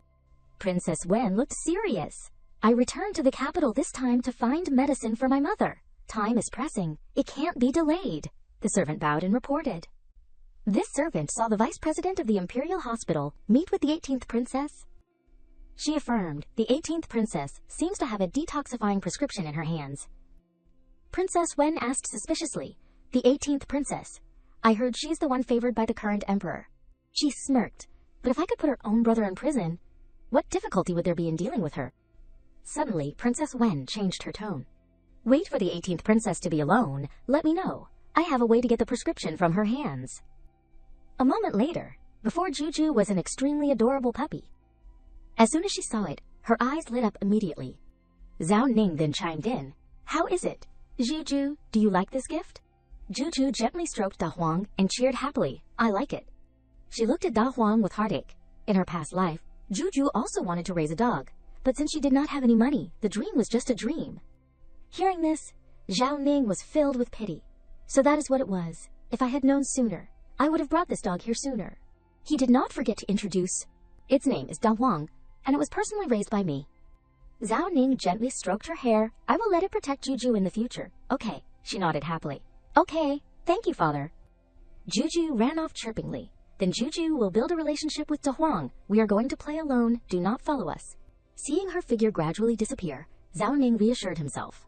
Never mind, as long as Juju is happy. Later, in a park where the sunlight shone brightly, at the same time, Juju approached excitedly. Da Huang, I will give you this. Do you like it? It barked happily. Suddenly a figure was secretly observing her. Princess Wan smirked, malice arising in her heart. I finally waited until she was alone. Immediately afterwards, Princess Wen slowly approached Juju. After a moment of silence, she suddenly spoke. Princess. Princess Wen smiled friendly. I am the grand consort of the Mongolian tribe. I came to the palace to pay respects today. I happened to meet you, and I was very happy. Then she held out a wooden box. This is the rarest maltose candy from the Mongolian tribe. Princess Wen then slowly handed it towards Ju. Ju, I want to give it to you to try. She immediately became vigilant. She is Princess Wen. Juju narrowed her eyes to observe Princess Wen. It was she who made Mom and Gege suffer injustice. She befriended Juju for no reason. She certainly did not have good intentions. She decisively turned around. Juju does not eat. Hearing this, she could not help but feel a little confused. This candy can only be eaten by the chieftain and the grand consort. She really does not know the goods.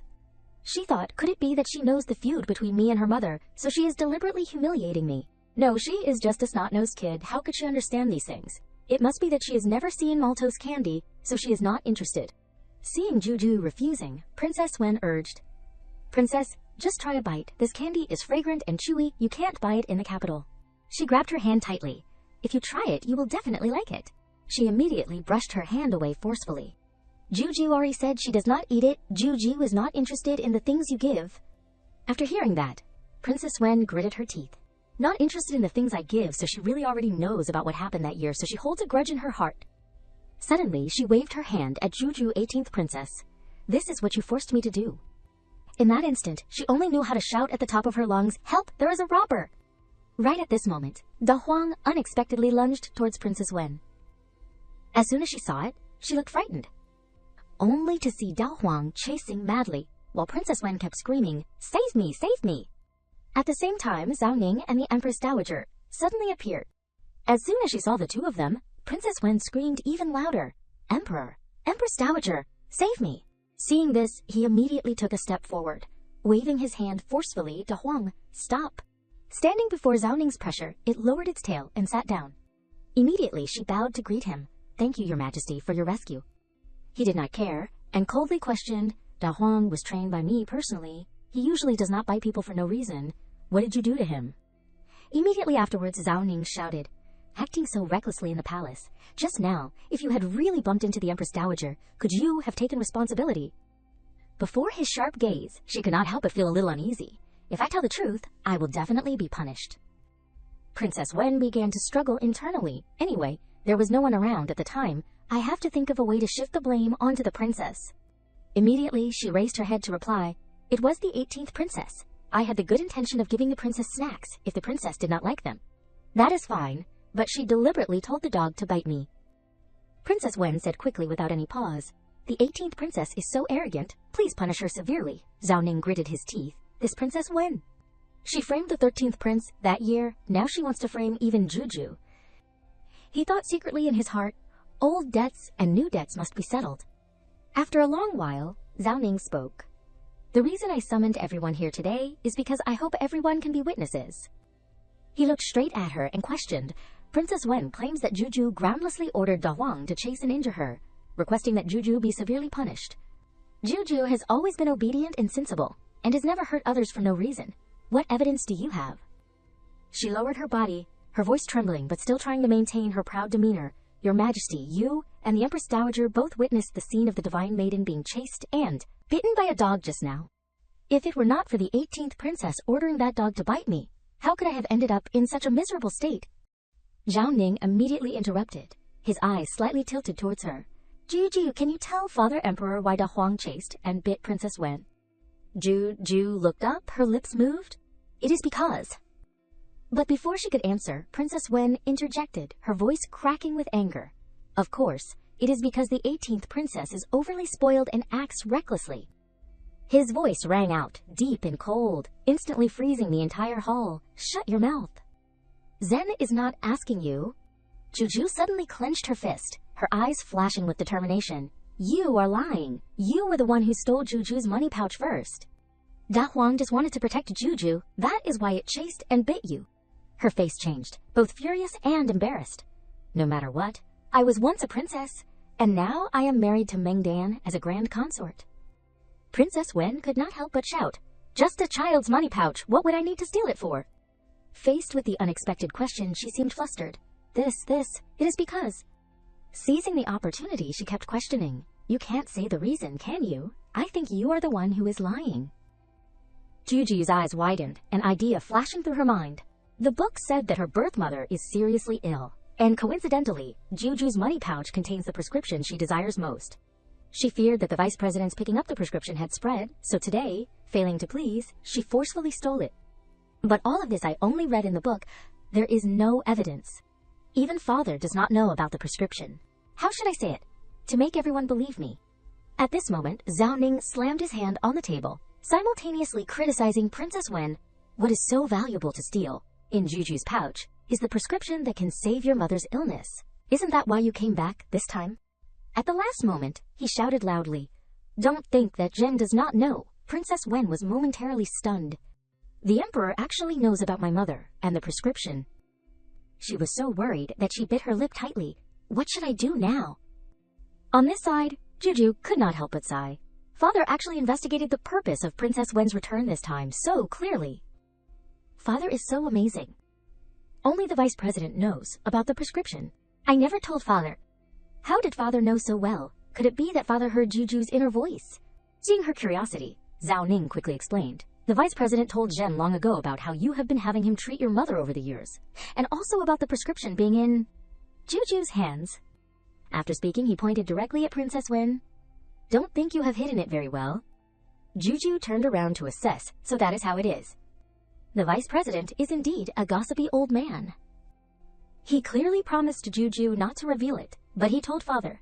He unconsciously sneezed. Who is talking about me behind my back?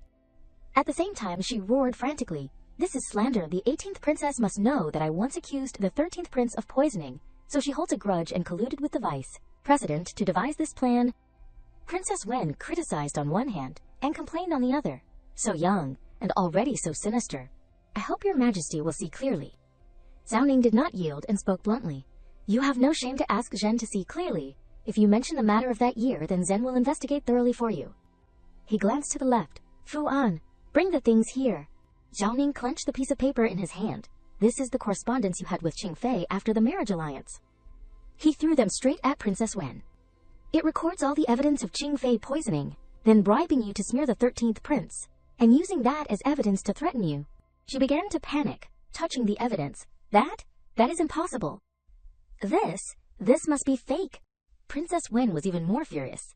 At this time, I clearly burned all these letters. How could anyone have discovered them?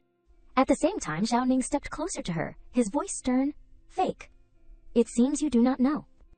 What you took from the messenger was fake. To threaten you and Qing Fei.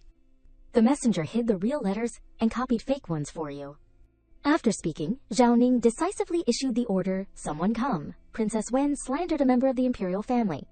According to the law, she deserves the death penalty. But considering her merit in marrying for the sake of alliance, she is spared the death penalty. Her title of princess is revoked. Princess Wen struggled non-stop. Let me go. Juju looked at her with sympathy. Losing the title of princess meant losing her backing, and life would not be easy back in Mengdan. Princess Wen harmed others first, so this can be considered a punishment that fits the crime. At the same time, Zhao Ning stood properly in front of Li Fei, hesitating. There is another matter. Zhao Ning approached her. The 13th prince has nothing to do with the poisoning. Before Li Fei's sparkling eyes, he declared, all punishments are waived, and he is rewarded with 10,000 taels of gold and jade. Hearing this, she smiled happily. Thank you, your majesty, for your wisdom. Zhao Ning quickly helped her up. Li Fei does not need to thank Zen. He looked remorseful. Zen should have investigated this matter thoroughly sooner, causing you and your son to suffer injustice. On this side, Juju smiled. Now that 13th brother's name has been cleared, Juju can meet him again. Juju is so excited. Juju wants to see him soon. Scene changes to a damp prison. Juju looked inside in confusion. This is the prison where 13th brother is being held. She suddenly felt regret. If I had known, I should have told father to interrogate Qingfei a little later, so that mother and Juju could have picked up 13th brother first. This place is too scary. Thinking of this, Juju could not help but feel a little worried. 13th brother has been locked up for so long, I wonder if he is really okay. On this side, Li Fei bowed. She secretly prayed. Juju's worry is indeed not without reason. This place really should not be stayed in for long. I hope my son is okay. Hidden behind the dark prison bars was the huddled figure of the 13th prince. He thought to himself, I have been locked up here for many years. I wonder how mother is doing. In that instant, the 13th prince suddenly turned around. He was stunned and dazed. What is going on? Why is the prison door suddenly open? As soon as he saw Li Fei's face, the 13th prince almost fainted. Mother. He leaned forward in confusion. Why are you visiting me so suddenly and crying so sadly? At this moment, 2 guards approached. Your Highness, please, stand up. Only one vague thought remained in the 13th prince's mind. Even the prison guards are taking me away. Could it be that Father Emperor has ordered me to be killed? Thinking of this, he struggled. No, I do not want to die. The 13th prince's eyes stopped on Juju. Who is this little girl that I have never met before? But judging by her attire, she must have an extraordinary status. Looking at her, she seems to be a well-behaved, lovely child. If it were not a last resort, I would not want to harm this little girl. There is no other way. I can only do this. I am sorry, even though you are innocent. I really do not want to die. Instantly, the 13th prince grabbed her. He said sternly, let me go. Otherwise, do not blame me for not being nice to this little girl. Faced with the unexpected scene, Juju was stunned in place. What is going on? She lowered her head, full of doubts. You are Juju's own brother. Why are you taking Juju hostage? Hearing this, the 13th prince immediately released her hand. Clearly no one was speaking, but where did this voice come from? It sounds like the little girl's inner voice.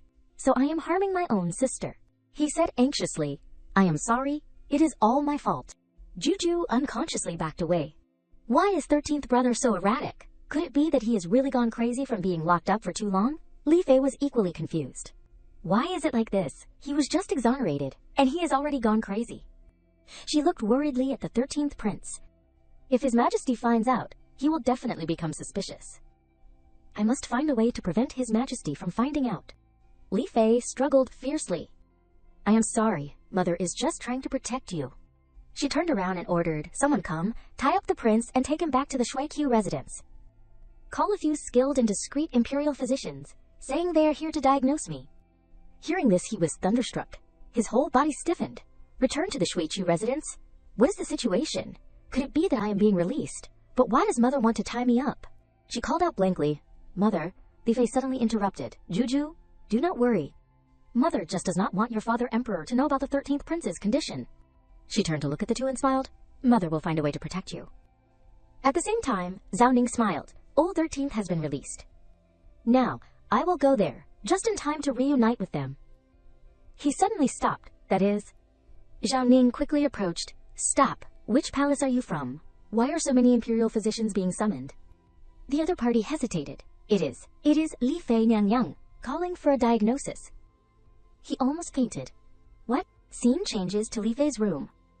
Zhao Ning ran in from outside, anxiously asking, where are Li Fei and Juju, who is sick? The 13th prince was struggling frantically. I really am not crazy. He was momentarily stunned. Li Fei, what is this all about? As soon as she saw Zhao Ning, she faltered, this is... Li Fei lowered her head, full of unease. Now that His Highness has discovered that he is crazy, what if, in his anger, he locks him back in prison? Seeing this, Zhao Ning became even more worried. Why are you faltering? Is there something you can't tell? She quickly denied. It is not. It is just.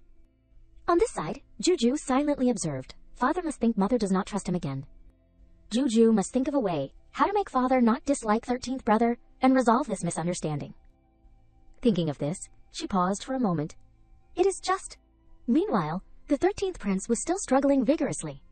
On this side, the atmosphere between Zhao Ning and Li Fei became even heavier. Juju scratched her head. What should I do with this chaotic scene? After a long while, the 13th prince angrily roared, I said I am okay. He frantically punched the servants. Don't come over here. At this moment, Juju's eyes lit up. I have a plan. She hesitantly approached Zhao Ning. Father, we should still check on brother's condition first. Juju tilted her head and asked tentatively, Father rushed over here so anxiously. Was not it because you were worried about brother? Zhao Ning turned to Li Fei. Actually, Zen heard the imperial physicians say that you had called them for a diagnosis, so I came worried. If it is about 13th being sick, you can just say it directly. She then hesitated. This? Juju interrupted to help. Mother did not say it, obviously because she was afraid of scaring father. He blankly turned to look at her, afraid of scaring Zen. She nodded in confirmation. That is right, Juju said in a serious tone. Brother just came out of prison, so his behavior is a bit agitated. Mother is afraid that brother will clash with father, so she wants to wait for brother to calm down. Before meeting father, after speaking, she looked dissatisfied. Isn't it because father has wronged mother and brother for so many years, so mother is afraid that father will get angry and lock brother in prison again? Yet father is still aggressively questioning mother. Father is so bad. Returning to Zhao Ning, he thought and regretted. Zhen just thought that Li Fei was hiding something, only feeling sorry for himself and forgetting Li Fei's feelings. Zhao Ning once again turned his head to Li Fei. Fortunately, Juju reminded me. Otherwise, Xian is afraid that I would let down you and your son again. He asked tentatively. Is what Juju said true? She quickly explained, Your Majesty 13th is just unable to adapt after being imprisoned for too long. I did not intentionally hide anything. Speaking to this point, Li Fei looked earnest. I beg your Majesty not to dislike him, and not to lock him up again. Zhao Ning immediately helped her up. Yao, you misunderstand. Li Fei could not help but feel a little confused. What does your Majesty mean? He placed his hand on Li Fei's shoulder, his voice deep and gentle. 13th is your son, and also Zhen's son. You do not want your son to suffer, and neither does Zhen. Zhen has released him from prison, and I won't lock him up again. Zhao Ning did not forget to make a promise. These past years have really been difficult for you, and 13th. I understand all your worries. I promise you, from now on, I will treat you and your son well, so that you can rest assured. On the side, 13th Prince was dumbfounded, released. Not that Father Emperor wanted to kill me, so he let mother and younger sister come to visit me. Juju raised her small face, her eyes somewhat scrutinizing. So that means brother's actions were not because he was crazy, but because he misunderstood that he was about to die, huh? Zhao Ning helplessly sighed. It seems the misunderstanding today is really not small. Then he turned to Li Fei. Li Fei, please take Juju outside to wait for a while, so that Zhen can talk to him alone.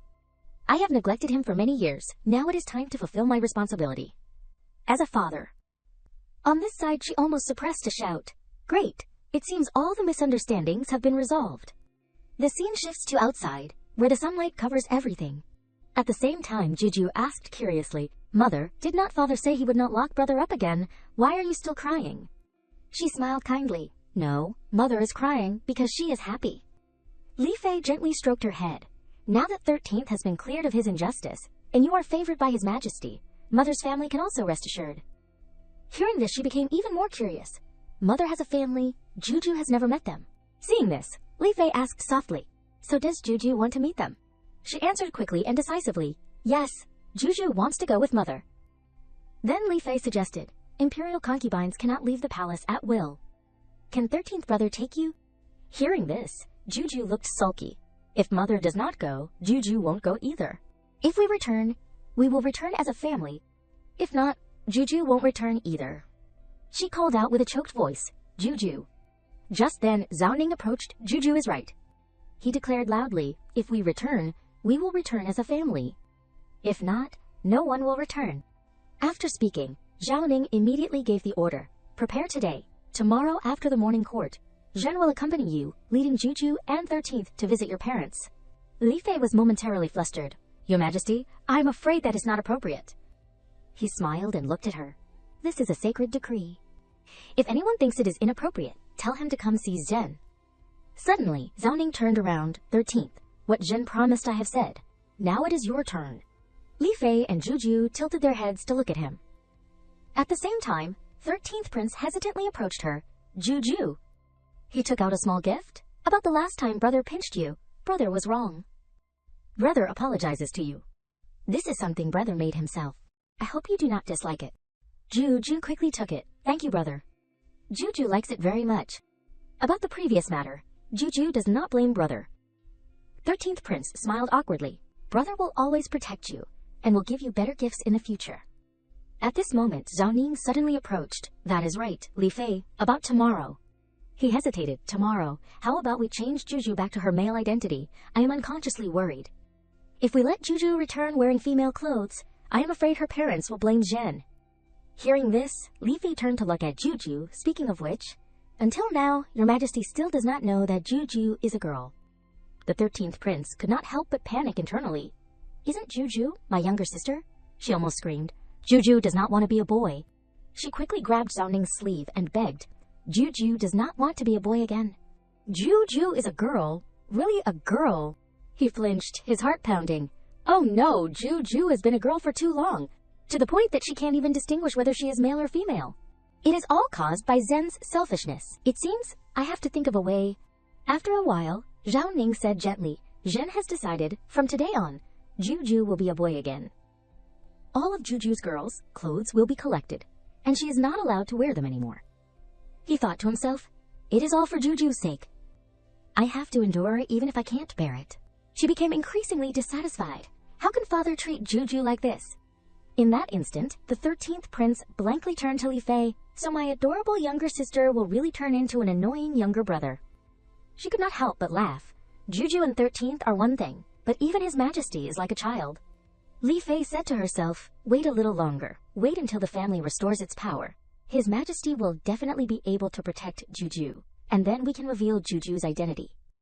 The next morning, the carriage had been arranged in front of the imperial palace. Juju clutched the hem of her clothes and could not help but feel a little annoyed. Father is really too much. Changing all of Juju's dresses and jewelry overnight? How outrageous. At this moment, her whole body was lifted up. Zhao Ning quickly consoled. Juju is also very cute today. No matter what Juju is, father will love her. She did not seem moved and snorted coldly. Juju does not listen. Juju likes little dresses more.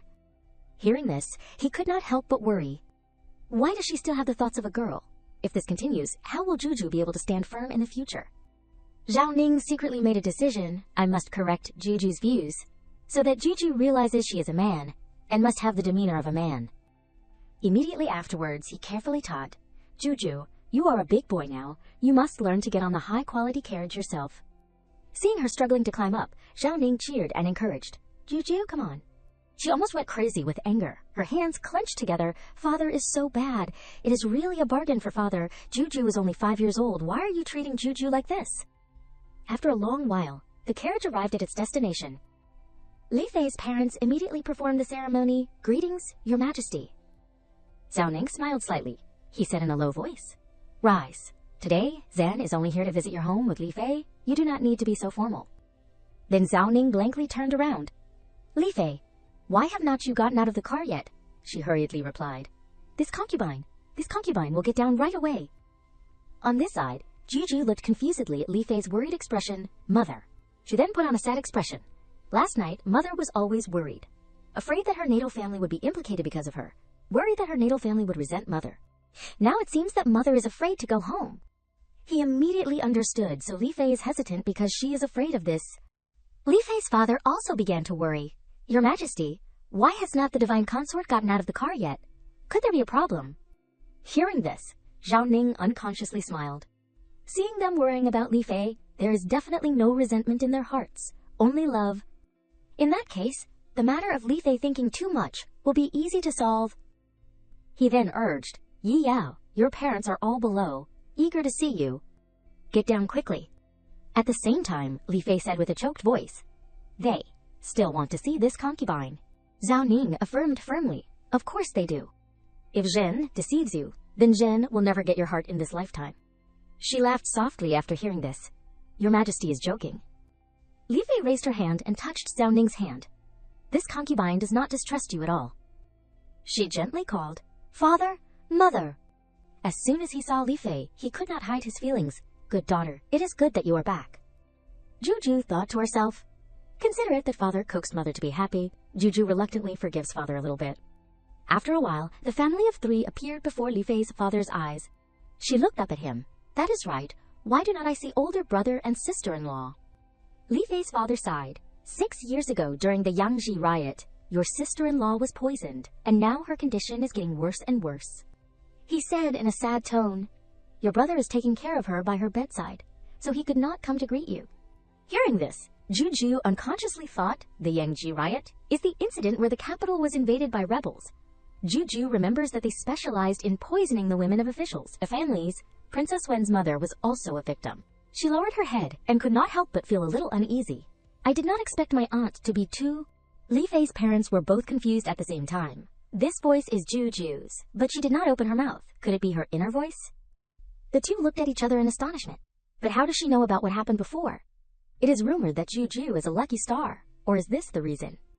Returning to Juju, she clapped her hands strongly. Since Aunt has been poisoned, then Juju will have a way to cure Aunt's illness. At this moment, Juju quickly stepped forward. Mother, Juju has a way to detoxify Aunt. Li Fei was slightly surprised. She lowered her body and held her shoulders. Juju, are you telling the truth? Juju immediately nodded. She smiled brightly. Of course it is true. Juju has a universal antidote. I can definitely cure Aunt. Hearing this, Li Fei then turned around, her eyes lit up. Father, Mother, Juju said. Li Fei's father frowned, his face mixed with pity and helplessness. Yao Yao, Mom and Dad know what you want to say. Mom and Dad know that you and Juju both have good intentions. But Juju is just a child. We have been searching for 6 years and have not found it. How can a child have a way? Faced with his appearance, Li Fei was stunned. This. Juju raised her head and looked up. Her heart was slightly sad. It is normal for them not to believe Juju. After all, what they said is also the truth. Then Juju closed her eyes tightly, her mind frantically thinking. But Juju can't say that this is the prescription that the orphanage director in her previous life told Juju about. What should Juju do now? In that instant, Li Fei's parents exchanged knowing glances, as if they understood. So Juju had memories of her past life. Thinking about it, it was not strange that she knew so much. Therefore, the antidote to all poisons that Juju mentioned must be real. We should not have doubted her just now. Suddenly, he leaned down, giving her a chance. Juju, Grandma, and Grandpa have reconsidered. We think we should try it. Hearing this, Juju looked excited. Everyone is willing to believe in Juju. Li Fei's father gently stroked her head. You are our granddaughter, of course. We believe you. Juju smiled. Her eyes narrowed. She turned to urge, Then let us go get the medicine for Aunt right away, her grandmother asked suspiciously. Now? Li Fei looked worriedly towards Xiao Ning. But Your Majesty. Seeing this, he smiled lightly. Saving someone is important. Zhen will take Lao Shisan for a stroll in the palace. The two of you do not need to worry. Hearing this, she could not hide her joy, her voice clear. Thank you, Your Majesty, for understanding. Then, this concubine will take Juju ahead. In another development, Guangsheng called out loudly. Meimei, Li Fei's older brother, Li Guangsheng. He asked quickly, his tone half excited, half joyful. I heard you brought medicine that can cure Zuir. Is it true? Li Fei nodded in confirmation. Yes, this medicine can detoxify all poisons. Sister-in-law will definitely recover after drinking it. Wang Sheng, neither fast nor slow, carefully brought the bowl of medicine to Xuir's bedside. His voice low. That is great. Xuir, drink it quickly. She drank the warm medicine without hesitation. After a while, Guangsheng asked anxiously, How is it? Xuir could not help but feel a little surprised. This medicine is truly miraculous. I just drank it, and I already feel much lighter and more refreshed. At this moment, he seemed unable to hide his joy, holding Xuir tightly. That is great. This medicine is really effective. Xuir, you are saved? She reminded him shyly. Calm down. Everyone is still here. Don't forget to thank Meimei first. Hearing this, Guangsheng immediately turned around. He expressed his gratitude. Thank you very much this time, Meimei. If it were not for you, I really would not dare to imagine. Li Fei just laughed on the side. She replied in a light tone. We are family. Helping each other is what we should do. Speaking of this, Li Fei gently touched Juju. Besides, if you want to thank someone, you should thank Juju. After all, Juju found this recipe. She shyly waved her hand in front of her. No need to thank Juju. Everyone is happy if Aunt recovers. If everyone is happy, Juju is also happy. Even so, Guangsheng still made a promise. No matter what, this is a life-saving grace. Great kindness does not need words of thanks. I will definitely repay you in the future. After a while, Li Fei politely said goodbye. All right, sister-in-law just recovered. We won't disturb you anymore. Everyone, please rest. Before leaving, she spun around, waving her hand vigorously. Juju, goodbye. Once outside, Li Fei's mother could not help but sigh. That is great. Now our family's charges have been cleared, she said with a choked voice. Shisan has also been released from prison, and even sister-in-law's illness has been cured. It is really great. Seeing her tear-stained face, Li Fei comforted. Mother, today is a happy day. Don't cry anymore. She turned to gently stroke her hair. It is all thanks to Juju, our little lucky star. The days to come will be even better. Just at this moment, Li Fei's father suddenly questioned. Speaking of Juju, I remember you wrote in the letter that Juju is a princess, so why is she dressed like a boy? Faced with a sudden question, Juju widened her eyes and looked at him. On this side, Li Fei looked embarrassed. She hesitated to reply. Juju is indeed a girl, but father and mother also know that His Majesty has 17 princes and always wanted a daughter. Li Fei said, looking at her. Before, I was neglected in the cold palace. I was afraid that Juju would be harmed, so I hid her gender. After speaking, she turned to Li Fei's father. Now our family's power is gradually recovering, and Jiu also wants to be a girl again. I also plan to find an opportunity to make this public. Noticing Li Fei's firm gaze, he smiled with satisfaction. You did the right thing. Li Fei's father looked down at Juju. He carefully reminded. If that is the case, before you make it public, we should still treat her as a son. Shishangij had heard everything from who knows when. He jumped up in excitement. As expected, escaping from Father Emperor to find them was the right thing to do. Shishangij smiled triumphantly. Juju is a girl, so I have a younger sister. Suddenly, Zhao Ning shouted, What did you just say? Ju is a girl. He did not care at all, and questioned non-stop Shisan. Explain it clearly to Zhen. What did you mean just now when you said Ju is a girl? Shishangij's face froze for a moment. He thought to himself, It is over. It is over. If Father Emperor finds out that Mother Consort and Juju are deceiving him, they will be held accountable. I must find a way to cover this up. After a while, Shishangij waved his hands wildly, stammering to explain. I heard Mother and everyone say that Juju was raised as a princess before, so I was just imagining a little bit. Speaking of this, he smiled awkwardly. If Juju were really a little princess, that would be great. I also want a younger sister. On this side, Zhao Ning was still doubtful. He continued to probe. Really, just imagining a little bit. And you are so happy.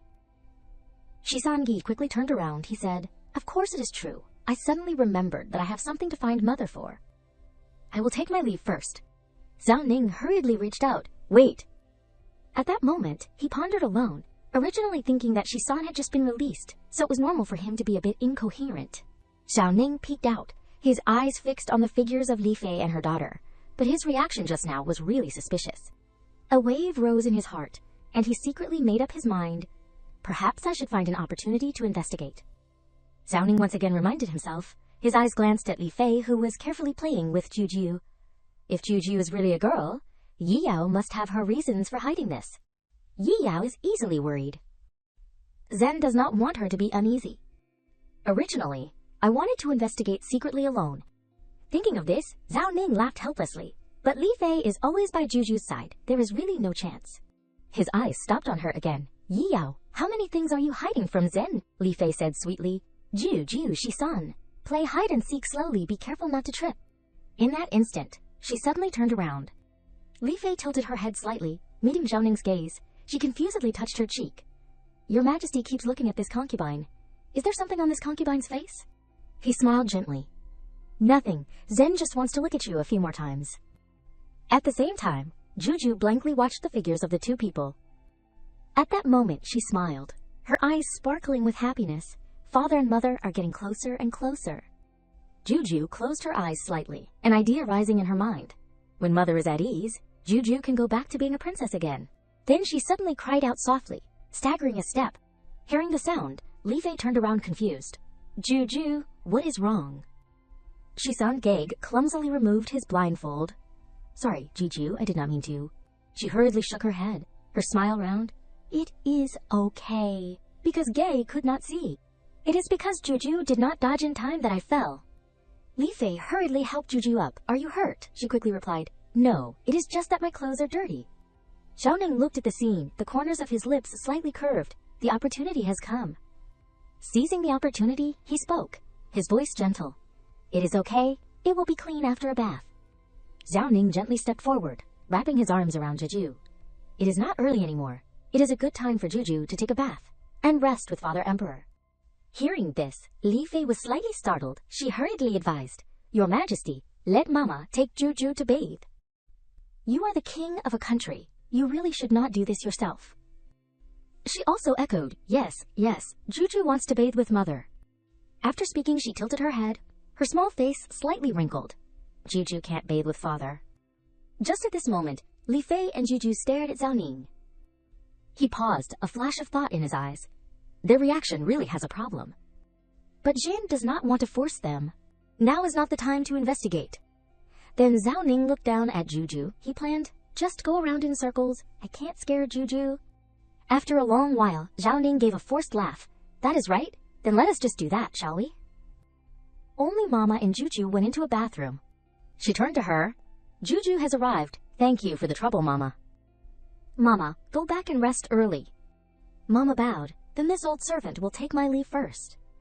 As soon as the words fell, she walked alone in the dark night. Suddenly, Zhao Ning appeared right next to her. He ordered sternly, Stop. Seeing this, Mama immediately knelt down to salute. Your Majesty? Zhao Ning replied succinctly. No need for formalities. He spoke in a low voice, his scrutinizing eyes fixed on her. The things Zhen instructed you. Zhao Ning continued in a trembling tone. Have you seen them clearly? Finally, he could not resist his curiosity and asked directly, Is Juju ultimately male or female? Mama smiled kindly. Your Majesty, do not rush. This old servant has seen clearly? Zhao Ning was a little anxious. His gaze seemed to want to penetrate the veiled answer. Then do not be so cryptic. Quickly tell Zhen, is Juju ultimately a boy or a girl? After a moment of silence, Mama affirmed firmly. It is a girl. She happily said, Congratulations, Your Majesty, for finally having a little princess. Zhao Ning was overjoyed. Upon hearing this, he asked again, Are you telling the truth? Juju is really a girl, Mama once again affirmed. This old servant witnessed it with my own eyes. 1,000 times true. Hearing this, Zhao Ning was even more excited. He kept cheering, Zhen has a daughter. Great. Zhen finally has a daughter. Zhen will immediately send someone. Ow. The sound next to him made Zhao Ning pause. His eyes turned cold. Who is it? The first prince hurriedly raised his head, his voice trembling. Father Emperor, spare me. It is your son. As soon as he saw him, he revealed a look of disgust. Why is it you? The first prince quickly explained. Your son heard that Juju was staying overnight at the Lai residence. And it was late, so I climbed over the wall, not intentionally eavesdropping. Faced with the half-hearted explanation, Zhao Ning frowned. How old are you? Why are you still acting so rashly? Suddenly, he loudly questioned. You heard everything just now, did not you? He replied awkwardly. Not a single word was missed. Then the first prince looked happy, but the fact that Juju is a girl is a joyous occasion. He flattered. Finally, there is a princess in the palace. Your son congratulates Father Emperor. He proudly shrugged. Of course, that is a great joy. The corners of Zhao Ning's mouth turned up. Zhen has been waiting for so many years to have a daughter. Yao has also made a great contribution. A hint of hesitation flashed in the first prince's eyes. Speaking of Li Fei Yang, logically speaking, she should have known that Juju is a girl for a long time. Finally, he asked curiously, so why did she insist on lying to everyone? He suddenly fell silent for a few seconds, his joy softening into contemplation. You are right, Zhen was just too happy and forgot about this. Yao always knew that Zhen wanted a daughter.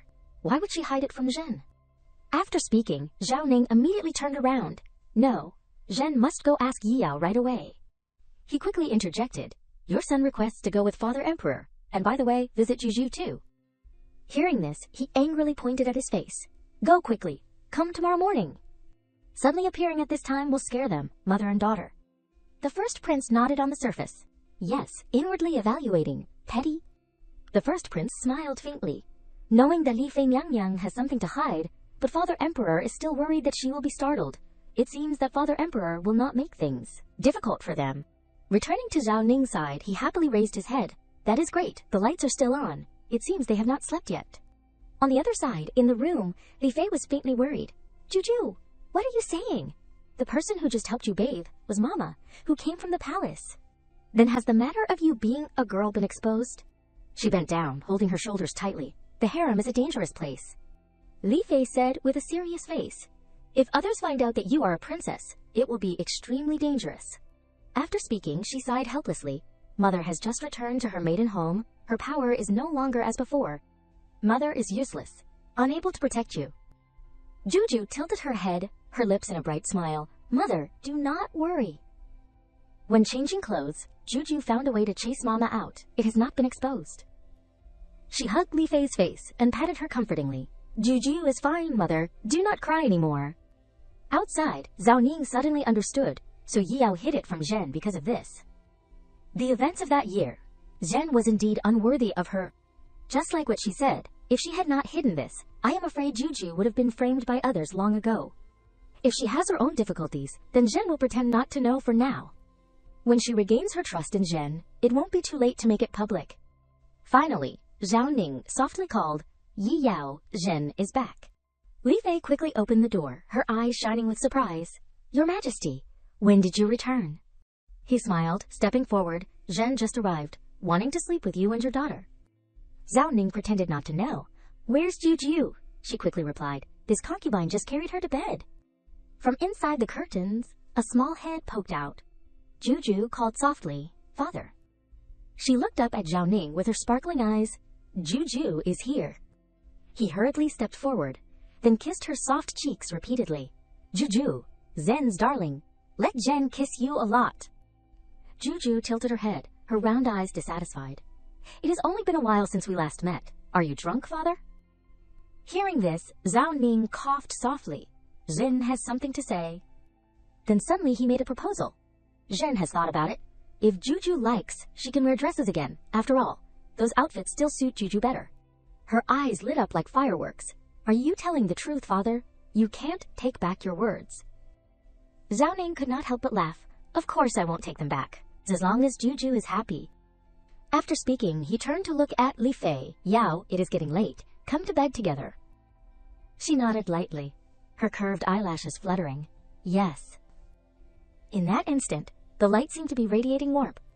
That night was very warm. Juju lay in the middle, the corners of her lips curved up. Today was so much fun. I hope Father, Mother, and Juju will always be happy like today. Suddenly, Zhao Ning chuckled softly. She looked over in confusion. Father is still smiling foolishly, even in his sleep. He really must be drunk. Suddenly, there was a panicked call outside, Your Majesty. Fuan rushed inside. Your Majesty, something is wrong. He immediately sat up, signaling to be quiet. Keep your voice down. Juju is still sleeping. Whatever it is, let us go outside to talk. Once in the hallway, Zhao Ning anxiously asked, What is it that is making you panic so much? Meanwhile, Juju curiously pressed her ear against the door. What on earth is it? Let Juju go eavesdrop. Fuan bowed low, his voice urgent. There is a riot in an unknown area outside the city, and a large number of refugees are flooding into the city. Finally, he looked hurried. The patrol team can't cope. We need to replenish manpower immediately. Hearing this, Zhao Ning lowered his head and muttered, Replenishing manpower to drive them away, while ensuring the safety of the city, will in the long run be seen by the common people as an oppressive policy. Then he made a suggestion. Why not just bring them into the city and arrange for them to settle down first? In the room, Juju pushed open the main door. It is bad. If it is that plot point, Juju must quickly stop, Father. She did not have time to think, and quickly shouted, Number! As soon as she got outside, Juju was momentarily startled. Oh no, I was too hasty, and forgot that I was eavesdropping. Seeing this, he immediately hugged her. Juju is still young, but already knows how to care about the country's affairs. Zhao Ning praised. The corners of his mouth curved up. Very good. Hearing this, Juju secretly breathed a sigh of relief. Luckily, Father did not notice. Suddenly, he bent down and asked softly. But just now, Juju said, We can't let the refugees into the city. Is there a reason? Faced with the sudden question, she hesitated. It is because Jiu mumbled in her stomach. These refugees come from country B, and they have all been infected with a disease. It is best to treat them before bringing them into the city. But how can Jiu tell father this? On this side, Zhao Ning was stunned for a moment, so that is how it is. Luckily, we have our little darling Jiu, otherwise the whole city would have been in chaos. He quickly turned back, his voice slow. Zhen has thought about it and thinks we still should not bring the refugees into the city. There is no place in the city to arrange for the refugees. We should still let them stay in the shelters outside the city first. Jiu tilted her head, her golden eyes sparkling. Father, when arranging for the refugees, remember to tell the guards to wear face masks. Zhao Ning excitedly shouted, that is absolutely right, worthy of being Jiu, so thoughtful and caring about the people. Then he turned to glare. Didn't you hear Jiu's words? Hurry up and thank her. Fu An read the order like a machine. Thank you, 18th Princess, for your concern. This servant will go and deliver the order immediately. The next morning, the guard shouted, His Majesty has ordered, first arrange everyone in the refugee camps outside the city. In a while, we will find a place for everyone to settle down in the city. Tai Wei excitedly turned around. Father, did you hear? Imperial Uncle wants to bring the refugees into the city. We just need to help the refugees find a place to settle down, and Imperial Uncle will definitely be very happy. Duan Wang looked at her, his eyes filled with love. You are right, maybe Imperial Uncle will be happy and bring you into the palace again. Tai Wei curled her lips, her small face full of mischief. Let me see how long that 18th, neither male nor female, can be arrogant for. At the same time, a carriage parked neatly on the main road. Jiu looked gloomy at this moment. Unexpectedly having to return to the palace so early, Jiu had not played enough yet. Just then, Zhao Ning rubbed her head in consolation. Jiu, do not be sad, there will still be opportunities in the future. Zen will still return with you. A voice came from outside. Your Majesty, Duan Wang requests an audience. Zhao Ning raised his eyebrows and poked his head out. What does Duan Wang want an audience for? Fu An bowed his head and reported, Duan Wang brought a group of people to pay their respects, saying that there is a major matter related to the court and wants to give you a surprise. Hearing this, he was so angry that his expression changed. If it is related to the court, why is he requesting an audience on the road? Duan Wang is becoming more and more impolite. Immediately, Zhao Ning ordered sternly, let him come here. He better really have something important. After a while, Duan Wang's group bowed in unison. Greetings, Your Majesty. Zhao Ning bluntly questioned without any courtesy, Duan Wang, what exactly do you want an audience for? Who are these people? He smiled with goodwill. These are all the refugees who were previously stopped outside the city.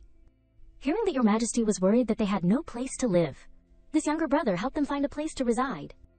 Finally, Duan Wang emphasized each word, so I deliberately brought them to meet Your Majesty. Zhao Ning's expression immediately changed. He waved his arm violently. What did you say? Do you know that these refugees may have been infected with the epidemic? Jiu held her breath, her little heart beating fast. It is bad. An epidemic in any era is not a small matter. She clenched her palms, her eyes shining with determination. Jiu needs to think of a way to deal with it. At the same time, Zhao Ning angrily shouted, quickly isolate those who have been in contact with the refugees, and send these refugees to the shelters outside the city. He continued in a cold tone, sprinkle lime everywhere in the city to disinfect. The Imperial Hospital should select a few people to stay in the palace, and the rest should go out of the palace to help fight the epidemic. The guards immediately bowed, understood. After speaking, Zhao Ning anxiously approached Jiu, let us return to the palace quickly. You and your mother should not leave the palace either, to avoid infection. She immediately sat up. No, Jiu still has a place to go. Hearing this, Li Fei interjected, Jiu, be obedient. The epidemic is no small matter. You should return to the palace with mother first. Jiu looked unwilling, but Jiu knows who can concoct a medicine to solve the epidemic. Let us go invite that person right now. Maybe we can solve the epidemic faster than even in the books. But how can Jiu say this so that they believe it? Zhao Ning looked at her doubtfully. Jiu knows who can solve the epidemic. Suddenly, he gently stroked Jiu's hair. But then again, Zhao Ning lowered his head and smiled. The epidemic is not too serious yet. It is okay for Jiu to take a stroll and then return to the palace. She was overjoyed upon hearing this, her small hand beckoning. Then Jiu wants to go to Qingliu Alley because Jiu heard that the candied haws there are very delicious. Jiu smiled happily. The divine doctor who can solve the epidemic is in Qingliu Alley. At the same time, Zhao Ning shouted sternly, did you hear that? Quickly lift the sedan to Qingliu Alley. On this side, Duan Wang gnashed his teeth, a calculation arising in his heart. No, if His Majesty leaves like this, just the matter of bringing the epidemic into the city is enough for me to lose. My head, I must find a way to shift the trouble. He hurriedly interjected, Your Majesty, the 18th princess disregards human life. At this critical moment, she is still only thinking about candied haws. This must not be tolerated, Your Majesty. She immediately changed her expression to sadness, her eyes sparkling as if about to cry. Juju did not. Juju wants to save everyone, but Juju does not know how to explain. Zhao Ning turned around sharply, his voice as cold as ice.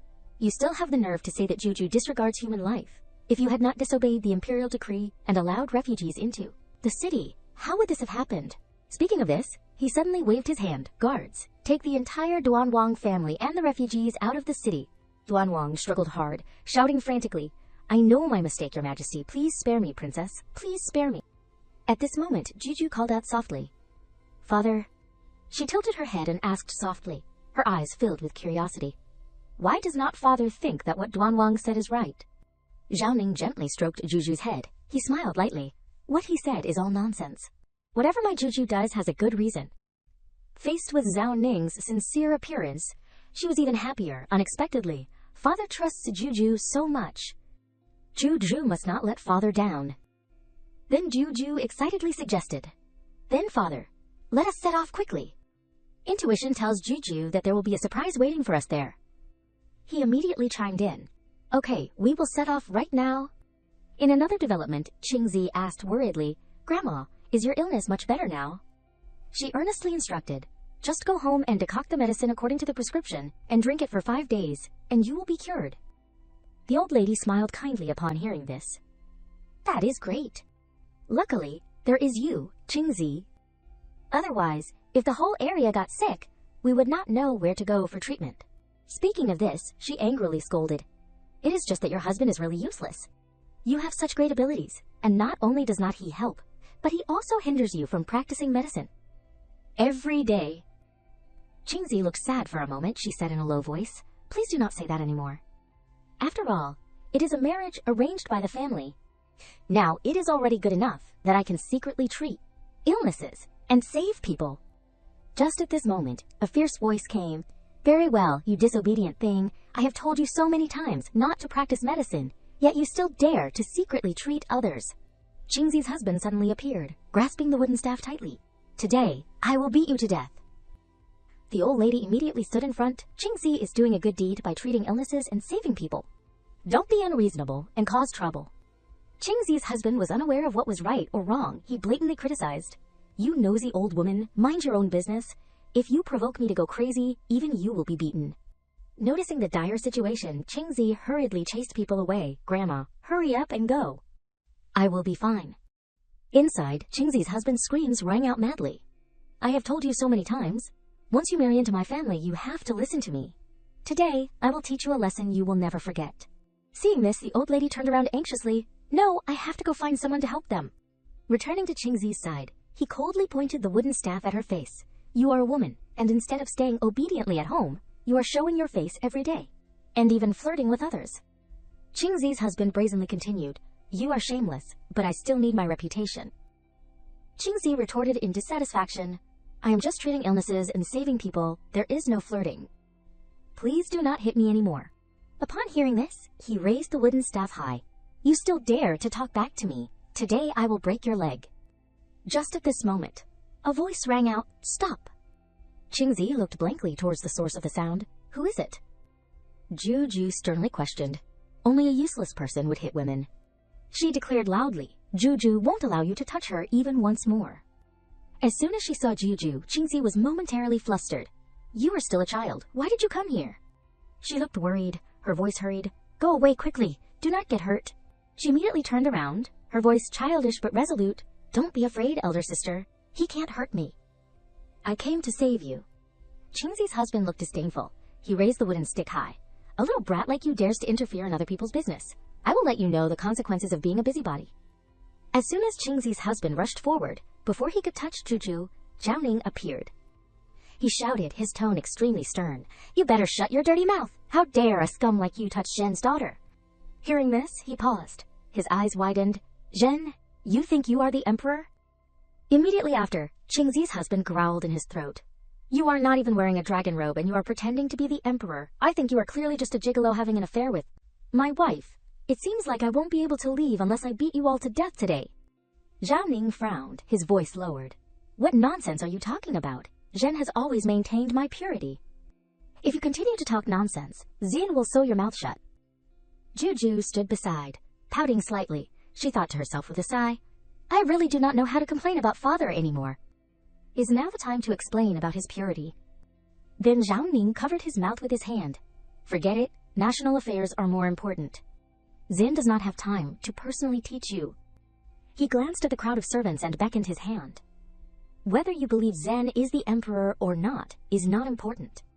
My guards will deal with you. Guards. The guards immediately stepped forward, surrounding Qingzi's husband. He frantically struggled. What are you going to do? Don't think that just because there are a lot of you, I am afraid of you. Zhao Ning did not bother to look. He ordered decisively, take him away, and directly use severe punishment. This kind of trash does not need to be shown mercy. Qingzi's husband screamed madly upon hearing this. Let me go. Meanwhile, Juju curiously raised her head. Father, what are you saying? Why are you covering Juju's ears? Zhao Ning gently put his hand over her ears. Be good. You are still young. You can't listen to these things. Qingzi knelt down low. Thank you, noble, for helping. I will repay this great kindness with all my strength. Even if it is a mountain of knives or a sea of fire, I will not refuse. Juju quickly ran over, pulling her up. Qingzi, elder sister, you are too polite. Please stand up quickly. She quickly changed the topic. We really have something we want to ask you to help with. We want to invite you to come out of seclusion and treat illnesses and save people. Qingzi replied quickly upon hearing this. Of course, no problem. Treating illnesses and saving people is originally my ambition. After speaking, she asked doubtfully, but how did you know that I can treat illnesses? And even ran to save me. She hesitated for a moment. This matter. At the same time, the old lady ran around frantically from outside. Her eyes stopped at Juju. Seeing the way she dressed, that child seemed to have an unusual status. An idea flashed in the old lady's mind. That child is kind-hearted. She can definitely help Qingzi. On this side, Juju looked troubled. This King Alley is so vast. The original work did not write where the little divine doctor lives. How can we find her? Just then, the old lady suddenly knelt on the ground. Noble? Seeing this, Zhao Ning immediately became vigilant. He shouted sternly, Who are you? What do you want to do? She hurriedly explained, her tone somewhat trembling. This old one is a resident of this street.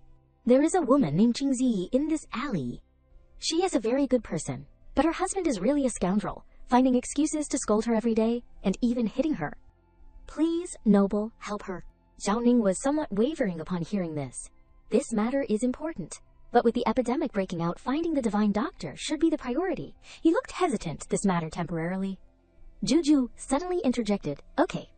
She looked up at Zhao Ning as if pleading. Qingzi is the name of the little divine doctor. She is a very good person. We must quickly go save her. He immediately understood. So that is the case. It is lucky that Juju helped. Otherwise, the divine doctor would be in danger. Zhao Ning said in a low voice, Then I trouble you to lead the way. We will go there quickly. Thank you, benefactor. The old lady quickly walked forward. I will take you there right away. Returning to reality, Juju nodded slightly. That is right. Thanks to the old lady's guidance, we arrived in time to save her. Hearing this, Qingzi laughed. So that is how it is. I really have to thank everyone this time. She suddenly said something incomprehensible. Not exactly.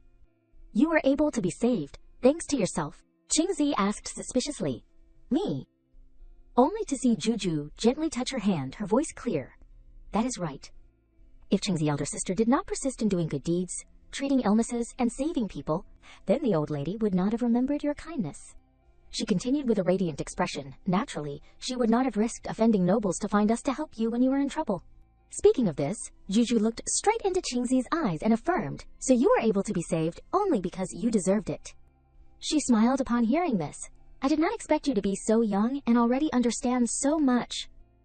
Thank you, little sister. On this side, Zhao Ning could not hide his happy expression either. He smiled unconsciously. My Juju is so understanding, both cute and kind-hearted. As expected of Zhen's daughter. Seeing this, Juju looked dissatisfied. Why are you just staring at me and not worrying about state affairs anymore?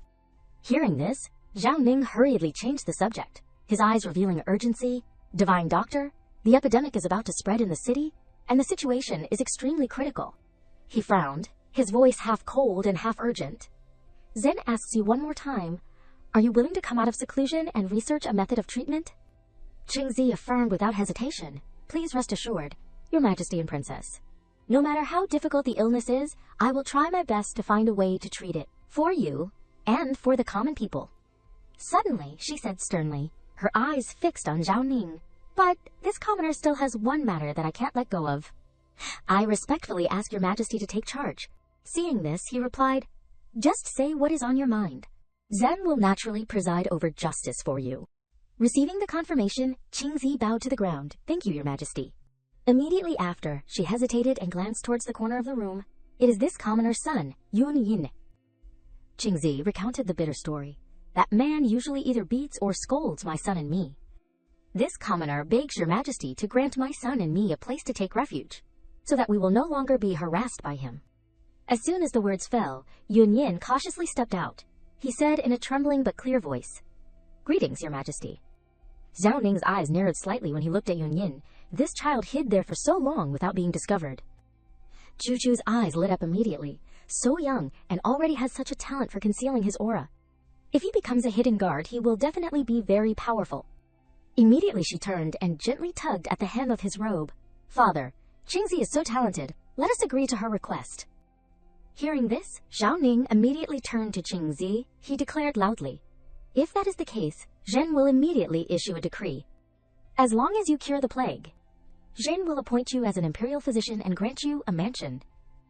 Your son will enter the palace to train, and you will enjoy the court's emoluments together.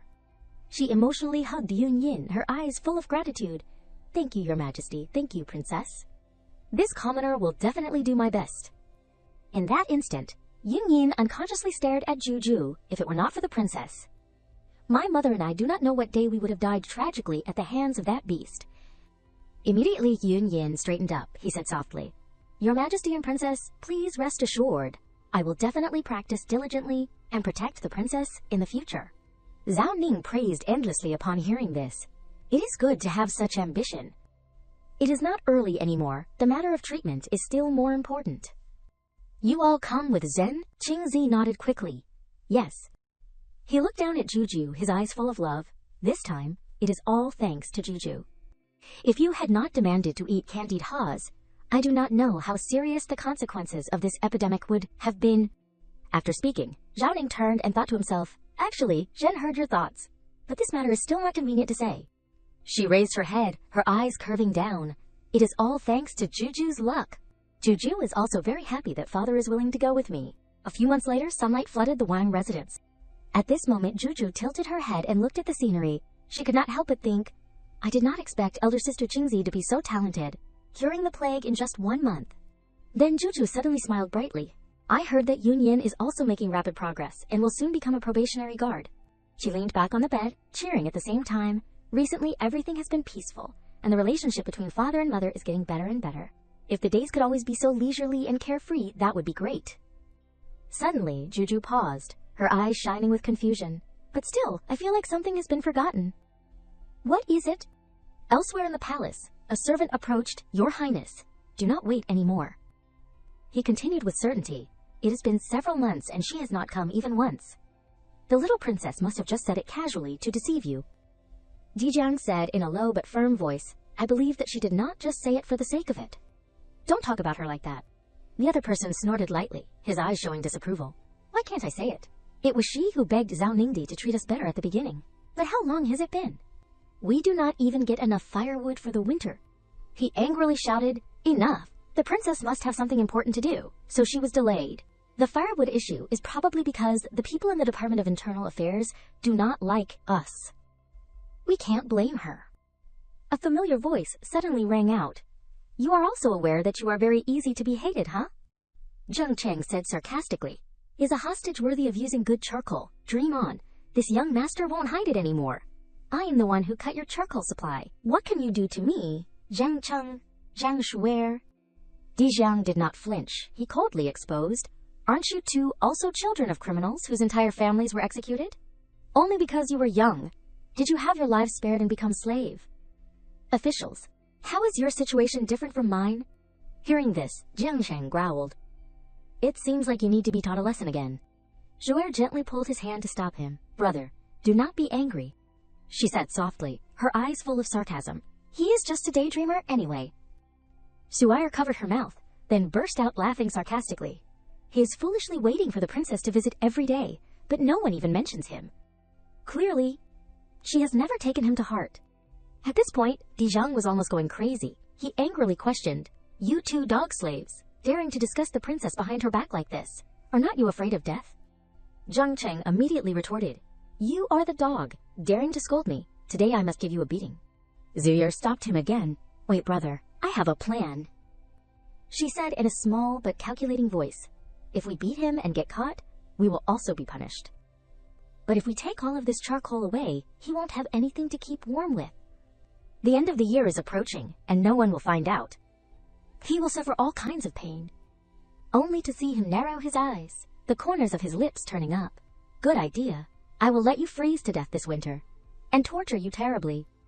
The servant immediately stepped forward. You are too bold. Return His Highness's belongings. Jiang Cheng chuckled leisurely. He waved his arm high. If I can't beat your master, can't I beat you? Witnessing that scene, Dijiang sat up. You! Sudden footsteps rang out. A stern voice coldly cut in. Stop! Dijiang was stunned for a moment, his heart pounding. This voice is... Juju's voice rang out again, cold but full of authority. Try touching them again. The group that was about to act immediately trembled, lowering their heads. Please calm your anger, princess. His eyes lit up. His heart seemed to burst. She is here. She did not forget me. At this moment, Xuer spoke cautiously. Princess, you have misunderstood. Juju's gaze became sharp. Then tell me, what have I misunderstood? She brazenly accused Dijiang, princess. They were the ones who spoke rudely first. Insulting me and my brother is one thing, but they even dared to speak ill of you behind your back. Speaking of this, Xuer turned and smiled. We really could not bear it, so we took action to teach them a lesson. Faced with the sudden accusation, he could only blurt out, Dijiang bit his lip slightly, a hint of worry rising in his heart. Even if I say I did not, I am still just a hostage from another country. They are her own people. Would she believe me? Just then, Xuer exclaimed, emphasizing each word, Do you think Juju will believe whatever you say? Juju tilted her head, her eyes full of determination. Juju believes that Dijin Gege is not that kind of person. Her voice suddenly turned stern. Guards, Zufar panicked and interjected. Princess, this servant really is not lying. Juju crossed her arms and coldly interrupted. Then tell me, what did they say about Juju behind her back? An idea flashed in her mind. Today, Juju must expose her lies. She could not let the palace staff misunderstand the male lead. Otherwise, they would definitely continue to hurt him and force him down the path of corruption. She quickly explained, They complained that you did not keep your promise and abandoned them at the guest house. She paused, a tremor in her heart. Damn it does not sound like a fabrication. Juju forced a smile. Juju was indeed too focused on changing the plot and forgot about the male lead. Suddenly her tone changed. But so what if he resents me? In that instant, Juju stepped closer, her voice soft but firm. Juju promised to visit him often. It was not his fault to begin with. I am sorry, it was Juju's oversight. As she spoke, she rubbed Dijiang's hand. From now on, Juju will visit you more often, so you won't have the chance to miss me. He paused slightly, his ears turning red, and stammered, Thank you, princess. Then, Dijiang looked down worriedly. I must have washed my hands today, right? Juju turned to the people who had caused trouble, her voice becoming stern. As for you, bullying the weak and acting recklessly, your punishment is to clean the toilets. Jiang Cheng hurriedly spoke up, Princess, we know we were wrong. Please forgive us this time. Joy Air chimed in. Yes, princess. We promise we will never do it again. Please give us a chance. She looked at them, her eyes as cold as frost. You still have not realized who you need to apologize to. How can I believe you won't do it again? Finishing her sentence, Juju decisively ordered, Guards, take them away. The group panicked and screamed, Princess, please spare us. Dijiang stood silently, watching the small figure in front of him. A wave of emotion washed over him. I thought that if I had the chance to see her again, she would have forgotten me long ago. I did not expect that she not only remembers me, but is also willing to give up the pride of a princess for me. In this world, this is the first time someone has apologized for wronging me, the first time someone has truly remembered a promise to me. Ju turned around, her gaze gentle but also a little worried. Today Juju stopped them from bullying you, but continuing like this is not a good solution. Then she suddenly made a suggestion. How about this? Juju will choose 2 servants from my palace to send to your place, so that no one will dare to bully you again in the future. Dijang quickly shook his head, his voice dropping. How can that be? Your visits already make me very happy. If I keep relying on you, I will really feel bad. Her eyes rested on him. He was clearly a good person. Juju felt a pang of heartache. He was ultimately tormented into corruption. It really was. She suddenly clenched her fist. No matter what he says, Juju must continue to help and protect him in the future. Immediately afterwards, Juju brazenly ignored him. Juju is not listening. If you do not accept, Juju will be angry and won't visit you anymore. Dijang was momentarily at a loss. In the end, he could only sigh. All right then, I will accept it. A radiant smile immediately bloomed on Juju's face. That is more like it. Suddenly, she remembered something, her eyes becoming serious.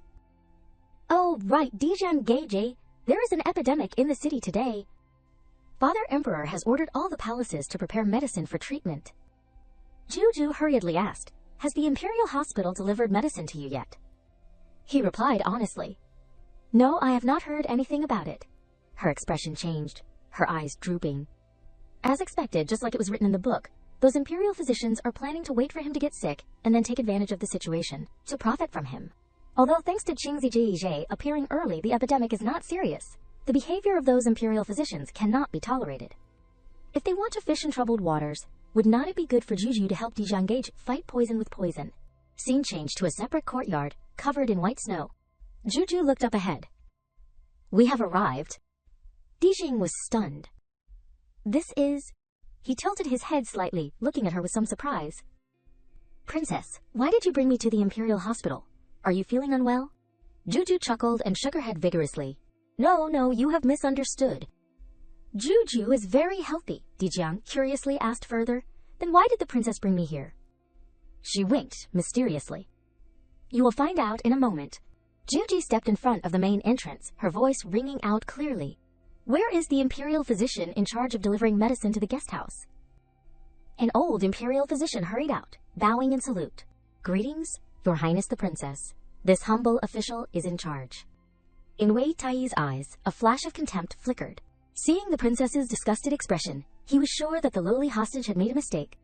At first I thought working at the guest house would be a difficult job, but I did not expect to have the opportunity to curry favor with the princess. What good fortune. Juju glanced at him, inwardly scoffing. He is the villain in the novel, harming Dijang for his own personal gain. He looks hateful already. At this moment, she secretly made up her mind. Today, Juju must teach him a lesson. Juju spoke sternly. This princess asks you the epidemic prevention medicine that should have been sent to the guest house. Have you not delivered it? In her mind, each step of the plan was clear. He would definitely not admit to abandoning his mission. When he opened his mouth to deny it, Juju would expose his lies with Gege Dijang. And then, in the name of the crime of daring to deceive his master, beat him up. Juju is so smart. But contrary to Juju's expectations, Wei Tai bowed, his voice calm. Yes, I have never sent medicine to the guest house. Sending hostages from other countries is proof of the strength of our nation. If we bestow favors everywhere, would not that be tantamount to lowering our status? I know His Majesty is benevolent, but I am willing to share the worries of the country and proactively shoulder the bad reputation. Moreover, he directly insulted Dijang Geige in front of everyone. It is really... Just then, Dijang turned to her. Is the princess worried about me? I am already too familiar with those contemptuous words. The princess does not need to take it to heart. But Juju bit her lip slightly, her gaze still firm. Even if Dijang says that, Juju can't let this person continue to do bad things. But this villain is not following the usual script. What should I do? Wait, is not it even more convenient for Juju to punish him like this? He thought that she was satisfied. Looking at the princess's happy reaction, She must be very satisfied with what I just said. As expected, a lowly hostage is not worth treating kindly. Juju suddenly pointed her finger at him. So you admit that you have never completed any mission related to the guest house, right? He nodded quickly. Yes, never. Immediately afterwards, she shouted, You admit it. That is good. Guards. Juju called out loudly, dignified like a little monarch. Wei Taiyi abandoned his mission, resisted the imperial decree, and did not obey. Remove him from his position. Expel him from the palace, confiscate his salary, and transfer it to the guest house as compensation. Wei Taiyi panicked for a moment. He howled. Princess, spare me, princess. Why are you treating me like this? She looked at him, her eyes stern. You yourself admitted that you have never fulfilled your duties, and you are not ashamed to beg for mercy. Juju emphasized, each word clear. Father Emperor has clearly instructed to treat him kindly. Yet you arbitrarily speculated and distorted Father Emperor's intentions. Now just removing you from your position is already lenient. Or do you want this princess to report to Father Emperor so that Father Emperor can decide for him? Hearing this, Wei Taiyi panicked even more. No, definitely not. I know this commoner will leave immediately. Please do not tell His Majesty. Juju glanced at the others in the hospital. And you, in the future, if Juju finds you being harsh to the guest house, the ending will be the same. The group bowed their heads in unison. We will follow the princess's teachings. She turned to Dijong, her expression softening. This way, they definitely won't dare to look down on you anymore. Having said this, Juju smiled brightly. In the future, if you are wronged, if Juju is not around, you can proactively come to Juju. Juju will definitely stand up for you. He blurted out in excitement. Princess. After a moment, she unexpectedly touched Dijong's hand. All right, everything has been resolved. A smile flashed across Juju's face. Let us go home. He looked at her quietly, his eyes shining with warmth and guilt. As expected, in this palace, only the princess is truly kind to me. But I can't help at all. Only know how to accept this kindness. Dijong thought secretly, is this really okay?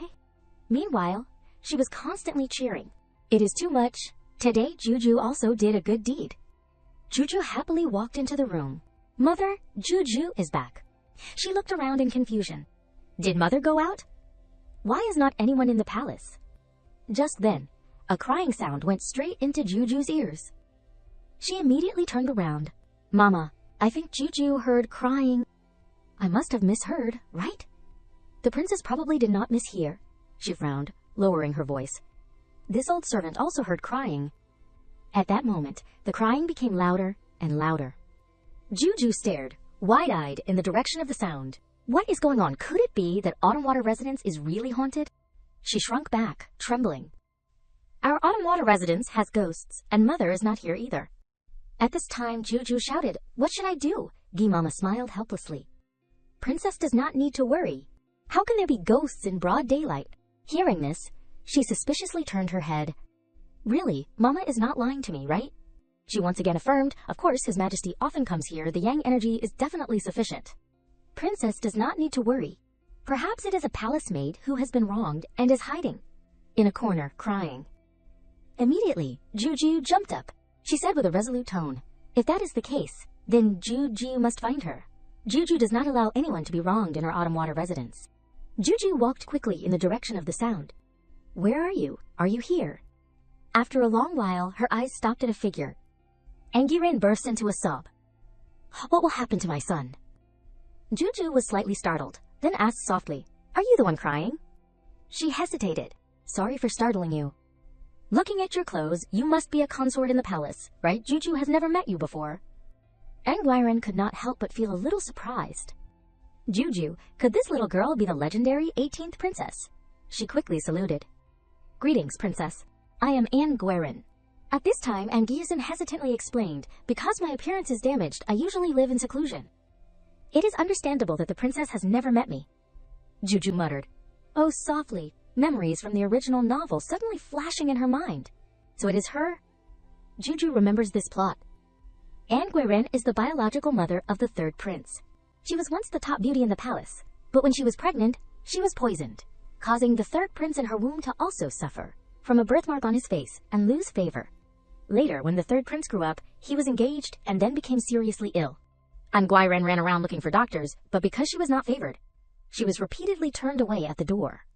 At the end of her rope, Anguiren could only use her death to force a trade for the life of the third prince.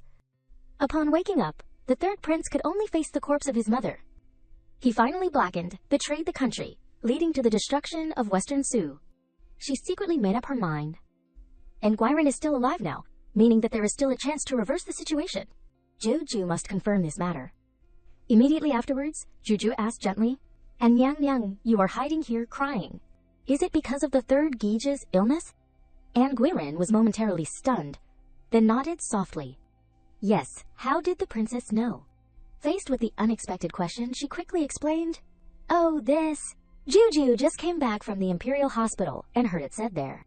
She smiled slightly. "So that is it. I did go to them not long ago, but you must have already heard about the result."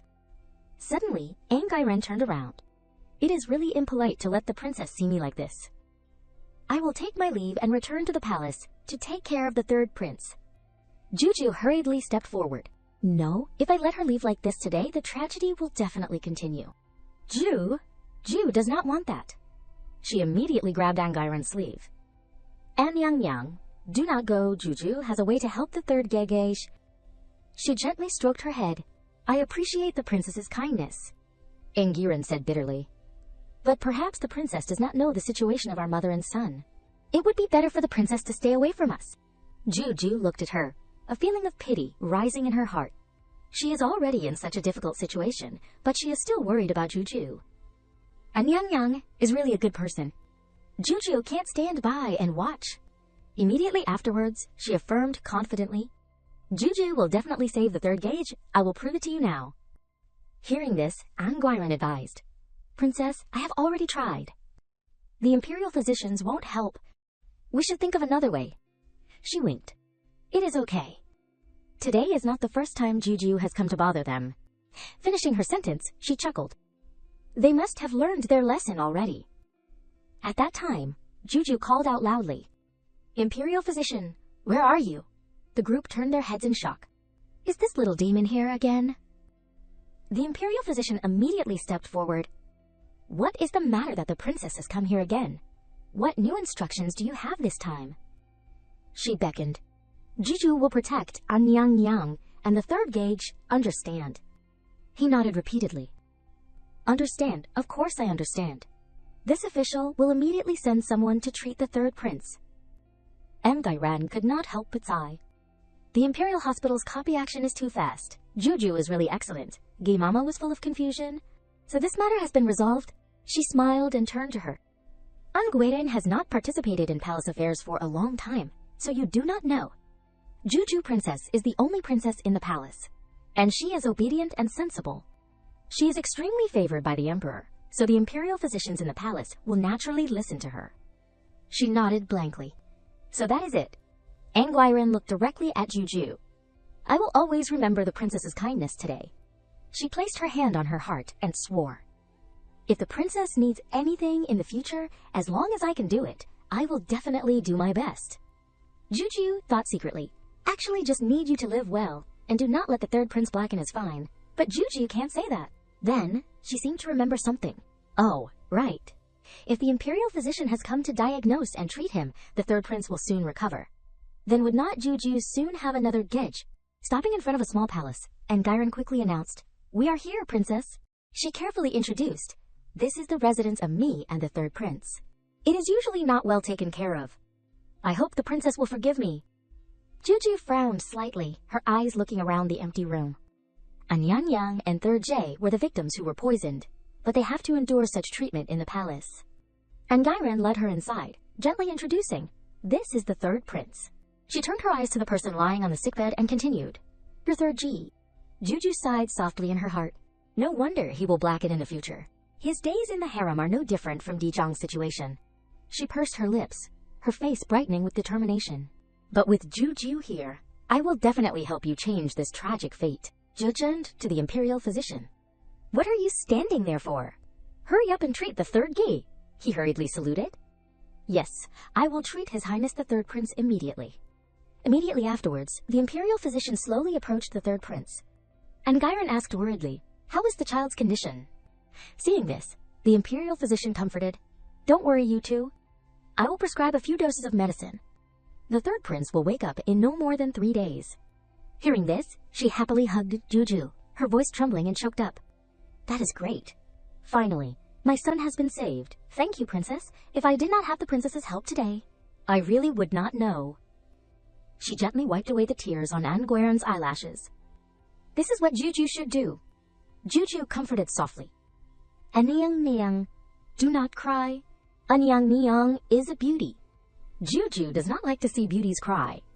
Anguiren smiled bitterly. Princess is joking.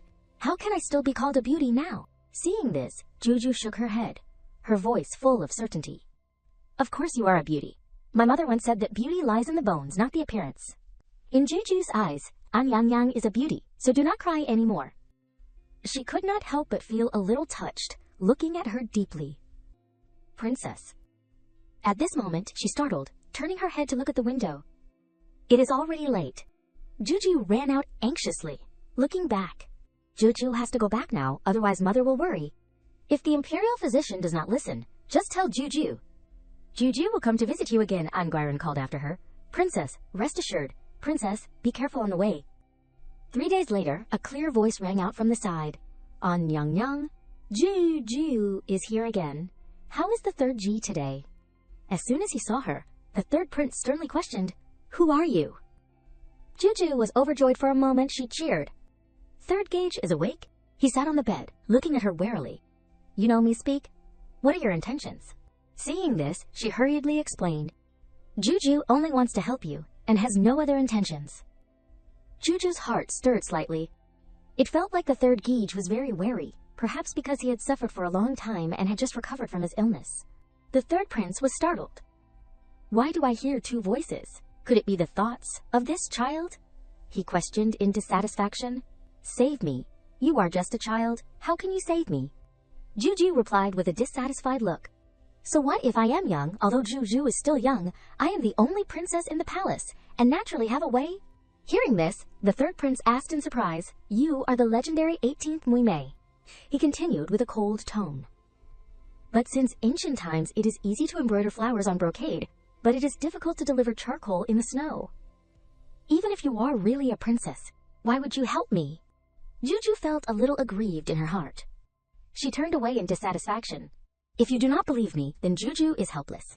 I will come again when Anyang Yang is here. At this time, she pouted her cheeks. Juju can understand third gauge, but you always doubt Juju, making Juju a little aggrieved. As soon as Juju looked up, a familiar figure hit her eyes. She called out in a choked voice, Anyang Yang. Anguiren looked at her blankly. Princess, why are you here? The third prince has woken up? I was still planning to report the news to you myself. The third prince looked at her, and then at Juju, suspicion rising in his heart. Mother, why are you so close to this child? Could it be that what this child just said is true? He asked in confusion. Mother, what is going on? Anguiren said gently, Let mother introduce you. This is the benefactor who saved your life, the 18th princess. It was the princess who personally brought the imperial physician to treat you. The third prince asked in astonishment. What, is it really her? Juju shrugged her shoulders while repeating, Juju is just a child, how can I help with anything? She looked at her in confusion. Princess, what is wrong? The third prince hesitated. Sorry. He avoided eye contact, his voice soft. It was because I was too arrogant just now, and have been very rude. As long as you can forgive me, I am willing to do anything. Saying this, Juju giggled. I am just teasing you. Juju is not angry. As long as third gauge recovers well, and contributes to Western Su soon, Juju will forgive you right away. She thought in her stomach. Anyway, third gauge has already witnessed the coldness and warmth in the harem. Juju can understand his actions. The third prince looked at her, his eyes full of admiration. She is so young, but can see through the human relationships in the palace. While still maintaining her purity and kindness, she chose to help me and my mother. She is truly admirable. Immediately afterwards, he said with a firm tone, Rest assured, I misunderstood you just now. I will remember all of your kindness today and will definitely repay you in the future. Juju smiled nonchalantly. Third gauge should recuperate first. How about we eat first? Eating a little more will help you recover soon. The third prince pondered for a moment. At first, I suspected that if I were lucky enough to survive this time, I would definitely join forces with the Northern Bee to avenge Western Su. But now that I am alive thanks to Muime, since Muime values Western Su, then I should give up the idea of being conservative and focus on protecting Muime instead. On the other side, Dijiang bowed his head, his voice muffled. You said that the third prince who was ostracized was completely cured thanks to Juju's help. The servant quickly replied, Yes, it seems that our plan will be difficult to carry out again. He stroked his chin and mumbled. Looking at the situation, it is very difficult to pull him to our side, but the opportunity is rare. We have to try again anyway. Back to the third prince, he bowed his head and carefully wrote. At that time, the third prince looked at the completed record. Finally, I have finished copying all of these blessing scriptures. Juju Muime is the person who saved my life. I am not favored, so I have nothing to repay. Luckily, I can contribute some effort through this matter. A voice from outside the door came in. The third prince closed his eyes slightly. The days with Juju Muime are too peaceful, making me almost forget about them. He ordered sternly, Come in. The person quickly opened their mouth and spoke. Your Highness, how have you considered the matter of the alliance? The third prince replied concisely without hesitation. Of course, I have thought about it carefully. He suddenly paused his writing. Go back and tell your master. The third prince said decisively, I will not ally with traitors to overthrow Western Su. Today is our last meeting. From now on, meeting again means we are enemies. The person's expression changed slightly, and they quickly asked, Is it because of the little princess that you made that decision? He looked at him coldly. Shut up. I advise you to know your limits, and do not ask questions you should not know. At this time, the third prince emphasized each word. If you ask any more questions, even if I am a prince who is not favored, I still have the ability to overthrow your master. The person quickly clasped his hands and bowed. It was I who was rude. I will report back verbatim. I hope your highness takes care of your health. He silently said to himself, although I have decisively severed ties with them today, I still need to be vigilant. After all, I once hated Western Su to the bone, and I also intended to join forces with them, but if Juju Muime truly loves this place, I am willing to reconcile with Western Su for her happiness. In another corner, Dijiang asked doubtfully, You said that the third prince not only refused, but also showed a clear attitude when you mentioned the little princess. The servant nodded in confirmation. Yes, that is right. Hearing this, he added in a low voice, his face unchanged. I know that the little princess has a kind heart, but I did not expect that even the third prince, who is always neglected in the palace, would regard her as a treasure. As soon as he finished speaking, Dijiang clenched his sleeves. So many people love her, so what position can I stand in her heart? Suddenly, he looked up. When he heard a familiar call, Dijiang gaped. Juju ran in quickly. She said in a clear voice, Juju is here to visit you. Immediately, Dijiang turned around, his eyes lit up clearly. Juju. He immediately approached her. You have finally come. She ran over and apologized. Dijiang Gege, do not be angry. Juju has been busy helping Nyang treat the third gig these past few days, so I could not come. Juju said quickly, her face showing obvious joy. Now third Gije as well. Juju came here immediately. Dijiang shook his head slightly, his voice as gentle as the spring breeze.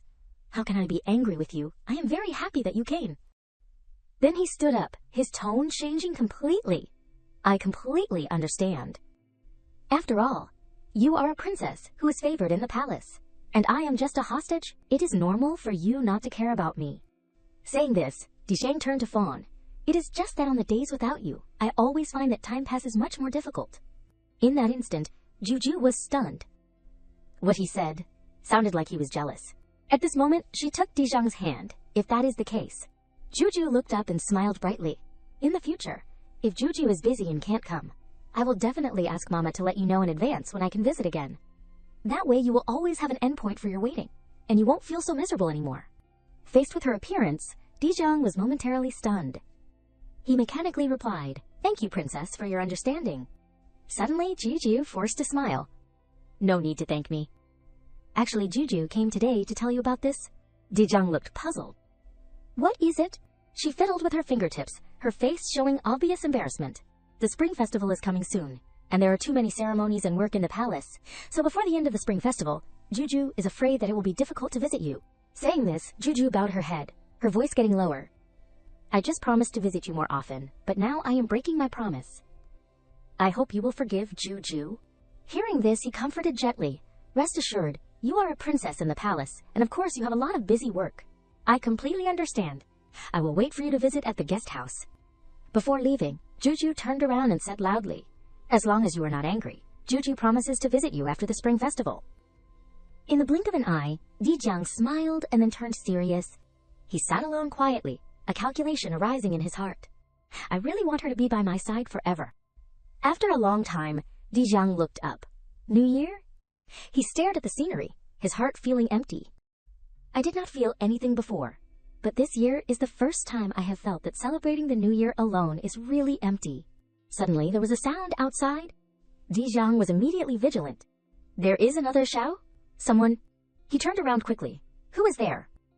A female figure stepped out from the darkness, smiling. Don't be nervous. I am not here to hurt you. She glanced. Must be the male lead in the story. Seeing Dijiang's vigilant eyes, Tai Wei became even more interested. How interesting! She carefully observed, looking at his appearance, it must be the childhood stage of being tormented as written in the original. I risked my life by using the name of the daughter of the guilty king to sneak in here. It was not in vain. As long as I can win him over, I can definitely pull the plot back onto my glorious track. At first I thought I had transmigrated into the role of the female lead, who was pampered by everyone in the female lead novel, so I just had to sit back and enjoy a leisurely and happy life. Who knew that the original owner did not know how to capture anyone, and also became the daughter of the guilty king, unable to even enter the palace. She really only knew how to cause me trouble, but it is okay as long as I can build a good relationship with the male lead, then the future glory and wealth will still be mine. After a moment, Tai Wei spoke. Hello, Xiao Geijie. She leaned forward while excitedly introducing, my name is Feng Tai Wei. I was attracted by your Xiao's music. Immediately afterwards, Tai Wei quickly suggested, can we play a duet together? Hearing this, Dijiang frowned tightly. In this palace, other than Juju, everyone else treats me as if I do not exist. The New Year's Eve is so lively, even Juju can't get away. Where did she come from? Tai Wei tilted her head and asked, what is wrong? Do not you want to? He turned his back decisively. I do not want to. Please leave. She reached out towards Dijiang. Xiao Geige, I really like your Xiao's music. Seeing that he still ignored her, Tai Wei quickly chased after him. Don't drive me away, okay? Otherwise I will be very sad. Dijiang narrowed his eyes, a suspicion rising in his heart. Could it be that she was sent by the group of subordinates in Northern B? Tai Wei was blank, her eyes a little frightened. Xiao Geige, why are you looking at me like that? Suddenly, he held the blade of a knife close to her throat. Dijiang questioned sternly, who sent you? No, she waved her hand to deny. No one sent me, why do you think that? Hearing this, he said coldly, then get out, otherwise do not blame me for being impolite. Immediately, Tai Wei turned around and ran away, without looking back once. Seeing her back gradually disappear, Dijiang did not forget to order Su Yang, go investigate who that girl was just now. Is she an assassin sent by one of my imperial brothers? He nodded in reply. Yes, your highness. Dijiang narrowed his eyes slightly, a coldness spreading in the depths of his pupils. No matter where I am, I can't escape from those who want to harm me. Only Juju treats me sincerely. I wonder what she is doing right now. At the same time, Juju was sneaking around like a little mouse. From behind, Zhao Ning grabbed her collar. Juju. He looked cold. You used to leave the palace every day, and we could not see you. But today is New Year's Eve. Where are you planning to go? She almost wanted to scream in her heart. Juju just feels that Dijiang Gege is celebrating the Spring Festival alone, and is very lonely, so I just wanted to go to his side for a little bit. Li Fei's voice was gentle, but could not hide a hint of reproach. Juju, it is not that mother wants to lock you up. It is just that today is the day of reunion. Don't you want to be with us? Juju regretted secretly. Juju has really been too focused on Dijiang Gege recently, and has forgotten about father and mother. She bowed her head properly. I am sorry, mother. Juju knows I was wrong. Today I will stay with everyone. Suddenly, Zhao Ning spoke.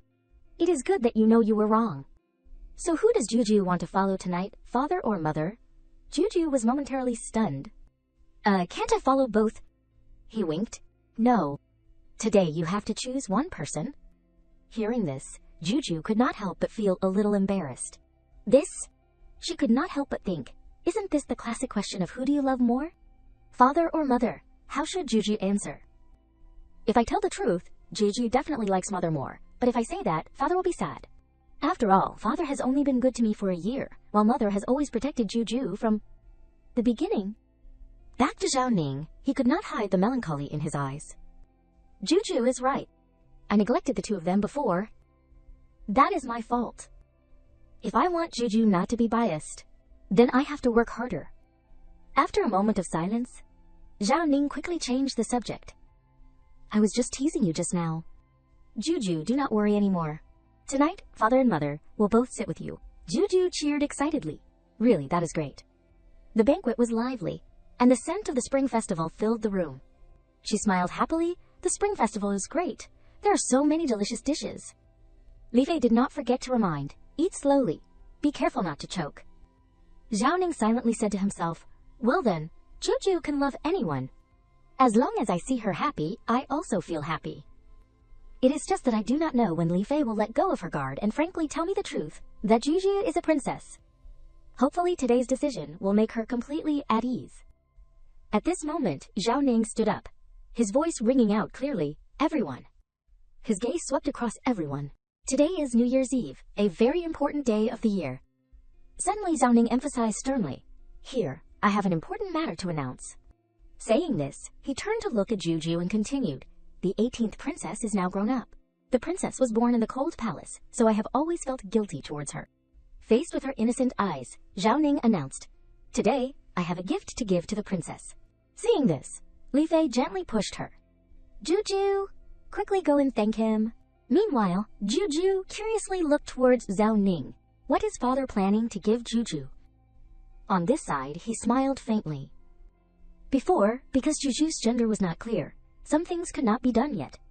Then Zhao Ning leaned over and wrote a few words, thinking distractedly, now that I have confirmed that you are a princess. Immediately afterwards, he opened the imperial decree and read aloud.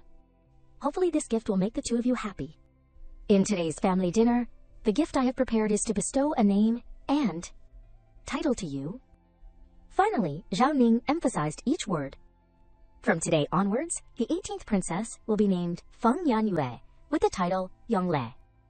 As soon as he finished speaking, Juju bowed. Thank you, Father Emperor. A bright smile bloomed on her lips, and she could not help but feel a little excited. Juju was worried that Father Emperor was still concerned about my masculine temperament and would give me a boy's name, but now Juju is really satisfied. On the opposite side, Li Fei stared at Zhao Ning in astonishment. Not only did His Majesty personally write the name, but this name is also... After a moment, she ran excitedly to her. Mother, Juju has a name now. Li Fei nodded lightly. She explained slowly. That is right. Feng Yanyue, the wild geese fly back when the moon is full in the western tower. It is a really beautiful name. In that instant, Juju looked up blankly. What does it mean? Zhao Ning continued slowly. My intention is that the beloved daughter that I have missed day and night now returns to the nest like a wild goose and has come to my side. My life is now complete. Finishing his sentence, he leaned over and asked, well then, Juju, do you like it? She replied quickly without hesitation. I like it. Thank you, Father, for bestowing the name. Hearing this, Zhao Ning turned around and teased. So is Juju planning to express your gratitude in a more concrete way? Juju focused her eyes and closed them. Let Juju think for a moment. On the other side, the subordinates were talking in whispers. Has His Majesty really regarded the 18th prince as a princess? This is clearly a girl's name. The person next to him whispered. Could it be that His Majesty has turned the act into reality? 13CA smiled proudly. Everyone still does not know that Juju is a real princess. Only I know. Chang Ying curiously turned to him. 13 Dai, you seem very pleased. He quickly explained. Anyway, Juju is my mume. I am just feeling proud. 13CA thought to himself, that was close. I almost revealed that I knew Juju was a girl. Chang Ying tilted her head and replied concisely, is that so? At this moment, another person stood up, calling out, Huangdi. The second prince had appeared at some point. He smiled faintly. Long time no see. Chang Ying turned around and replied, He was full of dissatisfaction and disgust. I have been avoiding him for so long, but he is like a lingering ghost. Without stopping, the second prince took another step forward. In that case, why do not I offer you a toast and share a happy drink together, okay? Chang Ying turned away coldly, while refusing decisively. There is already enough space at my side. Please find another position, Huang Xiong. Hearing this, he was so angry that he gnashed his teeth. Ever since the day I was rejected, when I came to visit after the princess slept here, he has been cold to me. What is the reason? The second prince clenched his wineglass. If this continues, how will my plan work out? No, I have to think of another way. He shifted his attention to the 13th CA. 13, Huangdi, it has been a long time since we met. How have you been lately? He replied, as usual, thank you for Huang Xiong's concern. The second prince then put the wineglass closer. Huang Xiong offers you a toast. On this side, Juju turned around warily. It is the second prince. What is he plotting again? She quickly grabbed 13th CA's hand. You can't drink, Juju shouted in dissatisfaction in her heart. The second prince is not a good person. He is an ambitious person disguised as a prince. She looked up, as if trying to convey her thoughts to him. Befriending him will only bring harm. Hearing this, 13th CA turned back awkwardly. Thank you for Huang Xiong's kindness, but my Mui does not like me drinking. Please help yourself, Huang Xiong. He was stunned for a moment. What? Then he breathed a sigh of relief in his heart. Luckily, Juju reminded me. Otherwise, I am afraid I would soon be framed and thrown into prison again. Juju on the side cheered happily. Gege is obedient, Gege is good. In that instant, the second prince's resentful eyes were fixed on her. What is this gender-ambiguous 18th? Why does he always ruin my good deeds? You can be cold to me now, but in a little while each of you will have to run to me and beg me for forgiveness. After a moment, he stepped closer to Zhao Ning. Father Emperor, this child has a request. Hearing this, he replied without hesitation, what is the request? The second prince slowly expressed his thoughts. There is a severe snow disaster occurring in Shaoshou County.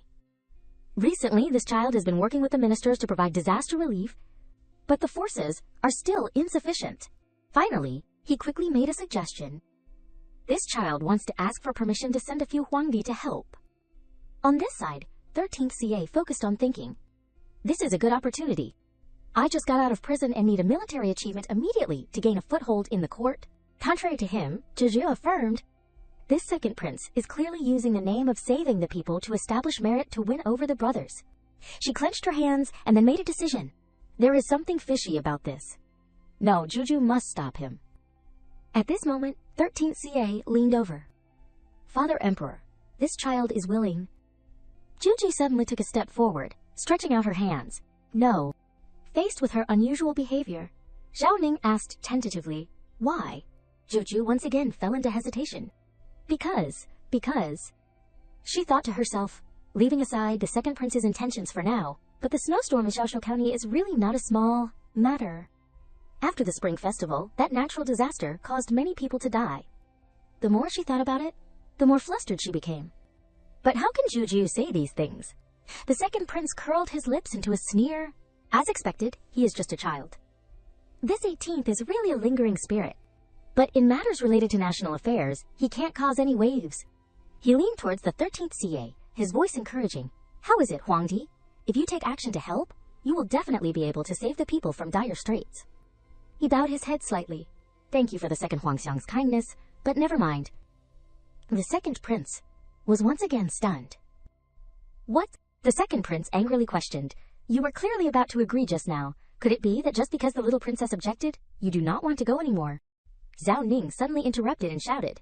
If 13th does not want to go, then so be it. What are you yelling about? You are grown up, but why do you act so immature? Hearing this, the second prince was momentarily shocked. He looked cautious. I'm sorry, Father Emperor, this child was rude, but the snowstorm. At that moment, Juju raised her hand to speak. Father, recently Juju dreamed of a large snow causing a disaster with severe casualties. I heard that Shaoshou County has been experiencing continuous snow disasters. Juju thinks that instead of disaster. As soon as she finished speaking, Zhao Ning nodded seriously. If Juju has said so, then it must be a sign given by heaven. In that case, order the people of Shaoshou County to evacuate within 3 days. Immediately afterwards, he turned his gaze towards the second prince and ordered, if it is not completed, the officials involved will be beheaded on the spot. He blurted out, what? The second prince hurriedly spoke. Father Emperor, evacuation will cause great losses. Would not that be too? Zhao Ning rejected him directly. I have followed the will of heaven and issued the decree. Now, do you intend to resist the decree? The two, Chang Ying and 13th CA, had the same thought. What will of heaven? Clearly, Father Emperor was also moved by Juju's words. The second prince bowed his head. This child would not dare. He glared angrily at Juju. Just because of a few words from that child, not only did the princes not listen to me, but even Father Emperor did not. If I let him go on like this, it will be too disadvantageous for me. No, I must find a way to extinguish his momentum. I do not believe that a little princess like him can accept the so-called will of heaven. I will personally go and prove that the snowstorm is just an unfounded rumor. Feng Zhejiu, you are still young but have already learned some evil tricks to bewitch people's hearts. Before leaving, the second prince threatened, when I return safely, I will definitely ask Father Emperor to punish you. She said teasingly, if you do not believe me, then I can't help it. Juju has warned you already. Immediately afterwards, Juju stuck out her tongue to tease. When you encounter danger, do not come back and blame Juju. After a moment, Zhao Ning turned back to urge. Juju, the performance is about to start. Come over and watch with me. She turned around excitedly and ran back. Yes, I am coming now. After a long time, Juju spoke to herself. Although I feel very guilty towards Mother. She looked back at the cold night. But it would be too pitiful to let Dijiangege celebrate the spring festival alone. Immediately afterwards, Juju tiptoed while telling herself, Juju must be careful and can't let anyone find out that I am sneaking out. She bowed her head and thought to herself, fortunately, Father was too happy and got a little drunk, and Mother was too busy taking care of Father, so I was given this opportunity. And I must admit that Father's alcohol tolerance is too bad. After a long time, Juju cheered happily. I am finally here.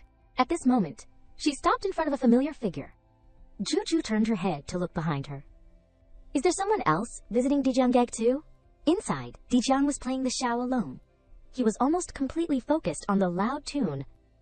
A familiar voice suddenly came, Dijiangege.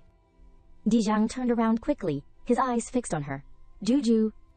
He hurriedly approached her. You really came to visit me. Am I dreaming? She quickly replied. Of course not. Juju came here to see you. Juju excitedly stretched out her hand. Look, I even brought you delicious food. Dijiang quickly took her hand. Okay, it is cold outside. Let us go inside quickly. Don't catch a cold. Juju took his hand. Okay. Suddenly she said seriously. Oh right, Dijiangege, Juju has something to ask you. He replied without hesitation. Ask anything. I will definitely tell you everything, without hiding anything. If I dare to hide anything, may I be struck by lightning. Juju quickly comforted. No need to be so serious. Don't make vows like that all the time. She could not help but ask curiously. When Juju came, I saw a figure outside the door. It seemed to be a girl. Did anyone come to visit you? Dijiang paused, his eyes showing obvious panic. Did Moimi see her? Dijiang frowned and spoke with a serious voice. Did the princess see clearly who she was? Did she hurt anyone? Juju turned back and replied innocently. No? Is she very dangerous? Hearing that, he could not help but smile contentedly, thinking to himself, fortunately, she is okay. This matter concerns her safety. It is best not to tell her about it, to avoid worrying her more. Then he turned his head and smiled at her.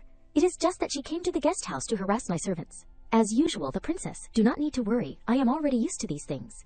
Hearing that, Juju also showed a pouting and coquettish face towards him. The little girl told Dijiang, it seems that Juju's last lesson was not enough.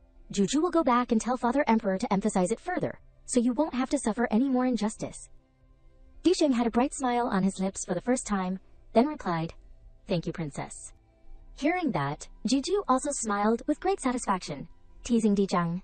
What are you thanking me for? Of course I will fulfill all the promises that Juju makes to you. Today is the spring festival.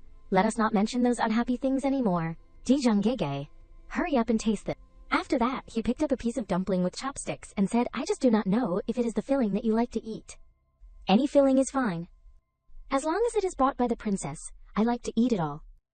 Seeing Dijiang so amiable towards her, Juju could not help but be happy. Dijiangege, you eat it. Juju has already eaten dumplings. She kept chattering beside Dijiang's ear.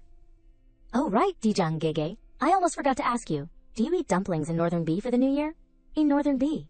Besides dumplings, there is also a pastry called peach blossom cake. It sounds so delicious. I really hope Juju also has the opportunity to taste it. Hearing the little princess say that, how could a brother like Dijang refuse her request? He immediately called someone over. It just so happens that I still have some peach blossom cake left.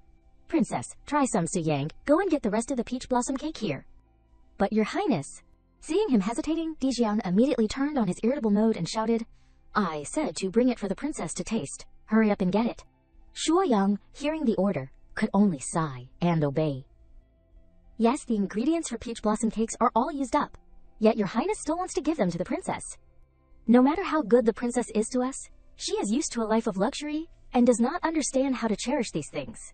Unlike us, who rely on this little food to survive. After thinking for a while, he still obeyed the order and brought the cake to Juju. Princess, please enjoy. Upon seeing the two cakes with their enticing colors and shapes, Juju exclaimed joyfully, They look so delicious. Juju will try one. With that, she took a bite of the cake and ate it with relish. After savoring it, she praised, It is so delicious.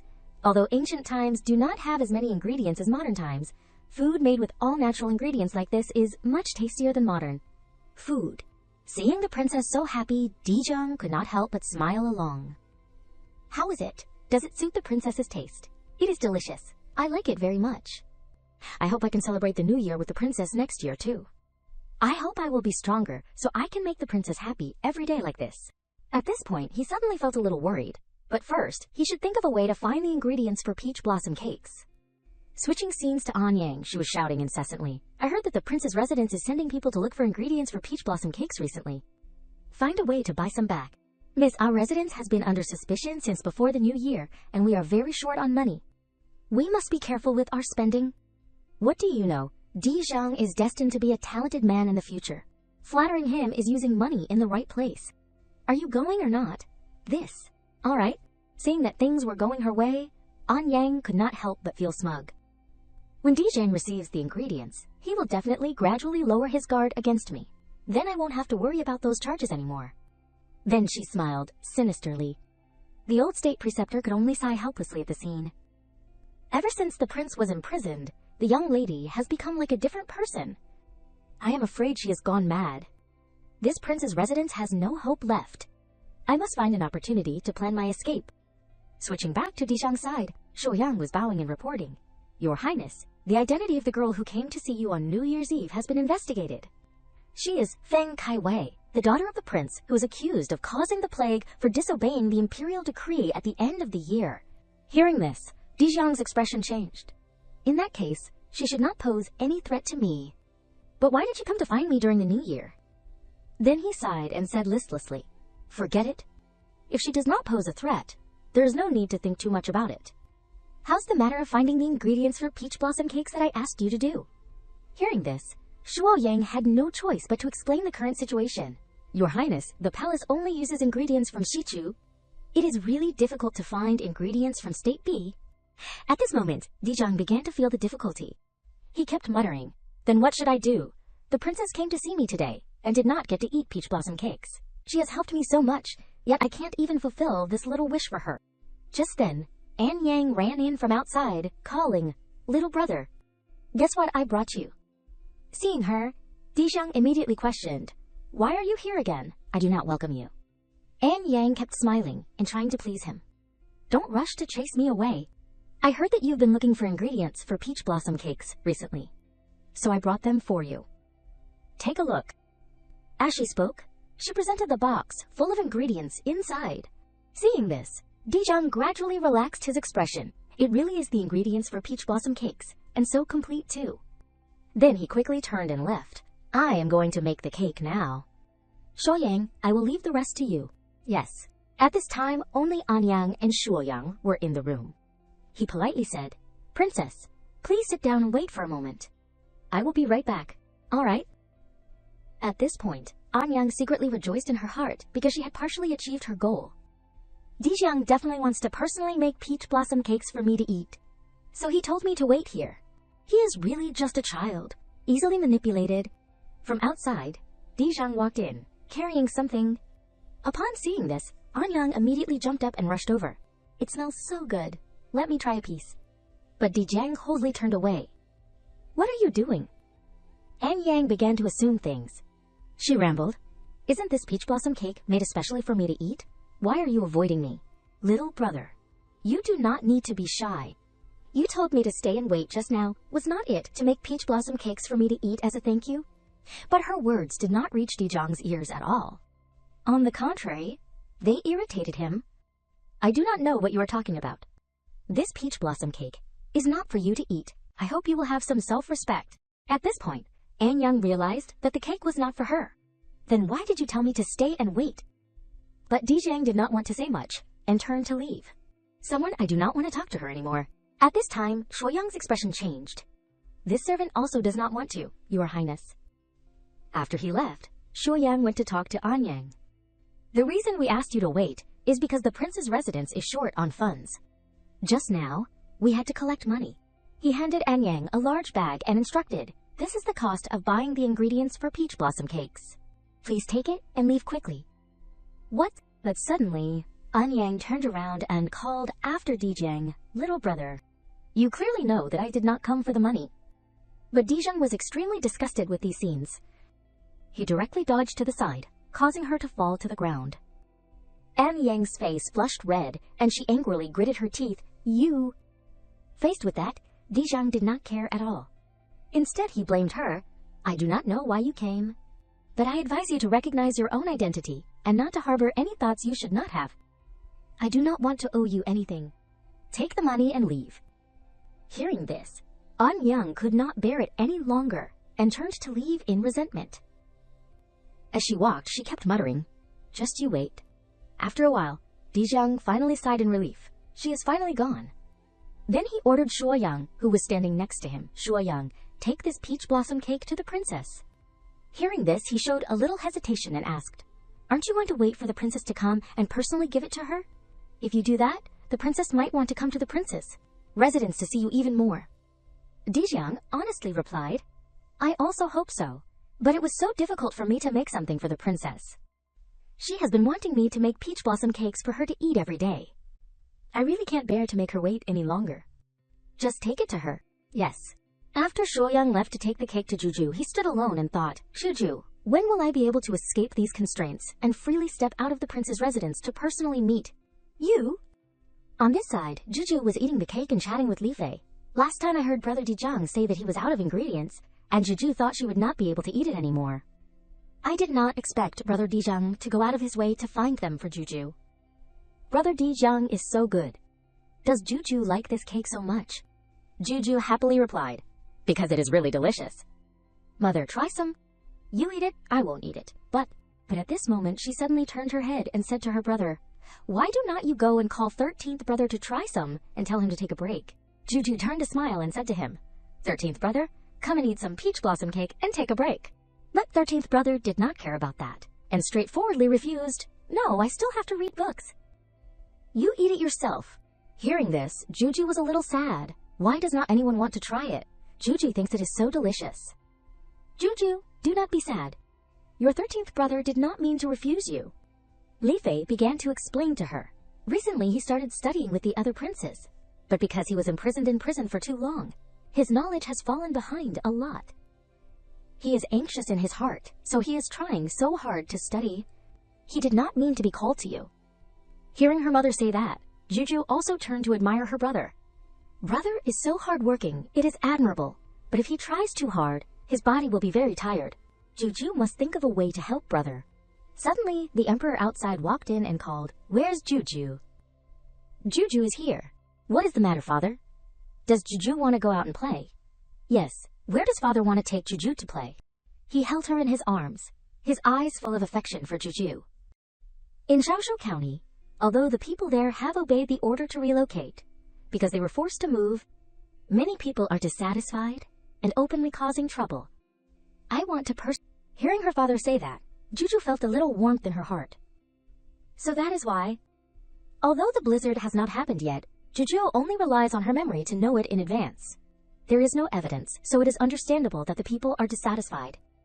She quickly replied with a bright expression, "To prevent any accidents, Juju should still go along." "Okay, then Juju will go with father." Hearing this, the emperor could not help but dote on her. "No wonder you are my darling daughter." You are so young, but you already know how to think and be responsible. But Judal suddenly pushed his face away. I will accept father's praise, but no kisses on the cheek. Then she looked at her brother and said, that is right. If we are traveling incognito, we will definitely learn a lot of things. It is also a good time for 13th brother to exercise more. He can't just stay cooped up in his room all the time. Father, can we bring 13th brother along? Hearing this, Xiaoning helplessly replied, I am afraid it is not appropriate. If I only take him out to train alone, when we return to the palace, he will easily become a target of attack for others. But for Juju, this was not difficult at all. That is simple. Wouldn't it be better if we called a few other brothers to go along? Juju has not talked to Crown Prince brother in a long time. Why do not we go together? Hearing what his beautiful daughter said, Xiaoning could not help but praise. Juju is so smart. If that is the case, then let us bring 10th Prince and 11th Prince along too. It is a rare opportunity to broaden their horizons as well. Then he said loudly, 13th, are you willing to go with us? Hearing this, 13th brother could not help but feel happy in his heart, and immediately stood up and replied, this son is willing. Thank you, father. Then he turned to secretly thank her. Thanks to Juju, I had this opportunity to study well. Juju is really the best younger sister in the world. Faced with the situation, she could not hide her joyful emotions. I am going to leave the palace with father and my brothers soon. Juju is so excited. Switching scenes to outside the capital, Juju looked at the beautiful scenery before her and shouted joyfully, the snow is so heavy, Juju has never seen such a heavy snowfall. But her father frowned and quickly grabbed her hand. It is too dangerous. We are almost there. I will play in the snow with you when we get there. Can you please sit still for a while now? Okay, then. Although the journey was a little boring, 13th brother was no longer just glued to his books and had become much more lively. It could be considered that this trip was not in vain. Looking at his little sister, 13th brother could not help but reveal a doting gaze. So Juju came here for me. The more he thought about it, the happier he felt. Juju is really my good sister. We have obviously been by Juju's side longer, but Juju has never worried about us like this. But suddenly, a voice rang out from the front. What blizzard? Let us go home. What is that sound? Are we there yet? Don't cause any more trouble. The village elder was trying his best to stop the reckless young men. The blizzard is coming. The evacuation is an imperial decree from the emperor. But suddenly one of them shouted, can the emperor even predict blizzards? I think you officials are trying to falsely pass on an imperial decree to seize our family's property. Let us go back now. Seeing the commotion in front, Emperor Xiaoning quickly peeked over to ask, what is going on, Your Majesty? As soon as the old man saw him, he explained, you have come at the right time. These people do not understand your good intentions, so they are causing trouble. Please come and explain to them. Xiaoning pondered. This is really difficult. If I use force to suppress them, it will only cause them to resist more fiercely, but I can't let them go back to their deaths. What should I do? But Joju thought differently. This is simple. We just need to appease everyone's emotions. Juju, what do you mean? Come here. She suddenly said loudly, everyone, come over here. Juju will help everyone solve the problem. Hearing this, the man replied, little girl, although you look very cute, our sweat and tears for generations are all in our homes. This matter is not negotiable. But to persuade everyone, Juju still happily explained to them, everyone, do not be anxious. Juju came here to help everyone solve this matter. All the people evacuated from Xiaoshu County will be issued a 500 taels silver note as a subsidy, as long as they cooperate with the officials. 500 taels per person. My house in the county is not even worth that much. Are you telling the truth? Of course it is true. Then everyone can rest assured and move down. Okay, of course it is okay. At this point, the man asked in doubt, wait, where did a child like you get so much money? Are you using fake silver notes to deceive us? Hearing him say that, the old man quickly corrected him. What are you saying? This is the 18th princess, who is most favored in the palace. She is not short of money at all. Why would she make fake silver notes to deceive you? What? Hearing the title of princess, he quickly bowed and apologized. Sorry, I did not know who you were. But Juju was very generous and smiled. It is okay. It is okay. If you did not know, you are not guilty. You are just doing it for everyone's benefit. Juju does not blame you. Faced with her generous heart, everyone around her could feel it. The 18th princess is not only beautiful and cute, but also kind and good-hearted. Having such a princess is really a blessing. For our Shichu. Thank you for your magnanimity. Suddenly, the emperor held her in his arms and said, Of course! Juju is my darling daughter. The brothers standing below also supported and shouted, Our younger sister is too awesome. Everyone at this time all bowed and wished, Your Majesty, long live. Princess, long live.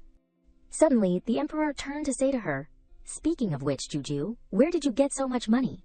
Hearing this, Juju's expression changed slightly. Oh no.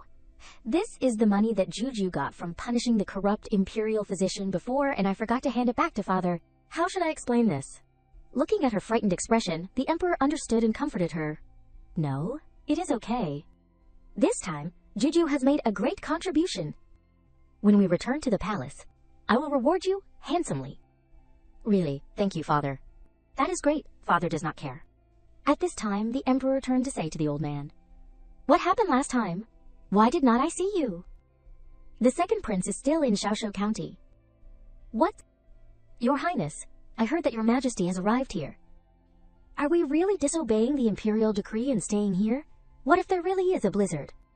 As soon as the second prince heard this, he frowned. What do you know?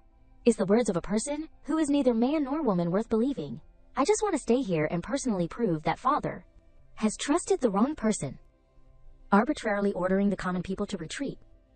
When the blizzard ends safely, father will know that the person worth trusting is me. Hearing this, the subordinate agreed with him. Your Highness is right. When the snow melts and we descend the mountain safely, the emperor will definitely look at you with different eyes. That is obvious. But it seems that the snow outside is getting thicker and thicker. What if there really is a blizzard? The second prince once again angrily shouted, I have already said, it is all just his nonsense. I do not believe that snow can bury me alive. Just wait and see, I will definitely survive, and then drag Fengzhu down to hell. Outside, the old man was reporting to the emperor. The second prince insisted on staying there because he wanted to prove that the blizzard was not serious. I really could not persuade him. As soon as Juju heard that he was here, she sighed in annoyance. This fake prince is really acting too much. Does he want to freeze to death, or what? And everything she thought was heard by the emperor. A fake prince. No wonder he is the only one in the palace who does not believe Juju and insists on staying in the disaster area. I was actually deceived to this extent. He began to think carefully, but there is no concrete evidence yet. His staying there is not necessarily a bad thing. Your Majesty, how about this servant lead people to forcefully bring the second prince back? Hearing the old man say that, he quickly replied, No need to pay attention to him anymore. First, take care of settling the people. Understood. Seeing the emperor's decisive action, Juju could not help but cheer. Father did the right thing. But then she thought differently. Those like the second prince should be left to suffer the consequences themselves. And once again the emperor heard this. He began to think, however, to avoid being criticized by the world, we should still send people to patrol. If the second prince is still alive, immediately escort him to the dungeon to eliminate future troubles. On the second prince's side, the subordinate kept looking out the door and said to him, Your Highness, the snow outside seems to be getting thicker and thicker. Why do not we retreat? But he was very stubborn and did not want to listen to anyone. What do you mean, retreat? The door outside is almost blocked by snow. He angrily slammed his hand against the wall. Damn it, why is it just like that brat said? Seeing this, the subordinate quickly stopped him. Your Highness, do not move anymore. This house can't withstand any impact now. But he said even more excessively, do I need you to remind me? Instead of stopping me, you should think of a way to survive. At this point, the second prince began to feel uneasy. Could it be that the blizzard is really real? Oh no, Your Highness. He was frightened. This house is about to collapse. Without much ado, a blizzard immediately struck. At this time, Juju was drowsily sleeping when she heard a voice. Reporting to Your Majesty, the second prince has met with disaster. Okay, I know. Hearing the whispering, she quickly sat up and asked, Father, what is the matter? You are awake. The emperor explained to her, It is just as well. I have good news to tell you. What good news? Last night, a severe blizzard occurred in Shaoshu County. Many houses were crushed by the snow, but all the people were evacuated yesterday, and they are all safe. Hearing this, Juju could not help but be happy. Really, that is great. He continued, Besides that news, there is another surprise waiting for you. What surprise? Then the palace maid, following the emperor's order, lifted the curtain. Outside, the people were all bowing their heads to show their respect. she quickly asked, "Who are they?" Hearing this, they happily said, "We have specially come to thank the princess. We heard from the emperor that it was thanks to the princess dreaming of the blizzard that he ordered the evacuation early. The princess is really a lucky star that heaven has bestowed upon Shichu." "That is right, that is right. With the princess here, we do not have to worry about Shichu not being peaceful." Hearing these words, she could not help but feel happy. "Before, I only felt that it was a good thing to have read novels and know the future, but now that I can personally witness myself saving so many people, Juju feels really happy." Then she joyfully shouted, "In the future, Juju also wants to continue to help everyone." Looking at his daughter like that, the emperor could not help but be happy. Juju is so young but already has such ambition. In the future, Shichu really has hope. If the blizzard has been resolved, there is still time. He said with a smile to her, "How about we stay here and visit for a few days as an incognito trip?"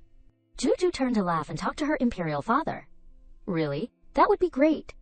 Suddenly, 13th brother also came over and said with a smile, "Before, this son went to inspect and discovered some very interesting places. Does Juju want to go with me?" While on the emperor's arm, she suddenly jumped over and hugged 13th brother. Yes, Juju has not played with Crown Prince brother in a long time. Juju wants to go. Seeing his daughter being snatched away, the emperor could not help but feel bitter in his heart. This stinky brat is really growing up. He dares to compete for favor with me. Switching scenes to another location, 13th brother was waving his hand and calling her, "Juju, come here quickly, see what I caught." As soon as Juju heard, she rushed over. Coming. It turned out that he had caught a very big and fat fish. The two happily joked with each other, "What a beautiful fish! This is a pine jade fish, a local specialty. It is not only beautiful, but also very delicious." 13th brother explained, "Pine jade fish. Then could this river be the Pine Jade River?" "That is right." "What is wrong with this river?" But suddenly, Juju's expression became sad. "This river is fine now, but in the book it is written that not long after the blizzard ends, this river will become a poisonous river." And both of her brothers heard her inner voice. Both of them could not help but be stunned. Poisonous river. At this time, she was still immersed in thought. Juju remembers that after the blizzard, the spies of State B took advantage of the chaos to poison the river. On one hand, they killed the fish in the river to raise the price of imported fish, and on the other hand, they made the water poisonous, affecting the health of the people of Shichu. But nothing has happened yet. How should I investigate and prevent it? Hearing this, the two senior brothers looked at each other and understood. Juju has done very well. Just leave the rest to us. He went over and said to her, "Juju, do not be nervous. Did you dream again, like the blizzard?" She suddenly became cheerful again, mouth smiling, saying, "That is right, there is another way." Then rambled on and on, said, Right.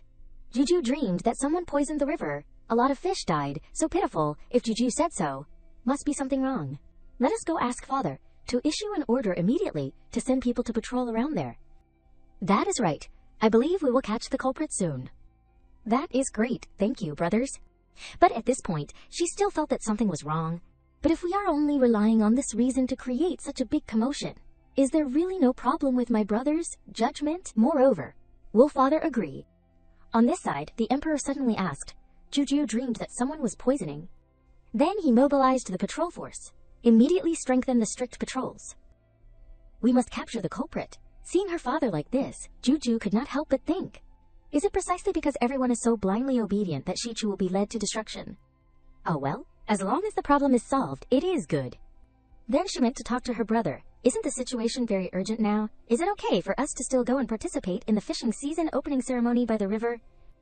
As soon as the Crown Prince heard this, he replied, This place is located upstream of the Pine Jade River, and there are many people gathered. It is the most suitable place to poison. It is also convenient for us to come here in disguise to investigate.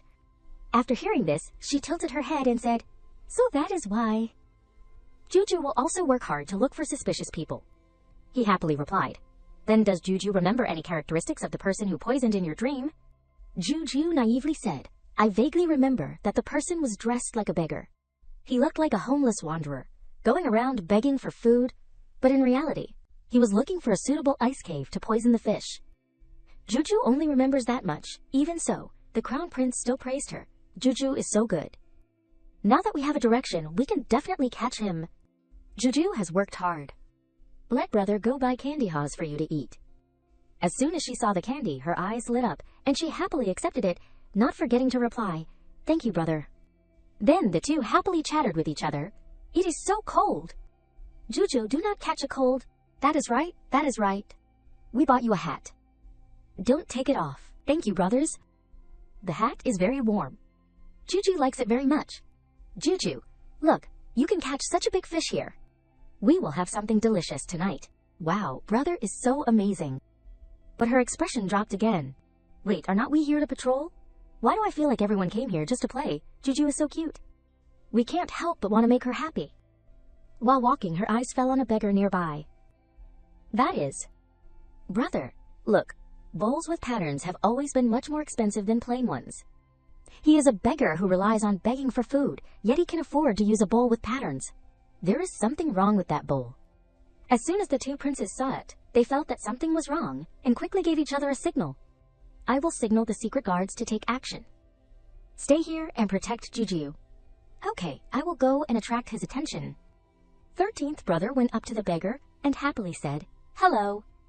I feel that the bowl in your hand is very special and want to spend money to buy it." As soon as he heard this, he angrily shouted, "No way! This bowl is very important to me. I won't sell it, no matter how much money you offer." 13th brother's expression became serious at this time. "Is that so? Too bad." With a snap of his fingers, soldiers rushed out from both sides and arrested the beggar. And 13th brother just stood there with his arms crossed and rolled his eyes. "Too bad. You still had a chance to live just now. Now can you talk?" "What is the pattern on that bowl?" the crown prince asked while holding the bowl in his hand. In this situation, he had no choice but to tell the truth. "It is painted with poisonous paint. A strangely dressed person gave me a sum of money and told me to find a large ice cave and throw the bowl into it. I am innocent." But suddenly, Juju's voice rang out, "You are lying. If you are really just someone who works for money, then why would he tell you that the bowl is poisoned? You are clearly in the same gang." Hearing this, 13th brother pointed at him and shouted, "You still dare to be stubborn at this point. Speak. Where are your accomplices?" The man was frightened and began to confess. "Of course I will tell you. My accomplices are right behind you." As soon as he finished speaking, a mysterious figure came up and grabbed Juju from behind. Juju slowly opened her eyes and softly cried out in pain. When she sat up, she glanced around at this place and felt strange. "Where is this?" She turned her face back, her eyes full of worry. Juju remembers that she seemed to have been kidnapped before she fainted, so this must be the kidnapper's lair. Judging from the style of the room, Juju is still in Shichu. However, Juju's mood is not too scared or worried, so there is nothing to worry about. Father and my brothers will definitely come to save Juju. Just at this moment, a tall figure suddenly appeared in front of her and lowered his voice. I did not expect the princess to be so young. That was none other than Munan, who with a calm expression continued the voice that he had been interrupting just now. Yet you can be so calm in the face of danger. Juju was very smart and immediately recognized, "You brought me here." "Why?" He put on a bright smile and introduced himself. "I am Munan. This time, I have an important matter that I want to ask of Her Highness the Princess. As long as you agree, I will let you go." A trace of worry flashed in her eyes, and a pensive look appeared in the depths of her eyes. Munan, a key member of the State B Trade Association in the book, it seems that he is the culprit behind the poisoning of the Pine Jade River. The more she thought about it, the more certain Juju became that his asking for help was definitely not a good thing. Munan was happy, keeping his smile more friendly than ever. "I hope you can help me." However, Juju straightforwardly refused. "I do not want to." His smile froze. "It is just a small matter." She quickly dismissed it, turning her back to the other party, and firmly said, "I do not want to hear, I do not want to hear, I do not want to hear." Munan was a little impatient. In an instant, his expression changed 180 degrees. "Princess, it is just a small matter. If you do not agree today, do not even think about leaving this place." Juju looked at the other party without blinking, thinking that constantly refusing would only make him more angry. Juju must think of a way to make him give up on his own. What should I do? Suddenly, an idea popped into her head. That is right. Meanwhile, Munan was still continuing his words. "I hope you—" When he was directly interrupted by Juju, "I heard that you are impotent." He seemed to have misheard, and a frozen look appeared on his face. Princess, what are you saying? I have a son." She crossed her arms and lowered her voice, replying, "Your son was born because you were afraid that people would know about your impotence, so you gave your wife to the housekeeper to borrow a seed from. You are truly impotent?" Mu-nan gritted his teeth. He could not bear it any longer, and pointed directly at her, stammering, You. This is clearly my biggest secret. I have always hidden it very well. How could a little girl know about it? Juju frowned and asked in suspicion, "Do you have anything else you want to say?" Juju does not mind saying a few more words. He turned away and immediately shouted back, No need. I can leave, but if you do not agree to help, do not even think about leaving this place. Mu-nan led his two subordinates to the door and quickly instructed, "You two listen carefully. Today, the little princess was just joking. If you dare to say it outside, do not blame me for being impolite." The two people waved their hands and stammered, We would not dare. While on this side, Juju sullenly stuck out her tongue and teased. She was also very optimistic, smiling and thinking, "If you do not let me go, then so be it. Anyway, as long as I stay here safely." Juju took out a bamboo tube from her body. Juju has a lot of methods. She struck a fire and went to the pile of firewood, piled together and lit it. Originally, the fire stick was used to bake fish. Fortunately, it had not been used up yet. In a second, the entire space of this warehouse was immersed in thick smoke, and the heat of the fire spread everywhere. Juju gently exhaled a breath as if to calm down. They are keeping Juju here for a reason, so they won't be willing to let Juju die easily. Next, Juju just needs to take advantage of the chaos to escape. Thinking this, she immediately shouted in a shrill voice, "Is there anyone here? Help! Fire!" One of the subordinates saw this and panicked, pointing inside, "Sir, look quickly." Mu-nan completely did not understand what was happening. Why is there a fire all of a sudden? He panicked and constantly urged people to put out the fire. "What are you still looking at? Quickly, put out the fire. Hurry up! If something happens to the little princess, the Emperor of State Chu will definitely not let us go." Meanwhile, Juju inside had taken advantage of the tense and chaotic situation. She had found a small hole in the hidden corner of the wall. Therefore, Juju immediately crawled through the small hole. It was just right for her to crawl through. Sure enough, the opportunity had come. Juju crawled out, escaping from that room, and her heart was full of joy.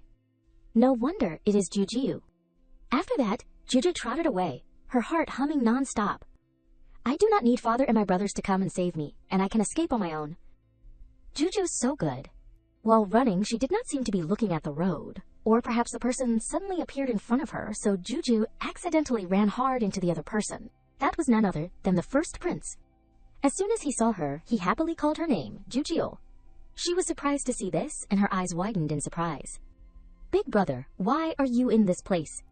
The first prince gently sat down, put his arms around Juju's small shoulders, and gently replied, "Of course it is. Because the news of you being kidnapped spread to the capital. So I rushed over to find you. Are you okay?" She naively shook her head. "Juju is okay." Juju ran out on her own. He laughed, and his cheeks flushed red. "It is good that you are okay. Our Juju is so good, so good." Just at this moment, a familiar voice rang out. "Juju?" That was none other than Zhao Ning, and Cheng-an came over. She recognized them. "Father, Crown Prince brother." Zhao Ning seemed to notice something, and a serious look flashed across his face. Immediately he drew his sword and pointed it straight at the first prince's neck, while at the same time reminding her, "Juju, stay away from him." Juju was sober and smart enough to recognize this anomaly. Therefore she immediately asked back in seriousness, "Father, Crown Prince brother, is not this big brother? Why do I have to stay away from him?" Cheng-an on the side was more calm, gently questioning, "Just now in the market, you were kidnapped in the blink of an eye, and now you are with the imperial brother. Could it be that he kidnapped you?" Those words pierced straight into the first prince's heart. He went to Zhao Ning and quickly explained, "What kind of argument is this? Don't you all believe me that much? Is it impossible that I saved Juju back here?" He crossed his arms, his face not believing anything at all. "I do not think you are smart enough to find Juju before us." Cheng-an, standing next to him, also nodded in agreement. "That is right." The first prince seemed to fall into despair, turning to look at Juju, who was standing there, stroking her chin intently.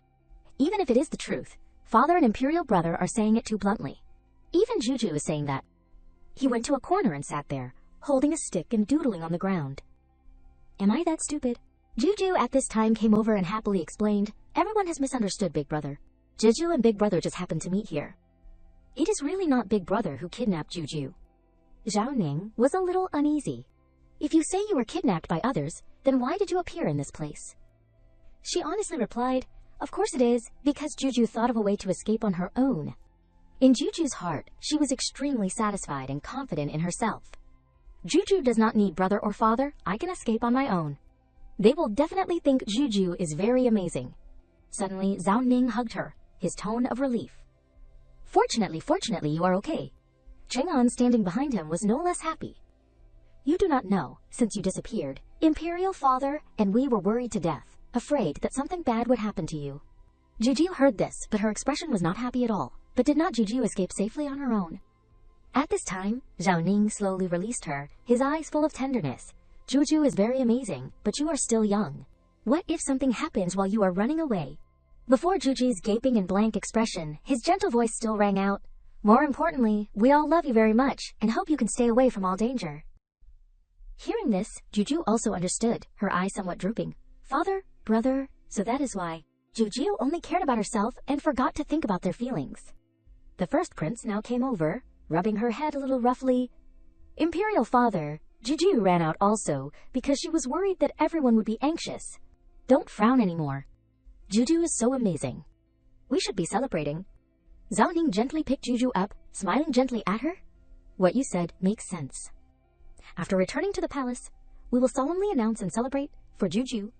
She was overjoyed when she heard this, and replied to her father's embrace, "That is great." Chang'an was slightly stunned and pondered, blurting out, "But first, we must find the person who kidnapped Juju." She immediately raised her hand and confidently presented, "Juju has clues. Juju has seen them. They are dressed in the style of State B. They must be merchants from State B. Among them, there is a ringleader named Munan." Zhao Ning was even more proud of his little daughter. Juju not only escaped on her own, but also brought back important clues. "Juju's so good." Chang'an also nodded in agreement with that opinion. "Imperial Father is right. If that is the case, then we just need to check from the entry records. It will be very easy to find them. This son will immediately send people to investigate." He turned away, his mouth curled up to create a smug smile. "Whoever dares to touch Juju, I will definitely make them regret it for the rest of their lives." Zhao Ning also continued, "Not only them, but their descendants will also be banned from entering the country forever." The first prince, who was stroking the little girl's head, also nodded. Seeing this situation, Juju also recognized in her heart, if father and the brothers want to protect Juju, the next time when discussing such dark matters, remember to cover Juju's ears first. Juju has heard everything, but Juju is just pretending not to know. Under the cool breeze gently whistling past, each firm voice just kept ringing out. "We have decided, so let us quickly return to the palace. Juju needs to rest. Imperial Father is right." As for Juju, she trotted away. "Big Brother, your residence is too big." Juju also wants to have her own residence. The first prince laughed. "You will have it." However, Juju now had a small question. "But did not we just say we were going to return to the palace? Why did Big Brother bring Juju back to the residence first?" He pointed to himself, appearing no less confident. "Imperial Father and the Crown Prince are busy catching criminals. Of course, it is safest to hand you over to someone with high martial arts skills. Like me." She heard this and also nodded in agreement. "That is right. Just talking about martial arts, Big Brother has made so many contributions. Of course, you are the most amazing." Juju is very relieved, while the first prince on this side smiled, feeling very at ease in his heart. "Fortunately, I have always been diligent in practicing." At this time, he suddenly remembered something and said, "That is right, Juju." After a pause, the first prince gently continued, "I heard that since the day you returned to the Li residence, your aunt's body has not only recovered, but her difficult-to-conceive disease has also improved, and she is now pregnant. Is it because of the blessing from you?" Juju turned her face to look, and suddenly smiled as brightly as a flower blooming in spring. "Just consider it that way. Aunt recovered thanks to Juju's prescription and then became pregnant." After that, she sank into her pile of messy thoughts. "Speaking of which, I was only concerned about saving people at that time, and forgot to tell them to be careful when picking up the medicine to avoid revealing the prescription. I will have to find an opportunity to ask again later." While the first prince on this side cheerfully continued to ask, "Does Juju have a fertility-aiding prescription?" Can you give me a prescription? Juju seemed to have misunderstood his meaning, asking back with suspicion, Big Brother wants to have a fertility. Aiding medicine, could it be that you also want to be pregnant? The first prince quickly waved his hands violently. No, that is not it. You have misunderstood. She clapped her hands, making an oh sound as if she was very surprised. Juju saw through it, so she asked directly, so it is for the girl that Big Brother likes, right? This question hit his heart, and he refused. No, it is not. The first prince slightly avoided her gaze, his cheeks flushed red like a tomato. Not right, it can also be considered that way. It was indeed related to the person he had been secretly in love with. For many years, Xiao Jingwen. It is a pity that her family rejected my marriage proposal, marrying her to someone else. If I mention it now, I am afraid it will make her carry a reputation for not keeping her integrity. As he spoke, his eyes slightly drooped. She has been married for 3 years, and still has not had a child, suffering enough neglect in her husband's house. I just want to help her a little. Hearing her brother tell her like this, Juju slightly widened her eyes and thought back, Xiao Jingwen, is not that originally the fated relationship of Big Brother? She is also wholeheartedly devoted to him, but it is a pity that her family's official position is small, and they were worried that she would have to endure grievances, so they married her to someone else. It is a pity that the person she married was not a good husband. After marriage, she suffered a lot, and after Big Brother died in battle, she also followed him because of grief. But now that there is Juji, I will definitely find a way to change that tragedy.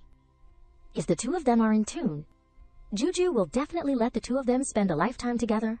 Therefore, Juju excitedly urged her brother, Big Brother, how about we go visit Sister Xiao? This made the first prince surprised. But afterwards he was embarrassed, directly waving his hands to refuse. The first prince turned away, and also sighed helplessly. I know what you are thinking, but she has already started a family. My going will only cause her more trouble. Juju lightly crossed her arms, her heart full of annoyance. What trouble I do not know, it is just that Big Brother does not know. Sister Xiao does not want to consummate the marriage with her husband, so she does not have children. Her maternal family again does not have a position. After marrying, she is beaten and scolded by her husband every day. But Juju can't directly tell these things to Big Brother, so how should I persuade him? The first prince's eyebrows furrowed drastically, thoughts of sorrow appearing in his head. I originally thought it was only because she could not have children that she had to endure the cold gazes from her husband's family, who knew that that beast would even dare to hit her. A moment later, he carefully coughed a few times to regain his composure. I suddenly feel that, as a prince, going to visit and experience the people's conditions is not anything wrong. Juju recognized this and happily called out, Then what are we waiting for? Let us set off quickly. But in her heart she was still feeling a little unsure. Why did Big Brother suddenly become so clear-headed? Oh well, as long as he is willing to go, it is good. A moment later, at a wooden house with closed doors, for some reason, there was some kind of conflict inside the room, and Xiao Jingwen was constantly being whipped by someone. The other person, with one hand on his hip, was arrogant, pointing the whip straight at her. Xiao Jingwen, if you still do not say that you hate the first prince, resent the first prince, then the next whip I will lash straight at you. Xiao Jingwen resolutely kept silent, her eyebrows furrowed, still not opening her mouth even a bit, which made the other person even more angry. You still won't talk, right? The person lashing at her was Li Jiawei. He was annoyed, continuing to raise his hand. So what if you like him? Have not your parents already brought you to my house to marry me off? If you do not say it, then I will hit you until you say it. Just at this moment, a loud voice rang out, Stop it. At the same time, something was thrown into Li Jiawei's hand, causing him to yell in pain. Who dares to touch me? Juju immediately appeared, her hands crossed in front of her chest. Followed behind her was the first prince, who was now hiding his face. It is this princess's guards. Do you have any opinions? When she looked over at her brother, in her heart arose a feeling of helplessness hard to express. Juju just thought Big Brother had become clear-headed, who knew he was still embarrassed and did not dare to personally go see Sister Xiao, still having to borrow the name of a guard to come. Really not like anything at all. Finished, Juju again concentrated on the situation in front of her. But since Juju has come here, naturally I must rescue Sister Xiao from the boiling water and blazing fire. Li Jiawei recognized her, quickly walked over and cautiously performed a salute. So it is the little princess. Why has you condescended to my Li's mansion like this? Juju, hands on her hips. This princess dropped her kite, so I came to find it. I did not expect to bump into you, bullying a woman. He was scared, and tremblingly replied, This is just a misunderstanding. She did not believe it, and immediately pointed her hands straight at Li Jiawei. This princess saw it with my own eyes, and you dare to say I misunderstood. The crime is even heavier. He was frightened, kneeling down on the ground, his head lowered, so shocked that his voice even trembled. No, it was this official who misspoke. This official begs for punishment. Princess, spare me. Princess, spare me. Juju, seeing this, sighed helplessly. All right, no need to kowtow anymore. Li Jiawei quietly looked up. This official understands. The princess wants to find a kite. Right. This official will order people to help you find it. You should rest first. Therefore, he called 2 maids over, giving a majestic order. Where are the people? Quickly come and serve the princess. She glanced at the 2 maids, sighing. Looking at the clothes of these people, they do not look like servants. Li Jiawei smiled awkwardly, honestly replying, They are this official's concubines, princess. You may order them at will. Witnessing this scene, the first prince's face darkened. When he welcomed her, this Li Jiawei still swore that he would not take concubines. How long has it been? And he has broken his promise. Juju felt dissatisfied, so she straightforwardly said, Not only that, but she also pointed her hand directly at Xiao Jingwen. This princess does not like these concubines. I only like that sister. This princess wants her to serve me. This made her slightly stunned. Princess. In order to help Xiao Jingwen, she had to think of this way. Since things had come to this point, she should first think of a way to help Xiao's sister escape the sea of suffering. Li Jiawei was a little embarrassed. Princess, her status is low. Or else. Juju gave him a sharp look. What? Do you have an opinion on this princess's decision? Li Jiawei was frightened, tremblingly replying, I would not dare. I would not dare. Speaking, she then grabbed Xiao Jingwen's hand and pulled her away. Then do not nag anymore. This princess wants to play privately with her. You guys go find the kite, do not follow. Xiao Jingwen, being held by the hand, felt a little unhappy in her heart, so she presented, Princess, I am just an ordinary woman. I am afraid it will be difficult to make you happy. It would be better to let them play with you.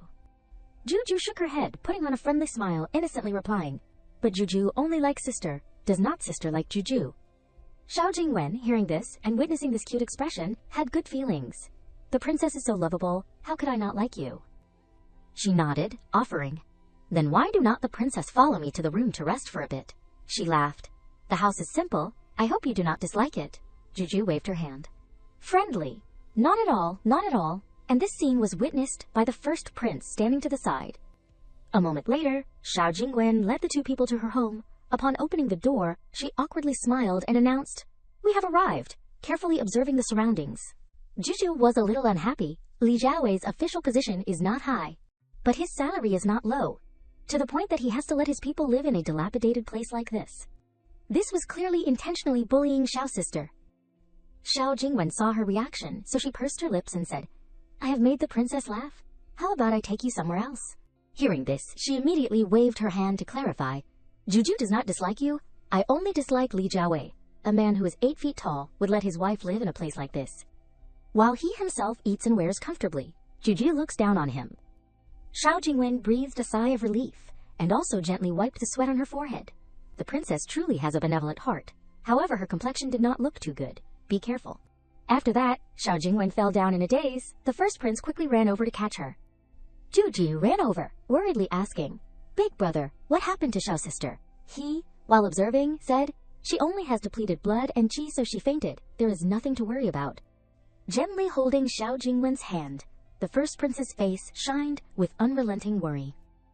His voice was constantly blaming himself.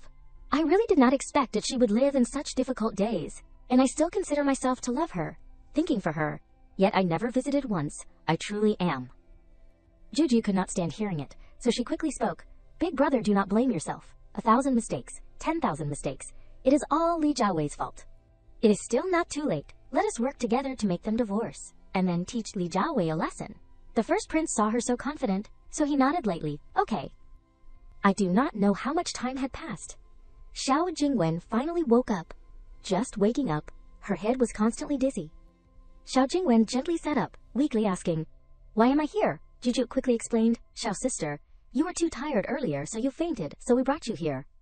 The first prince at this time had taken off his mask, concernedly asking, How are you? Do you feel okay? She heard the voice and found it familiar. Looking up, she was a little surprised. First prince. Xiao Jingwen abruptly stood up, intending to perform a salute. Why are you here, this commoner? However, she was caught by him. Your body is weak. There is no need to perform a salute. Juju immediately explained to her. It is because Big Brother remembered that you were already married. worried about affecting your reputation. That is why he borrowed Juju's name to come here. She also suddenly understood, immediately breaking out into a gentle smile. So that is it. Thank you to the two highnesses for your concern. I am fine. Looking at Xiao Jingwen, trying to appear. Okay. In the first prince's heart arose unrelenting compassion. She probably does not want me to worry, but now she is so suffering. What must I do to make her open her heart so I can help? Juju saw the situation was too strained. As if reading his thoughts, she bluntly said, Xiao sister, do not try to endure anymore. This time Juju and Big Brother came to help you. This made the first prince startled. Can you be so direct? Xiao Jingwen nodded gently. I understand. You all came here today for me. She happily continued. If Xiao sister already knows, why not take this opportunity to divorce him, leave this place? She laughed lightly. In the depths of her eyes appeared a sad light. I also once thought of divorcing, but he will only agree to be divorced if it is being divorced. Then it will affect the marriage of the younger sisters in my maternal family, so I can only endure. Juju was still very optimistic, confidently said, this is easy to talk about. If Xiao sister truly wants to divorce, Juju will help you. I guarantee success. Xiao Jingwen was shocked. Really? She became more and more interested. Of course it is real, you just need to agree with Juju on one condition. Only after the divorce is Xiao sister willing to marry Big Brother. The first prince standing to the side reddened, coughing a few times. Xiao Jingwen sighed once again, her tone melancholy. The princess is smart and also kind. I roughly guess that you want me to marry His Highness the First Prince, right? But this is not a matter that I can agree to immediately. This made Juju a little curious. Why? Her thoughts appeared, looking over, were all known by the first prince. Xiao sister is both smart and brave. Looking closely, I am even a little unworthy of her. Xiao Jingwen at this time carefully recounted everything about her family as well as her difficulties. It is my parents, my family is just a small official. My parents worry that our statuses are too different. If I marry into the imperial family, I will be suppressed by others and unable to resist. Even if I divorce, they will not allow me to marry the first prince. She listened and also understood, her round eyes full of innocence. So that is why, saying it like this means that in your heart you still want to marry my big brother, right? The first prince reddened like a tomato, quickly correcting, Juju, what are you saying? Xiao Jingwen was no less awkward princess. Juju saw through worldly affairs, so she did not feel embarrassed to say it directly. You two do not need to explain. Juju understands. Who knew? Her big brother was so old, and he and Xiao's sister were so naive in love. Speaking, she also confidently turned back. You two be at ease. This matter can't make Juju difficult. As long as you two are in tune, then nothing is impossible. Juju pulled at the sleeve of her brother. This matter can't be delayed anymore. And then she just grabbed the clothing of the first prince and ran off. Let us immediately set out to the Xiao mansion to persuade the two parents. The first prince was stunned. So fast. She turned back, naively replying, of course. Matters of love should be resolved early. It can't be delayed. If you miss the person you love, then you will regret it for life. Juju looked at his complexion, knowing clearly the tragic ending of that love. After all, in the book, Big Brother was also because he hesitated again and again, that in the end the two brought regret to death. Now that Juju had arrived, naturally she could not let that matter happen. The first prince recognized it, nodding in agreement, and turning towards Xiao Jingwen. Juju is right, retreating won't change us into perfection. Therefore he mustered all his courage, gently holding her two hands. Jingwen, I want to ask you one more time. The first prince's gaze never left her. Are you willing to wait for me to come pick you up? Xiao Jingwen smiled movingly. I will wait for you. He turned away, nodding. Okay, then wait for my good news. Outside, the morning sun shined upon a brand new wooden building. Juju, along with the first prince, stood before this place, however. In his heart there were still many things unclear, being swept away by Juju's atmosphere. In a moment of impulsiveness I came here, but thinking it through, I came to propose like this. Moreover, I am proposing to someone who has already married someone else. It is truly too absurd. The first prince smiled awkwardly and said, Juju, or else let us prepare first. I have come to propose empty-handed like this. I am afraid it is not good. Juju shook her head drastically, resolving not to agree. The two seniors in the Xiao family have said that they do not agree with this marriage, so even if we brought the entire imperial palace, it would be useless. At this time, Big Brother absolutely must not retreat. Just at this time, someone appeared and called his name First Prince, causing the two of them to reflexively notice. It was Jingwen's father and mother, appearing and acting like they did not have good intentions. Our Jingwen is already married. What do you want to do coming here again today? Looking at that uncomfortable man, both of these siblings had to be wary.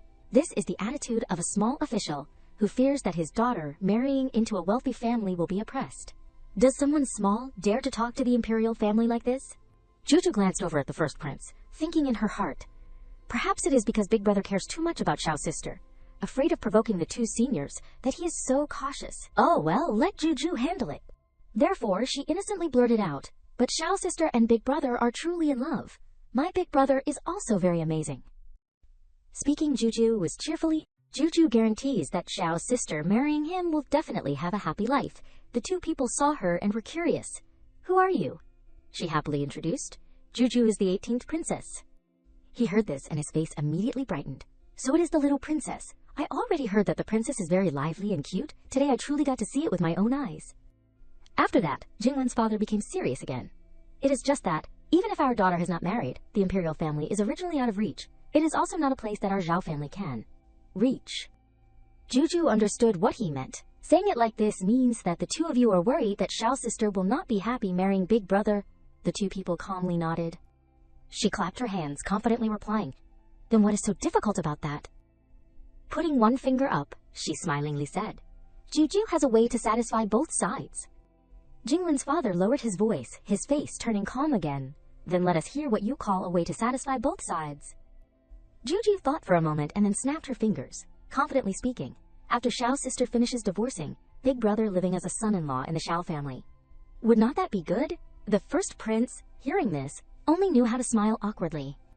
He wanted to say something but stuttered.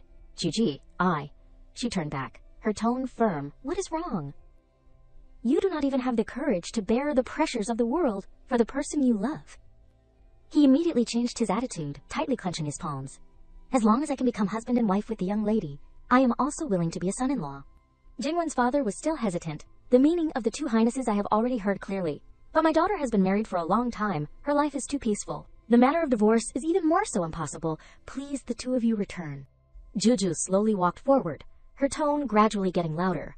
Saying it like this, only after Xiao's sister divorces will you all agree to the two of them marrying, right? He slowly nodded. That is right. If the first prince is sincere in being willing to be a son-in-law, we naturally will agree to give our daughter. Only after our daughter divorces will we agree to this marriage. But you absolutely cannot use an imperial edict to force them to divorce. Otherwise, we will also not approve. The first prince, with his cheeks red, smilingly said, like flowers blooming in spring, No problem. As long as you all agree to the marriage, these matters will not become obstacles. In his heart, he flourished like a flower. Although I do not know how to do it, Juju will definitely have a way. The first prince turned over, now cheerful. So great. To have Juju working as a matchmaker, I truly am lucky for 3 lifetimes. She still kept her head cool. All right, Big Brother. Do not be so embarrassing. We still have to go help Xiao's sister leave that scumbag. Suddenly, the first prince gently put his arm around her. This matter should not be delayed. He gently picked Juju up onto his shoulder and ran off. Let us go right now, Juju frightenedly yelled. Hey, slow down. Returning to Jingwen's room, she, after hearing everything, was cheerfully. They truly agreed. Juju nodded repeatedly. Agreed. Next you only need to have you and Li Jiawei divorce, then you can be by Big Brother's side. Xiao Jingwen became sad again, but he has told me many times that he will not divorce. I truly do not know what to do. The first prince, gentle, spoke. Don't worry, there is still Juju here. She will definitely have a way. Juju, you will definitely help Big Brother, right? She confidently crossed her arms, her voice firm, of course. Finished, Juju also beckoned her hand. So sister, come over here, Juju has something to say with you. After that, she whispered into Xiao Jingwen's ear. He sees the favored princess like Juju likes you so much, tonight he will definitely try to gain your favor, until that time. After hearing this plan, she nodded as if she understood. Okay, I will listen to the princess. In the evening, just as expected, the voice of Li Jiawei rang out just as he stepped into the room. Jingwen ah. He walked in, also carrying a tray. It has been a long time since we were intimate. Today your husband intentionally ordered the kitchen to make some dishes for you. Xiao Jingwen saw this, and in her heart she foresaw it. Truly the little princess spoke correctly. Next, I just need to follow what the princess said. I hope everything can go smoothly. She calmly, gently requested, Since you put in the effort, then eat with me. Li Jiawei smiled awkwardly, agreeing. Okay. The corners of his lips slightly curved up, forming a smug smile. I still thought you would not agree. Turns out you are obedient and will let me hold you in my hands. When arranging the food on the table, Li Jiawei picked up a dish for Juju. "Princess, try this dish. This is the specialty of our chef." She glimmered with some interest. "It does not look too bad. Let this princess try it." His actions were too much in agreement with what he wanted, so great earlier, with such momentum. I thought the princess had a prejudice towards me. Now it seems like I was too worried.